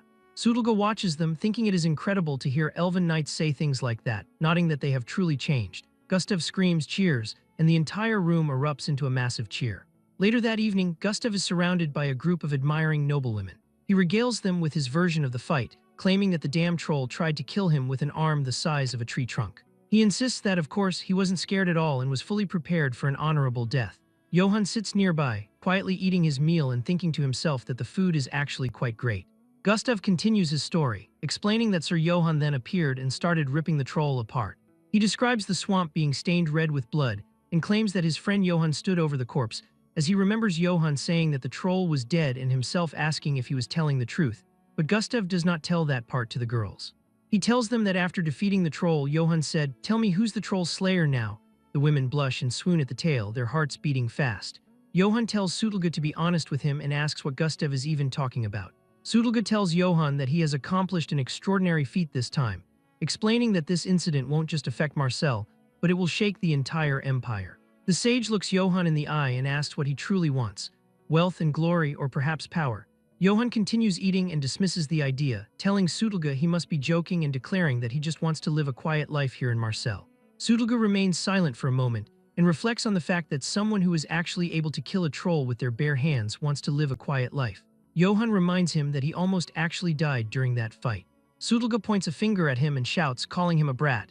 He gave him the mystery of the Ifel River, and Johann went and used it on something so weird. He asks if Johann really thinks he gave him that precious elixir just for it to be wasted like that. Sutelga remembers how Gustav suddenly lunged in and hugged him, shouting that thanks to the holy water the great sage gave to Johann, his friend Leon survived. At that time, Sutelga grumbled that it would have been less of a waste to let a pig drink it. Johann calmly explains that he couldn't just let them die, nodding that someone was dying right in front of him, and he believes if he can save someone, he should. But internally, he adds with a smirk that by saving those guys, they will put in a good word for him with Velako, which earns him bonus points. Sutelga calls him a cheeky little brat, but admits he is glad he made it back in one piece. The sage watches him and reflects on the past. He recalls when he first saw Johann's reflection in the river, and the Ifel clearly told him that Johann Eitz would never be able to settle down in Marcel. He knows that the prophecies of the Ifel River never fail and wonders if Johann has managed to change his own fate through his own strength. While he is looking at him, Johann pulls out an empty bottle and asks Sutelga if he could give him a bit more of the liquid since he used it for a good cause. Sutelga looks at the empty flask and notes that it doesn't look like it was used for anything particularly good to him. However, he takes the bottle and tells Johann to stop by his room later and picks him up. Before Johann can leave, Sutelga asks if he shouldn't go and save manager Ayan. Johann is confused and asks what he means by that. He looks across the room and sees drunken elven knights surrounding Ayan. They are pestering her, saying that cats are flexible and they want to see their little kitties' dancing skills. Ayan looks extremely uncomfortable, saying she isn't much of a dancer. Johann watches them and thinks that when they drink, even elves turn into dogs. He walks over and calls out to Sir Gustav. The drunk elves look up as Johann smiles warmly. He asks if he could have a dance with Lady Ayan and wonders if they would mind. Gustav and his men immediately agree, calling him his friend and asking if she is his type. They cheer as they leave the manager in Johann's hands and they begin to dance, someone calling out, "Nice move, Johann," while another says, "So he was an intense guy like that all along," while Ayan looks at them with an annoyed face. Ayan then thanks Johann for saving her. She hopes that the situation won't cause any misunderstandings for him. Johann tells her it is fine and instructs her to just follow the rhythm for now. He notes that the song will end soon so she can just slip away naturally afterward. Ayan blushes deeply and looks up at him, saying no. She whispers that she doesn't want it to end with just one song. She comes closer to him and looks him in the eyes, asking if he will dance with her for real. Johann wonders how much longer this peaceful life will last, but decides that for now he will let their bodies follow the rhythm, thinking that he will simply continue to live this way, choosing to go with the flow. The scene shifts to the next morning as the sun rises over the city. Johann groans as he wakes up in a large bed, his eyes bleary. He realizes that he cannot even remember how much he had to drink last night. He stretches his muscular arms and lets out a loud yawn. Suddenly, he feels something fuzzy and looks down to see a furball in his hand. He is confused, wondering what it is and what even happened last night. He walks through his room, realizing he doesn't remember a single thing from yesterday. He suddenly notices something and stops. It is a bottle of red liquid and a note on his side table, and he recognizes it as the water of blessing. He picks up the letter, which explains that the secret of the Ifel River, kept for thousands of years, is in the bottle and urges him to use it wisely. Since Johann seemed busy having an intense moment, the sage waited and left the letter instead, saying that if he remembers the game of the gods, he is always welcome at the Ifel River. Johann wonders what the sage meant by an intense moment. Suddenly, a memory flashes in his mind. He recalls laughing and playing around all night, using a cat toy on a string to make Aijan jump and play like a kitten. He realizes he definitely drank way too much and feels like his head is going to explode. He opens up the bottle, thanks Sudalga, and drinks the 1,000-year-old secret of the river just to cure his hangover. He notes that the effect is incredible and his hangover disappears instantly. But suddenly he hears a loud noise from outside. Johann walks near the window and looks out from there. His relaxed expression vanishes. He sees thick plumes of black smoke rising into the sky. The city of Marseille is engulfed in a massive, raging inferno. Citizens are gathering in the streets, looking at what is happening. Johann stares in shock, asking what this is and wondering if the city is truly on fire. Amidst the chaos and the burning buildings, Velako Traniani stands with a grim, determined look on his face. After some time, Johann stands amidst the gathered crowd of Marseille, looking at the flickering embers in the air. He asks himself what the hell is going on as he observes the citizens whispering in the dark. His gaze shifts upward to where Baron Einbeck is trapped inside a heavy metal cage, suspended high above the ground with many more people also inside other heavy metal cages. Johann wonders why the noble is there in such a state.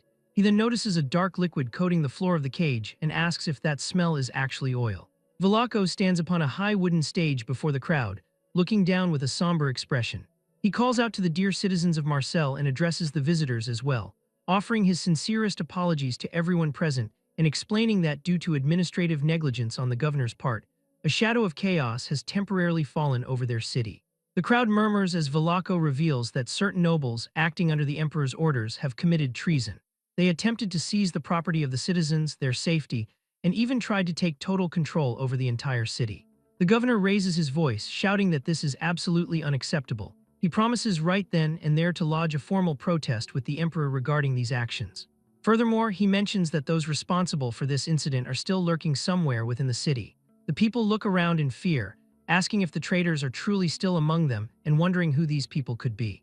Velako announces that he is giving them a final warning, demanding that they leave this city within 3 days.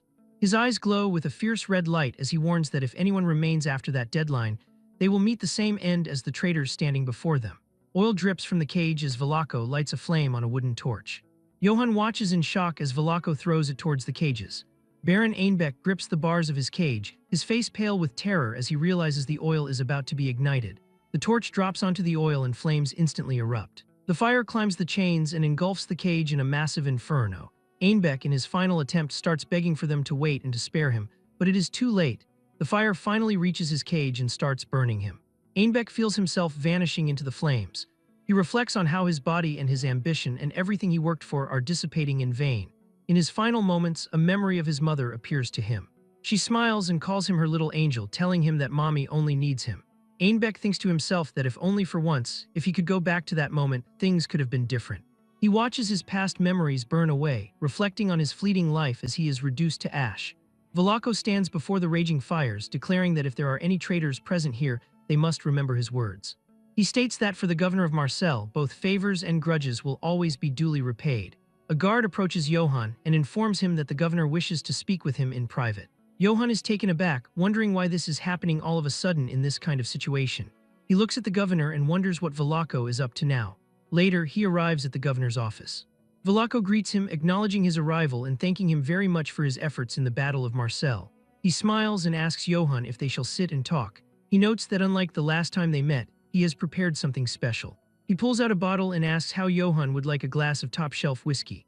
Johann looks at the silver chalice and thinks to himself that he does not have good memories with alcohol. However, he realizes he cannot refuse for the sake of etiquette and decides it is better to just accept it for now. He tells the governor yes and thanks him. Velako asks him how his life in Marseille has been so far. Johann replies that he has no complaints, believing that the city is currently more peaceful than it was before. Velako says he is glad to hear that, but notes that the condition of their front line is important.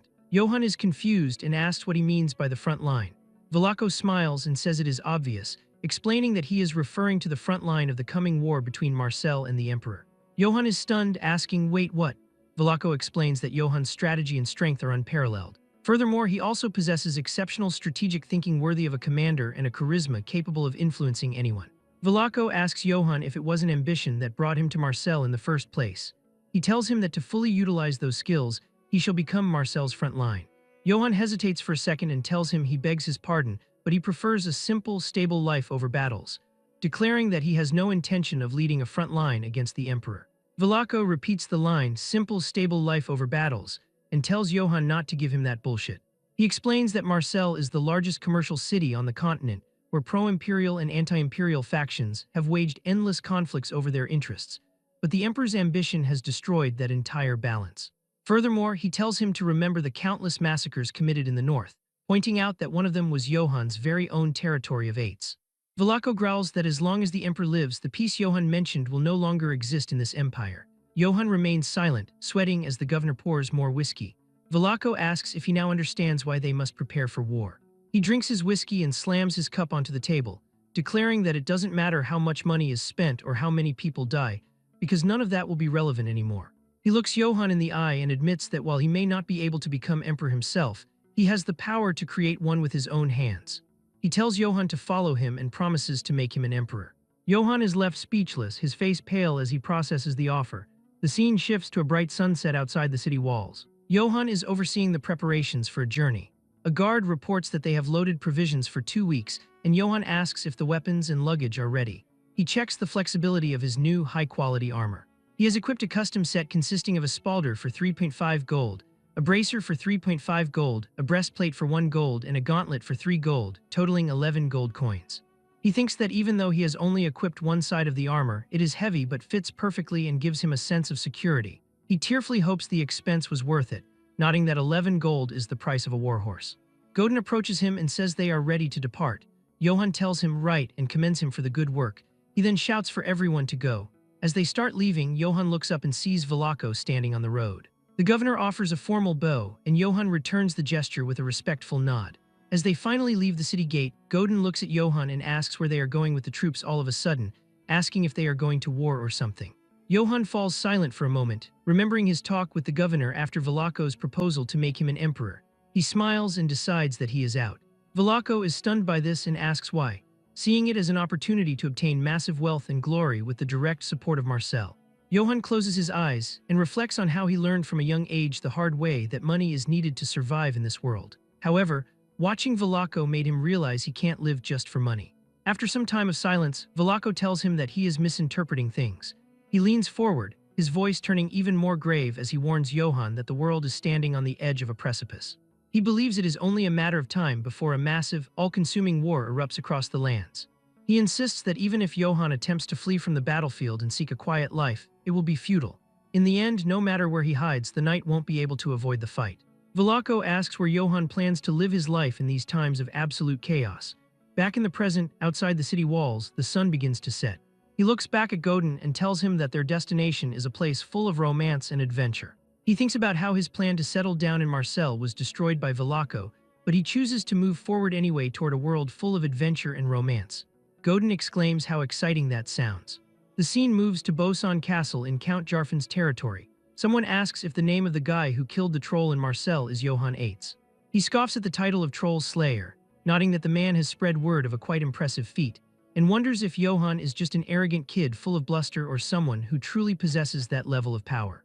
He grins and declares that he will find out when he sees his face.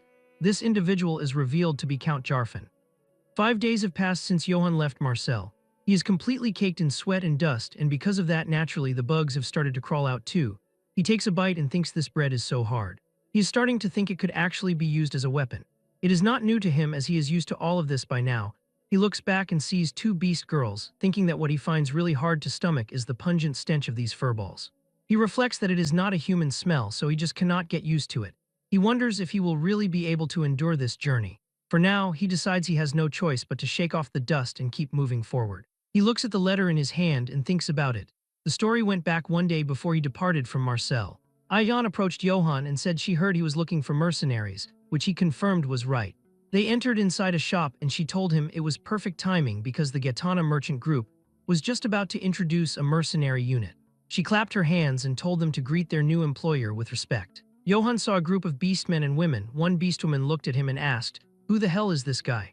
Johann looked at them and thought that he had expected them to be rough since they were from the merchant group, but even among them, these guys looked especially brutish. Ayan asked if they could all introduce themselves first, but warned them not to try and flex their strength. One introduced herself as Dyke, Hyena Kin and the squad leader of 10, and said it was a pleasure, while another introduced herself as Shuka, a Weasel Kin and a squad leader as well. He introduced himself as Johann Eitz and told them that he would be the one hearing them, adding that he was counting on them. Internally, he thought he did not care who they were as long as they fought well. Dyke and Shuka repeated his name, and they asked him in shock if he was the Johann Eitz from the rumors, the troll slayer of Marcel, while Ayan told them to show some respect and call him sir.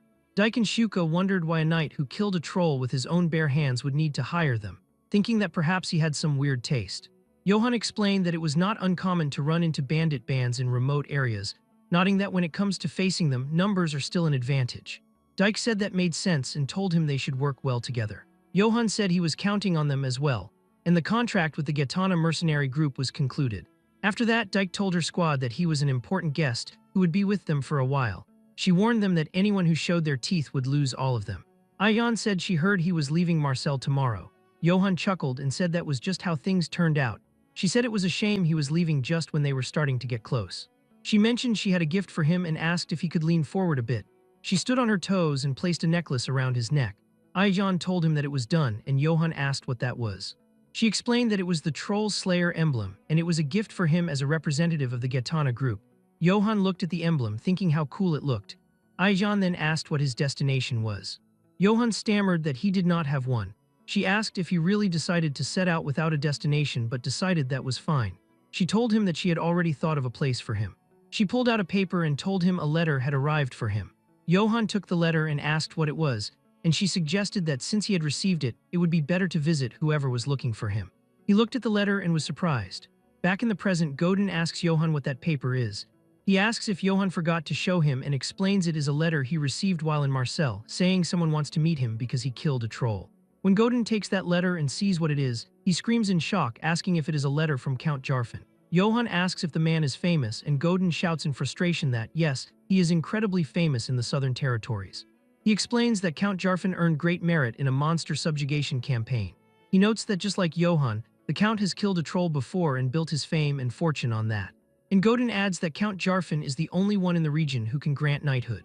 Johann reflects on the concept of knighthood, thinking that it is a ceremony where a titled noble recognizes another person and elevates them to the status of a knight. He understands it functions as a guarantee and a type of sponsorship, giving the individual a chance for rapid advancement and solid support. He realizes it is a massive promotion. His face becomes red as he thinks that the Count is more important than he thought, and that if he plays his cards right, he might actually get knighted. He decides it is perfect since he can get money and a knight's title all at once. Dyke, walking before them, tells everyone to stop as she notices something. She calls out to Johann and warns him there is a checkpoint ahead but that there is a strong scent of blood. Johann thinks this is not a good sign. He orders everyone except those responsible for protecting Godin to stay vigilant, and the mercenaries shout, "Yes, sir." Near the checkpoint, a guard tells another to look over there as a wagon is coming. He asks what the hell that smell is and notes the traveler looks like a knight. The lead guard tells him to shut up, saying knight or not. A knife to the throat kills anyone the same way and tells them to get ready to loot him. As Johann and the others get near the checkpoint, the guard shouts for them to stop and identify themselves for an inspection. Johann states he is Johann of the Eitz family and asks what they are all doing here. Suddenly, there is movement in a bush nearby, and Dyke and Shuka realize that there are people hiding behind it. The guard lies, saying they are conducting a simple inspection after receiving orders to control the area. He says if Johann gives them a small gift, they will let him pass without any inspection. Johann reveals he is a guest of Count Jarfin and tells the guard to explain the situation first. He demands they state their identities and affiliation, asking who they are to be performing an inspection. Otherwise, he has no intention of cooperating. The guard thinks about what an annoying guy he is and calls for the crossbowmen as many enemies appear from the bushes. The guard calls Johann a shitty knight and says he should have just shut up and handed over the money. He yells that Johann tried to humiliate him in front of his men. He says he will spare Johann's life but tells him to hand over everything he has. He repeats that this is just an inspection and tells him not to take it personally. Johann says if the man insists on shedding blood, he will not stop him. But he warns him that for the sake of his subordinates, it would be better to avoid a massacre. The guard calls him a bastard and asks if he will not drop the act until the very end. He asks if Johann thinks they have never seen knights acting important before and orders his men to fire the crossbows. As they take their aim, Johann quietly calls for Karamav. Karamav appears in his divine wolf form and tears through the guards with ease. The guards scream in pain as they are slaughtered. The lead guard is shocked, asking what is happening. But before he can do anything, Dyke swings a massive morning star into a guard's face, asking what he thinks and saying this is what is going to happen to him. Another guard orders his men to advance. Shuka moves with incredible speed and quickly defeats all of them in a second. Other beastmen also charge forward, calling each other animals and telling one another to cut the enemy to pieces. They slaughter the remaining guards with ease. Johann watches the battle and thinks for some reason this reminds him of when he was chased by the wolves of Akate. He recalls how they attacked him in a group all day long, and while fleeing desperately from the encirclement, he managed to escape by hiding in a caravan. He realized back then that, unfortunately, he could never make it through a blockade, but now he observes that in just 30 minutes, everything was resolved with a single order from him. Shuka reports that they have all been subjugated and Johann tells her good work. A male mercenary finds a necklace on a corpse. His companion asks if he thinks it was his, suggesting he probably looted it. The first mercenary says it doesn't matter because it is his now. Dyke and Shuka look at the scene with disgust and say that those guards are not even worthy of being called animals. They have found many bodies of civilians and realize where the smell of blood was coming from. Johann approaches a bloodied survivor and tells him to say who they are and what they were doing here. The man cries and stammers that they are deserters. He explains they were attacking Count Jarfan's Boson castle, but things went south and so they fled. Johann is shocked and asks what he said about attacking the castle. The man asks if he did not know and reveals that Count Jarfan is currently at war. Johann stares in disbelief at the news. Johann is shocked to learn from a captured deserter that his potential patron, Count Jarfan, is currently embroiled in a full-scale war. He shouts, asking who the Count is fighting and demanding to know which family they come from. The terrified and bloodied soldier struggles to speak, coughing up blood as he identifies himself and his group as deserters from the Abner family. Johann repeats the name Abner, mentally nodding that he has never heard of that family or place before. He demands more information, asking the dying man to explain the current situation at Jarfan Castle. The soldier explains that the Abner family has surrounded the castle with a massive force. However, he reveals that they were led by a terrible commander whose incompetence caused the soldiers' morale to plummet.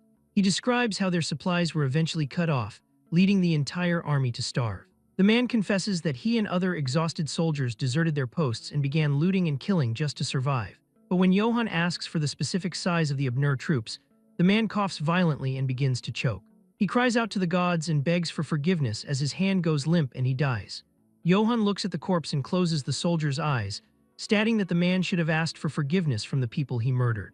Later that night, Johann and Godin sit by a campfire. Godin asks what they are going to do next, pointing out that they will have to cross an active battlefield to reach Count Jarfan. He wonders if the Count invited them specifically, hoping Johann would participate in the war as the famous troll slayer. Johann thinks that Godin's reasoning makes sense. He realizes that if he joins the conflict and achieves great feats, there is a high chance the Count will grant him a knighthood. However, he needs to meet the Count to discuss the war and what the reward will be. But he worries about how he will even manage to get inside Jarfan Castle with the Abner army blocking the way. As he contemplates his next move, he recalls the words of Velako, who warned him that even if he runs from a battlefield, he will not be able to avoid the war in the end. Johann thinks to himself that there is war everywhere he goes and wonders if the governor's grim prediction was right. His thoughts are interrupted by Dyke, who reports that a group of merchants is approaching. Johann initially tells his team to let them pass, but she notes that the group is quite large. Johann looks out and sees a massive line of wagons so long that he cannot see the end of it. He reasons that it is natural for merchants to show up when a war has broken out. He deduces that if that is the case, then the caravan must be heading to either Jarfan or Abner. He recalls when he joined Eldon's caravan to pass through a blockade in the past and decides that if he joins this group, he might be able to enter Jarfan Castle without any issues. He orders Dyke and Shuka to escort the rear while he prepares to introduce himself. As they approach, a guard from the merchant caravan shouts for them to halt and identify themselves. Johann announces that he is Johann of the Eight's family and asks what the caravan's destination is. But the guard is suspicious of Johann's identity and questions why a knight from a noble family does not have a crest or a banner. Johann breaks into a sweat, struggling to provide an answer. He knows a wandering knight like himself would not carry those things, but he cannot explain his true circumstances. The guard assumes Johann is a bandit knight and draws his sword, stating that this is his last chance for mercy. Dyke and Shuka quickly move forward, telling the guard he is being rude to a noble knight and asking if he wants to die. Just as the situation is about to turn into a bloodbath, a commanding voice shouts for everyone to halt. The guard and Johann look up to see who it is. A portly, richly dressed merchant named Doris enters the scene. He calls his guards miserable fools and asks if they are blind to the knight's emblem. He identifies it as the Troll Slayer emblem granted to Johann in Marseille. Doris's tone immediately becomes friendly as he bows and asks the Sir Knight to forgive their rudeness. He explains that his men are ignorant and could not recognize a great knight. He introduces himself as being from the Argonne Merchant Company and invites Johann to a banquet to apologize for the inconvenience. Johann accepts the invitation, and soon the camp is filled with the sounds of a celebration. Inside a lavish tent, Doris thanks Johann for accepting the invitation, stating that the banquet is simple and hopping it is to his liking while dancers perform and musicians play. Johann looks at the piles of meat and fine food, thinking to himself that calling this simple is ridiculous. He tells Doris that he likes it very much and thanks him for the invitation. As he drinks, he notes that there does not seem to be any poison in the food, but he feels safe knowing he has the water of blessing just in case. He plans to wait until the conversation reaches its peak to ask Doris about their destination, believing that regardless of where they are going, establishing a good relationship with a merchant will be useful somehow. Doris suddenly asks if it is true that Johann defeated a troll with his bare hands. Johann begins to answer, but he is interrupted by a boisterous voice. Can, his former mercenary ally, stumbles into the tent drunk and asks Sir Johann if he remembers him. Johann is surprised to see Can and says he was sad they did not get to say a proper goodbye. Can acts drunk and is overjoyed to see him again. Doris is confused, asking if the mercenary is an acquaintance of Sir Johann. Johann confirms it, stating they even fought in a battle together. He then pours Can a drink, asking if he was hired by Doris. The mercenary thanks him, saying it hits the spot. Can's expression suddenly turns dark and serious. He asks Johann if he happens to remember Sir Gamson. Johann recalls that Gamson was the man who tried to steal his sword and horse and ended up being beheaded by Can. He wonders why Can is calling that traitor Sir Gamson. Can then loudly proclaims that Master Doris is someone even more noble than Sir Gamson was. Doris tells him to stop saying that because it is embarrassing. Can looks Johann in the eye and swears that Master Doris will treat him with exceptional care, much better than Gamson did. Johann realizes this is a coded warning. He smiles and tells Can that his loyalty to his employer is truly impressive. He flips Can 2 gold coins as a tip, saying his attitude should serve as an example to many. Can thanks him, but internally he is shocked by the amount of money he received. Johann asks Can to give him a moment alone so he can have a frank conversation with Doris. Can smiles and begins to leave the tent, telling Johann to have a great chat. Once he is outside, his fake drunk expression vanishes and he tosses the glass away. Inside, Johann remarks that Doris truly seems to have a noble personality for Can to speak so highly of him. Doris is flattered, saying it is just the basic duty of a human being to be kind. Johann then puts his hand on the merchant's shoulder, his friendly smile disappearing. He says that it is only right that he returns the favor exactly as he was treated. The merchant is happy to hear this and asks if Sir Johann is going to share some valuable information. Johann sets his cup down. He leans in toward the merchant and menacingly declares that actually, Gamson was a backstabbing son of a bitch. Realizing he has been exposed, Doris screams for his guards in a total panic. At that exact moment, Johann seizes his neck and applies intense pressure to his throat. This sudden explosion of violence sends the dancing women in the tent into a state of pure shock and terror. Despite the frantic commotion, Johann only continues to increase the pressure on the merchant. Sensing the chaos within, the 1st Division commander of the bodyguards bursts into the tent and demands to know the reason for the commotion. Before the man can even react, Johann unleashes a swift and powerful attack with a single devastating punch, knocking the commander out cold and sending him crashing onto the floor. The leopard-cloaked warrior is left unconscious and defeated in just one instant. Johann remains unfazed amidst the wreckage, having neutralized the immediate threat with ease. Suddenly, the 2nd Division commander arrives only to find his colleague lying on the ground, wondering how the situation became such a mess. However, Johann dispatches the newcomer just as easily as the first. With both of his elite bodyguards defeated, Doris is left completely at Johann's mercy and wonders how things turned out like this. 1 week earlier at the Argonne Trading Company barracks, the merchant was setting the stage for his scheme. Inside a candlelit tent, Doris convened a meeting with his associates to discuss a new venture. His partners sensed a lucrative opportunity and eagerly asked for the reason they were summoned all the way out there. With a greedy smirk, he assured them that it would be a very tempting proposal. Doris revealed that they were currently supporting House Abner by providing war supplies. His partners were taken aback, having believed they were simply going to Abner territory to trade rather than supplying a war. At this, he condescendingly chided them for their slow information gathering and questioned how they could make a living as merchants. He then enthusiastically explained that House Abner was currently at war with House Jarfin. The plan centered on the ongoing siege of Bosan Castle in Jarfin, a campaign led by Sir Stefan, who was the youngest son of House Abner. With a cunning grin, Doris announced his plan to sell war materials to Lord Stefan. The other merchants were horrified and called Stefan a notorious fool, questioning how he could conduct business with such an idiot. They voiced their concern that dealing with someone so incompetent was simply a recipe for disaster. Doris explained his true angle by stating that the fool would likely squander their goods and have no ability to repay them. That was the core of his suggestion. He planned to demand double the amount from Stefan's mother, Countess Abner, once the son squandered the materials. His associates panicked at the idea, fearing they might lose their heads if the Countess took this as an insult. However, Doris calmed them by pointing out that the Countess had a very clever daughter. They noted that Lady Ulrich was the cunning and strong-willed next house head. He then elaborated on the family history, highlighting the rumors that the two siblings were not on good terms. His partners correctly deduced that the Countess only appointed the incompetent Stefan as commander because she favored him and wanted to give him military achievements. As the pieces fell into place, his associates began to understand the devious logic. They would supply the materials to Stefan and officially bill the Countess for the cost. His partners' eyes lit up with greed as they realized the Countess would pay whatever price they demanded for the sake of her house's honor.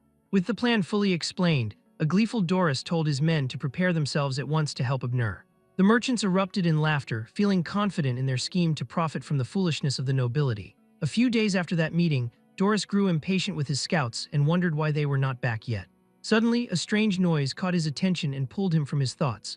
The merchant's eyes widened in shock as Johann emerged from the darkness on horseback. He recognized him as the troll slayer of Marcel by looking at his emblem. Doris realized that the rumor about Jarfin County inviting the knight was true after all. However, his fear quickly morphed into a wide, greedy grin as he considered the credit he could take in the war by capturing a future enemy noble beforehand. He then began to fantasize about the unimaginable rewards he might receive for taking Johann off the board. Back in the present, Johann sits calmly inside the trash tent and tells Doris that his plan to kidnap him was ridiculous. He asks the merchant if he knows what he has just done. Doris and his defeated guards grovel on the floor, claiming there has been a misunderstanding. With a nervous laugh, the merchant insists they were merely following proper hospitality customs to ensure the knight's comfort and absolutely harbored no ill intent. Johann ignores their pleas and coldly instructs Can and Goran to say it once more. The two mercenaries confirm that they were ordered to restrain Johann and attack his party as well. Furious at being exposed, Doris calls them bastards and asks how they dare betray him. Johann points out that Doris has admitted the truth with his own mouth by calling it a betrayal. Johann was trying to see whose side these people were on and realizes they are on Abner's side after all. Johann slams his sword and tells Doris that he violated hospitality customs and offended him greatly. He then asks if the man knows what punishment insulted nobles impose. At this, Doris's mind flashes with horrific images of having his tongue pulled with hot pincers, his eyes removed, his nose cut out, or being locked in an iron maiden. Breaking down completely, the merchant begs Johann to spare him and vows to do whatever he commands. Johann thoughtfully considers the idea that the man will do whatever he is told. A worried Godin asks Johann what they should do now. He points out that Abner's soldiers are surrounding the castle, so they will not be able to enter the gates. He reasons that even if they move in while mixed with the merchants, they will not be able to meet Count Jarfin. Johann thinks about it, and with a smile, he tells Godin that he has thought of a method and need not worry. With a bold declaration, he announces that once dawn breaks tomorrow, they will depart toward Abner's forces that are besieging Jarfin Castle. Godin is utterly stunned and asks if he really just said the Abner forces. He wonders what Johann is planning to do by going to the enemy's main base. Unaware of his true intentions, Johann's party departs with Doris's merchants and arrives at the Abner front lines 3 days later. He announces that they have finally arrived at their destination. Johann surveys the sprawling encampment and notes that this is indeed the Abner House military base.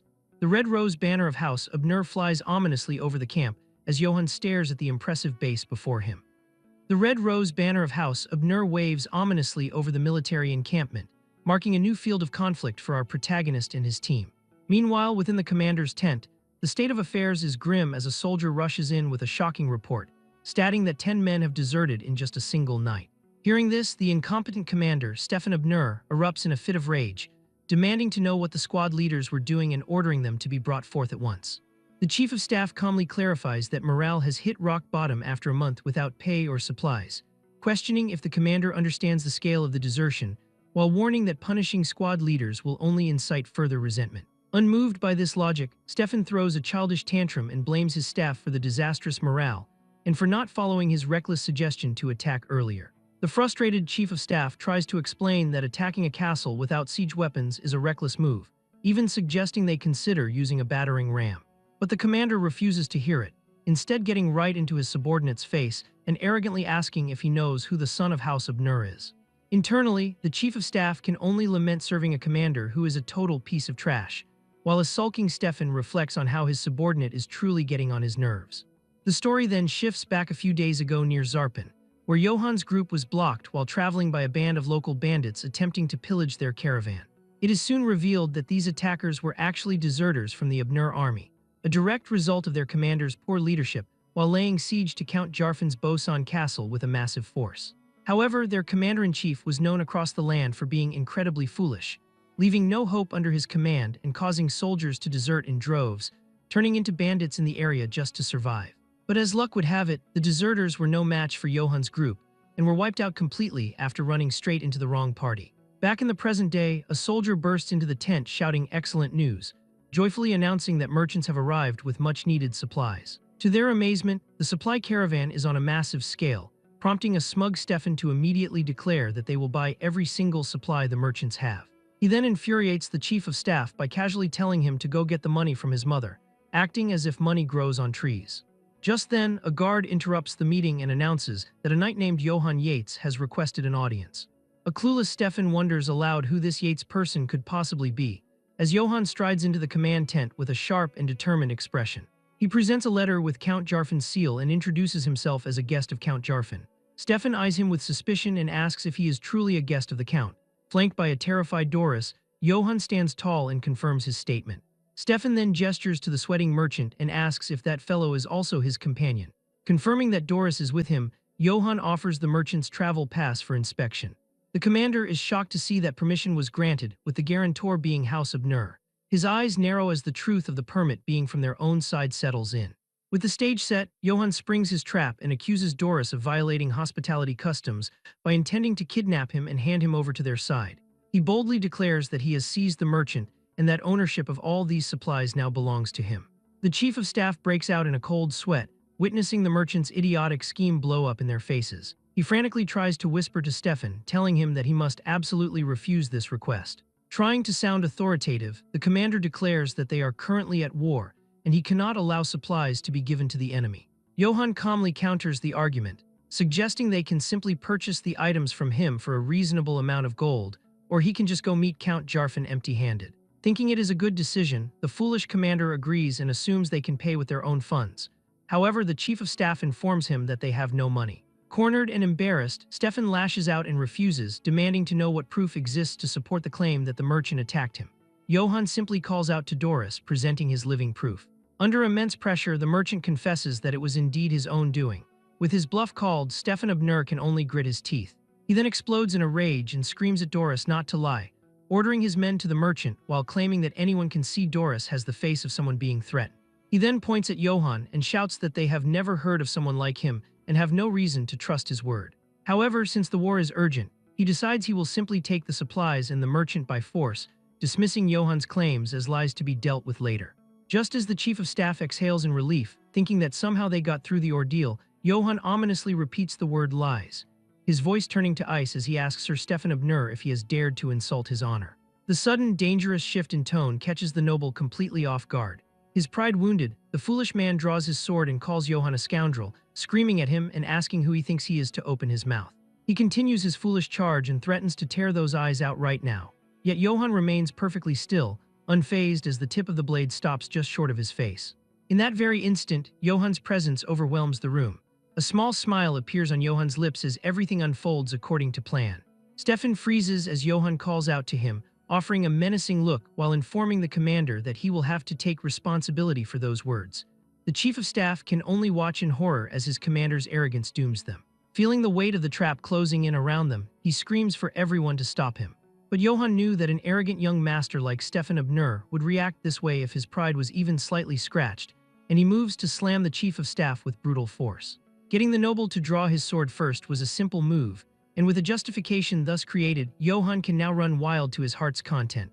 Doris and the subordinates collapse to the ground. Pinned down, the chief of staff can only yell for his men to protect Sir Stefan at once. The surviving Abnur soldiers hesitate, shocked at what has just occurred, Before anyone else can move, Johann has the commander by the throat. With a blade to his neck, the terrified man cries out in pain and confusion, asking why this is happening and whimpering that it hurts. The Abnur soldiers look on, wondering why their leader is being held captive. Tears well in his eyes as Stefan asks if Johann is actually going to stab him. At this, Johann coldly reminds him that drawing one's sword first means taking responsibility with one's life. Just then, one of the Abnur soldiers stares at Johann's crest, and a sudden shock takes hold as he recognizes the symbol from somewhere.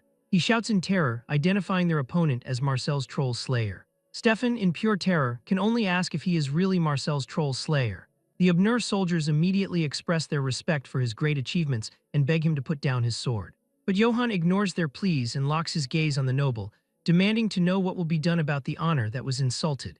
He then roars at the terrified soldiers, asking what they will do to restore his honor. Johann loudly proclaims to everyone that Sir Stefan tried to steal his rightful supplies and insulted his honor by calling him a liar. He argues that since the commander drew his sword first and challenged him to a duel, it is only right to grant him an honorable death.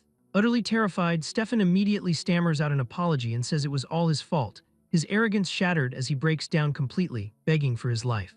The chief of staff is horrified, noting that by apologizing, the commander is openly admitting to every accusation. Johann presses his advantage and asks if he will accept all of his claims, and sobbing, the noble readily agrees that everything was his fault. With the confession secured, Johann smiles again and loosens his grip. He addresses the entire room, ensuring everyone heard the commander admit to everything. He declares himself the winner who won honorably in a duel and announces that he will be taking Sir Stefan with him. The noble is shocked, asking what he means and if he is being taken as a prisoner, wondering if Johann is not afraid of his house. Johann cheekily reminds him that he just admitted to it with his own mouth, leaving a desperate Stefan to cry out for his chief of staff to say something. But the man can only watch in dejection. The defeated chief of staff tells his lord to please comply, admitting there is nothing they can do about this. Later, at the main gate of Bosan Castle, the guards curse the tiresome Abnur bastards. One of them, exhausted from the siege, spots movement in the distance. He is perplexed to see a merchant caravan coming straight through the Abnur camp. Just in case, he tells the men to stay on guard. However, a commander guard comes running and orders the castle gates to be opened. The other guard looks at him and asks why the gates are being opened so suddenly. The soldier can only stammer out that the Abnur commander-in-chief, Stefan Abnur, has been captured. The scene ends with the shocking reveal of a bound and defeated noble delivered to the very gates of Bosan Castle. Johann's party finally arrives at the formidable Bosan Castle, the seat of power for Jarfin County. From the high battlements, the castle guards look on with growing disbelief as the company approaches. Their initial shock turns into pure astonishment as they recognize the prisoner being led toward them, none other than Stefan, the commander-in-chief of the enemy Abnur army.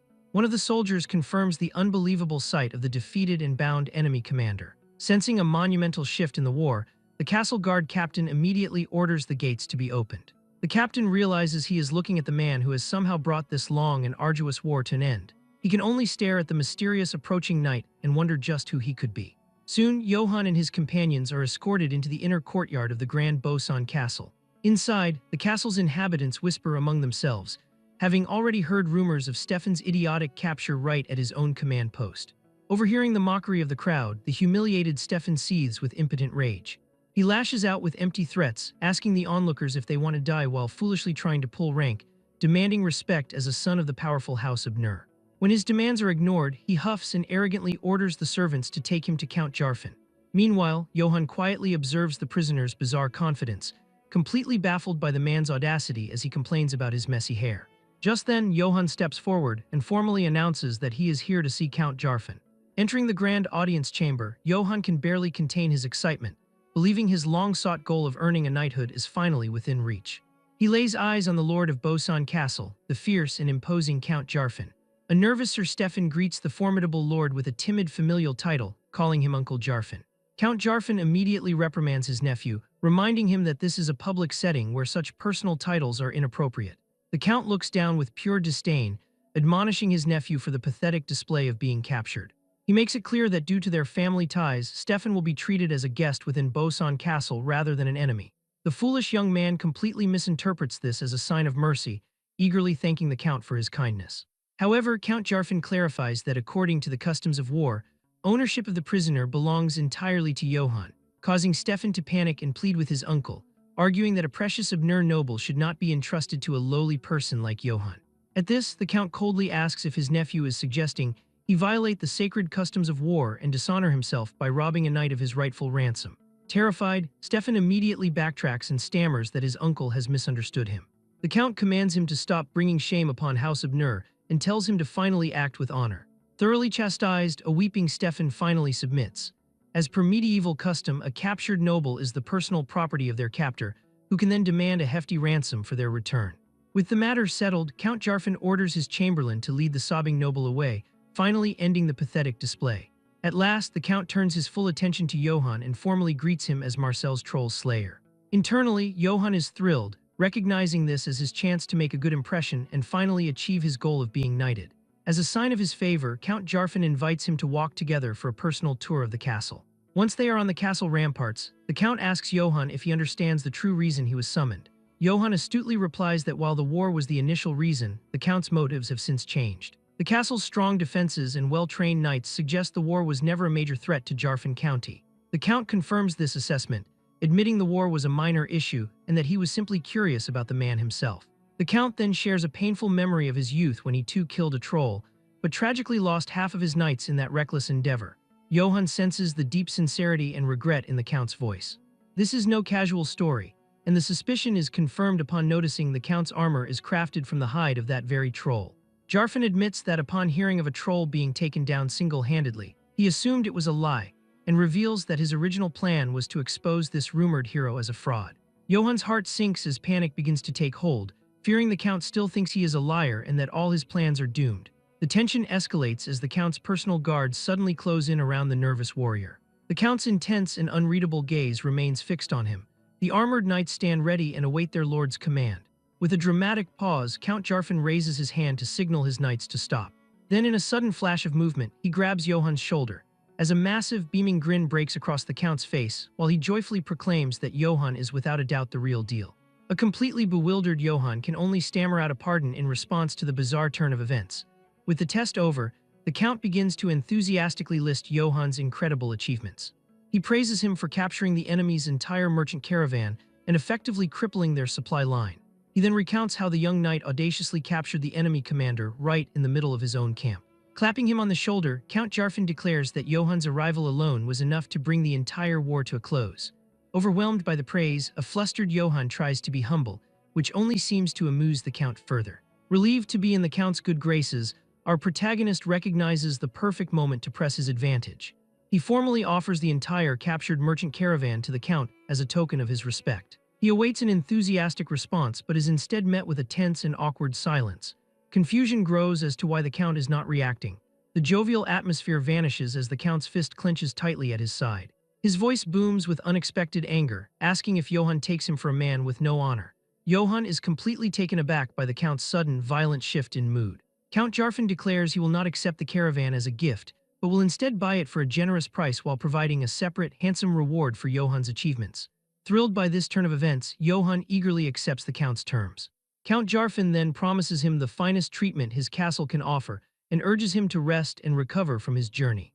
With mutual respect established, Johann thanks him for his immense generosity. While the Count is fiery, he is a good man, leaving Johann optimistic about securing his future. He desperately needs a powerful ally like Count Jarfin, while the entire empire is still hunting for him, and he is determined not to make an enemy of such a man before securing his knighthood. Meanwhile, at the main castle of Abnur County, news of Stefan's capture arrives and is not well received. The shattered remains of a wine goblet on the floor serve as a testament to the recipient's fury. From her throne, a furious Countess Abnur demands that the messenger repeat the news once more. Her face contorts with rage as she processes the humiliating truth that her son was captured in the middle of his own base. Shock quickly turns to murderous intent as she demands to know the identity of the person responsible. The Abnur guards report that the captor was a knight from an unknown house named Johann Yates. Countess Abnur's roar of fury fills the castle, and Johann's determination not to get on a Count's bad side is crumbling without him even knowing it. In a desperate rage, Countess Abnur, the furious matriarch, turns on her soldiers, demanding to know what they were doing while her son was taken hostage. The chief of staff attempts to defend their actions, claiming they did their absolute best to assist the commander, but there was simply nothing they could do due to Stefan's own poor conduct. Refusing to accept any excuses, Countess Abnur screams for her guards and orders the immediate execution of her incompetent advisors. Terrified, the men scream and beg her to spare them. As the guards close in, the advisors desperately proclaim they did everything possible to protect Stefan. Yet their cries fall on deaf ears, and the Countess watches with cold, unmoved eyes as her guards prepare to end their lives. Suddenly, a whip hurtles across the room. The leather weapon strikes the floor right before the guards' feet as a sharp voice commands them to stop. The Countess is shocked as her eldest daughter, Ulrich, steps in to halt the execution.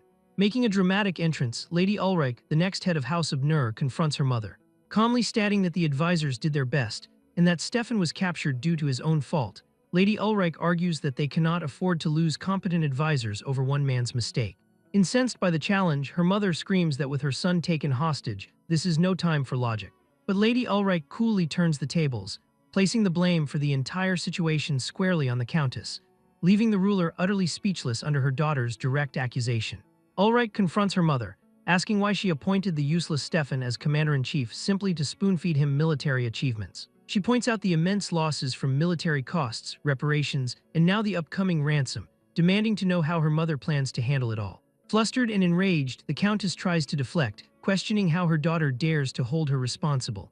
Unfazed by her mother's outburst, Ulrich simply tells her to rest for a moment. With her whip in hand, she declares that as the next matriarch of the house, she will take responsibility and resolve the matter herself. In the aftermath of the war, while House Abner descends into internal conflict under a stormy sky, a much more pleasant conversation takes place under the sunny skies of Zarpin Castle. There, Johann receives a chest full of treasure which contains the goods exchanged for the captured merchant Doris. The knight can hardly contain his glee, marveling that all this wealth is now his. This newfound wealth easily exceeds the entire annual income of his former eight's estate, a fortune he never imagined earning in the past. But the castle steward reminds him that it is too early to celebrate since Sir Stefan's ransom has yet to be collected. In the high-stakes world of knightly ransoms, the rules are simple. Capturing an opponent is a high-risk, high-reward endeavor capable of bringing in a massive fortune. Conversely, being captured results in a huge financial loss for one's house. Having captured Stefan, the son of a famous house, Johann can now name whatever price he wants. Later, Count Jarfin asks if Johann likes the gifts presented for his service. The rewards include a silver shield and a sword engraved with the Troll Slayer crest, along with a suit of dwarf-made chainmail. The final gift is a famed horse named Donham, said to have monster blood in its veins, earning Johann's deep gratitude for the Count's immense hospitality. Pleased with his reaction, Count Jarfin offers to introduce him to another noble who would be a good match. Johann is excited, seeing this as an excellent opportunity to build connections with the upper class. He eagerly accepts the Count's offer, declaring it to be his honor. The Count then leads him to a table where his prisoner, a sullen Stefan, is waiting. The meeting between the captor and the captive is understandably awkward, filled with mutual disdain as they glare at each other. Count Jarfin cheerfully excuses himself, leaving the two of them to have a pleasant time. The moment the Count is gone, an enraged Stefan slams his hand on the table and immediately explodes, calling Johann a lowly brat and furiously vowing to challenge him to a duel the moment he returns to his home territory of Abner. Johann calmly calls his bluff, asking why they do not simply fight right now, which leaves Stefan stammering. The noble flusters, caught in no position to issue challenges from inside his enemy's castle. Johann mercilessly taunts him, asking if he is scared because his mommy is not here to protect him, and if he has no one else to rely on. Enraged by the insult, Stefan shouts at him to watch his mouth while boasting of his Abner bloodline, proudly declaring that he was born differently from a commoner. But Johann casually dismisses the noble posturing and cuts right to the chase, asking how much his house will pay for his ransom. Stefan scoffs, declaring he will not speak with a lowly person like him. Johann sighs at this disappointing refusal to cooperate, while a nervous Stefan watches as the knight walks calmly toward the fireplace. While calmly retrieving a glowing hot fire poker, Johann ominously tells Stefan he is not planning on doing much. With a sinister grin, he adds that the hot poker might just help them get closer. Stefan panics, screaming and asking if he does not want to receive the ransom. Johann feigns ignorance, claiming he does not even know how much the ransom is anyway, before casually suggesting searing the man a bit to loosen his tongue. Unable to withstand the threat of the hot poker, Stefan immediately breaks and screams that he will tell him everything. Under duress, he tearfully blurts out that his ransom is worth 200 imperial gold coins. Johann is delighted, knowing this will be the most money he has ever earned from a single job. A terrified Stefan is left in disbelief, recalling rumors that Johann was an honest knight and questioning how this behavior looks honest in any way. With the ransom settled, Johann smoothly asks Stefan to tell him about his mother, Countess Abner. Revealing a pathetic and greedy motive, Stefan explains that the war began with a planned marriage alliance between the daughters of House Zarpin and House Abner to bond their power. In this world, marriage acts as a political bond, making same-sex marriage common, with each partner taking an adoptee or a lover afterward to avoid any issues. The problem arose when the greedy Countess of Nur demanded a valuable silver mine as a pretext for the marriage. But when Count Zarpin refused the excessive demand, House of Nur declared war in protest. Now Johann fully understands the petty greed that fueled the entire conflict. He realizes Count Jarfin is likely being generous with Stefan because in the end, all the high-ranking noble houses are interconnected. Just then, a nervous servant arrives, announcing that he has brought the wine Sir Stefan requested. Stefan rudely snatches the bottle, berating the servant for taking so long and asking if he fermented the wine himself. Johann watches silently as Stefan lifts the cup to his lips, but just as Stefan is about to drink, Johann suddenly tells him to wait, startling both Stefan and the servant. He then confronts the servant directly as he senses immediate foul play. Johann looks at the terrified man with a sharp, glowing gaze, holding out the cup as he commands the servant to drink it first. As Stefan grabs the glass, Johann recognizes that they originally seized this specific wine from Doris, finding its way back to them after all. Then, catching on to a strange detail, Johann intercepts the servant before the man can leave the room, commanding him to stop. He also tells Stefan to put the glass down. The knight is curious, asking the servant why he brought the goblet already filled to the brim. Bowing deeply, the servant apologizes, claiming he was unaware of the proper serving etiquette. While the servant insists it was merely a mistake, his visible shaking and sweaty face make it clear to Johann that the man is lying. In response, Johann tells him that since his service has been so hard, he deserves a reward, offering the servant his own glass and telling him to drink it. The servant expresses his gratitude and sheepishly accepts the cup. As the servant starts to drink, Stefan asks what Johann is doing, prompting Johann to command the servant to drink the wine from Stefan's glass instead. Hearing this, the servant immediately freezes in terror. With a stern expression, Johann remains adamant and commands him to drink. Before he can take a sip, the servant drops the goblet onto the floor, spilling the red liquid everywhere and begins to bow while crying out an apology. Stefan stands shocked as the truth of the poisoned drink finally comes to light. Turning pale, Stefan watches in disbelief, unable to believe what the servant has done. A flashback reveals that earlier, a mysterious cloaked figure handed the servant a deadly poison called Niso's tear. The figure explained that a single drop could kill everyone in the castle, instructing him to apply a thin layer to the glass Stefan would drink from before leaving. The mysterious figure gave the servant 1 imperial gold coin as an initial payment, promising him 2 more coins upon completing the task. The servant had convinced himself that the deed was acceptable, given that Stefan was the enemy in the war and his death would not be a significant issue. He believed that performing this single deed would solve all his problems and allow him to save his impoverished family. Back in the present, guards drag the weeping servant away as he begs for forgiveness. Showing no pity, the guards condemn him for daring to poison a noble's glass, making it clear that his life is effectively finished. Johann looks back at Stefan, who instantly grabs a chair to defend himself. Stefan frantically yells that it was not his doing and that he did not order the assassination. The noble admits he requested the wine but swears he never told the servant to put poison inside it. Johann asks what he is talking about, pointing out that the poison was in Stefan's own glass. He explains that the assassin was not targeting Johann, but was clearly attempting to kill Stefan. Recognizing that a servant would never act on his own, Johann reasons that someone must be pulling the strings, asking if Stefan has anyone in mind. Stefan falls silent for a moment, but suddenly screams that his crazy sister Ulrich is trying to assassinate him. When Johann asks who he is referring to, Stefan explains that he means his sister Ulrich, declaring she is the only person who would do such a thing, as he always suspected her because of the cold way she looked at him. Johann feels confused, asking why his sister would want him dead since they are family. Stefan shouts back that he has no idea, calling his sister a lunatic from the very start.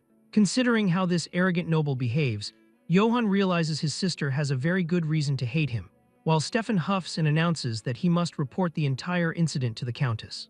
Johann sighs at this unbelievable situation, recalling a saying from his previous life that real-life siblings are genetically hardwired to detest each other. Meanwhile, at the front gates of Bosan Castle in Zarpin County, news of the attempted poisoning quickly spreads, prompting the guards to order everyone to stand back and forbid anyone from entering or leaving under threat of execution. Yet the 2 cloaked conspirators who provided the poison have already slipped past the gates. Walking away, one of them scoffs that the lowly servant could not even manage a basic task, while the other complains that Stefan is far too lucky. They agree it does not matter as this is only the start, deciding to report the outcome to Lady Ulrich.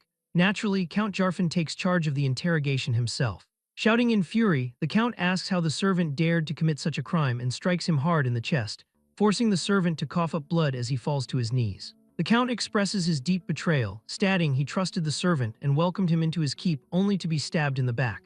He commands the guards to behead the traitor immediately and display his head at the castle gates as a warning to any other treacherous rat. Another servant nervously interrupts the Count's anger, announcing that he has brought Sir Johann as requested. Count Jarfin calms himself, letting out a sigh as he welcomes the knight and suggests they go for a walk to discuss the situation. As they walk along the castle walls, the Count expresses his gratitude to Johann for protecting his honor and cleaning up his mess, while Johann humbly replies that he only did what was necessary, but hesitates before asking who the Count believes is behind the assassination attempt. Count Jarfin explains that it is undoubtedly the work of Ulrich. He explains that she intended to assassinate Stefan to avoid paying his ransom. Using his death as an excuse, she would challenge the prisoner guarantee obligation and claim that any promise made with Zarpin is completely worthless, thereby attempting to cancel the war reparations entirely as well. The Count adds that she likely planned to frame Johann for the murder since he is an eyesore to her, which would allow her to eliminate him through a trial for the countship. Johann is shocked and asks why he was dragged into her scheme, to which Count Jarfin explains that because the war's reparation negotiations have concluded, the massive payment has caused House Abner to hold a deep grudge against the knight who caused their defeat. Count Jarfin reveals that Ulrich has been a ruthless child since she was young, recalling how she once tied up a wild stallion and whipped it to death, making her a formidable opponent now that she has grown. Nevertheless, the Count praises Johann, stating that his actions have forced House Abner into a desperate position and have saved not only the war effort but also the honor of House Zarpin. Johann bows politely, replying that the Count flatters him. Internally, Johann recognizes that he has indeed become a target for Countess Abner, deciding he must especially avoid the dangerous Lady Ulrich, but Count Jarfin suddenly interrupts his thoughts, mentioning a vital matter he has been considering. With a serious expression, the Lord asks Johann if he would be interested in receiving a formal knighthood from him. A knighthood ceremony serves as an official ritual where a king, lord, or count acts as the ordainer to formally recognize an individual as a true knight. While this represents a once-in-a-lifetime opportunity for an unknown noble, it is never handed out freely to just anyone who asks. From the very moment a warrior is ordained, the ordainer must assume complete responsibility for any mistakes the knight commits. Therefore, knighthood remains a sacred ritual reserved only for a chosen few. For this reason, Johann immediately bends his knee, declaring that if such an appointment comes from a figure as honorable as Count Jarfin, he could never refuse. Kneeling before the Lord, Johann looks back on the hardships he has endured throughout his life. He grew up facing harsh discrimination from a very young age. While desperately trying to find an honest way to earn a living, Johann faced a continuous cycle of being looked down upon by others. Later, the emperor ordered his entire hometown burned to the ground, forcing him to become a nameless wanderer who had to hide his true identity. For a person like him, being offered a formal knighthood is a massive turning point, making it an opportunity he cannot afford to let slip away. Count Jarfin smiles, highly pleased by his devotion. The Count asks if he could perform one small favor in exchange for this honor. Johann asks what the Lord requires of him.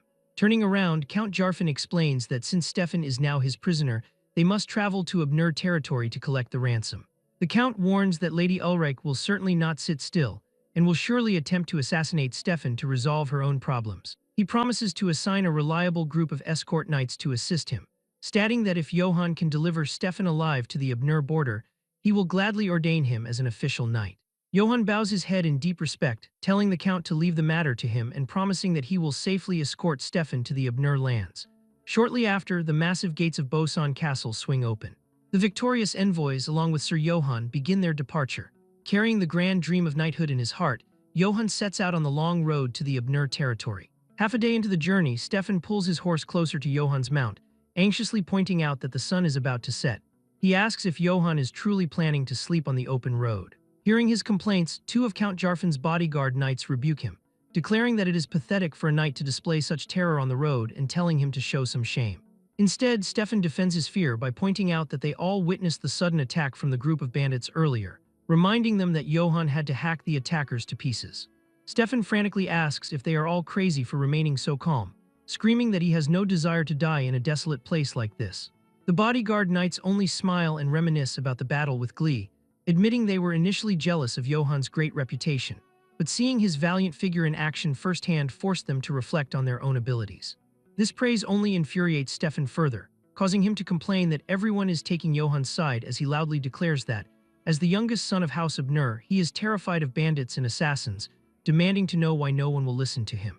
Johann calls out to him, agreeing that the prisoner actually has a valid point, and deciding they should head to a nearby village to rest for the remainder of the day. Stefan is overjoyed by the decision and commands the escort to pick up their pace, calling them a lowly lot. As they ride into the settlement, Johann looks around and feels a sense of familiarity, having clearly visited the place before. Inside a house, a messenger informs the village chief that knights from Zarpin County have arrived. He immediately walks outside to greet the visitors. Upon seeing the leader, the chief stands shocked and eagerly calls out to Sir Johann. Johann is confused at first and asks who the man is, prompting the chief to eagerly introduce himself as the leader of Rutsbeck village. He reminds the knight of the time the local children messed with his sword as a prank, and how Johann had honorably forgiven them instead of punishing them. Johann smiles in recognition, finding that they have indeed arrived at Rutsbeck village. The chief excitedly says that they are glad he is here and will serve him with the utmost hospitality during his stay, before asking who the other people are with him. Looking around with disgust, Stefan insults the village by calling it a filthy and impoverished place, loudly demanding that the chief prepare clean water and a grand banquet post-haste. He also demands that they bring him 3 of the prettiest maidens, boasting that he is none other than the renowned son of the house. Before he can finish his sentence, Johann tackles him to the ground with a powerful impact. Stefan groans in pain and demands to know what that was for, asking if the knight has lost his mind. Johann looks down at him, telling the prisoner that while he knew Stefan was foolish, he did not expect his stupidity to be so extreme.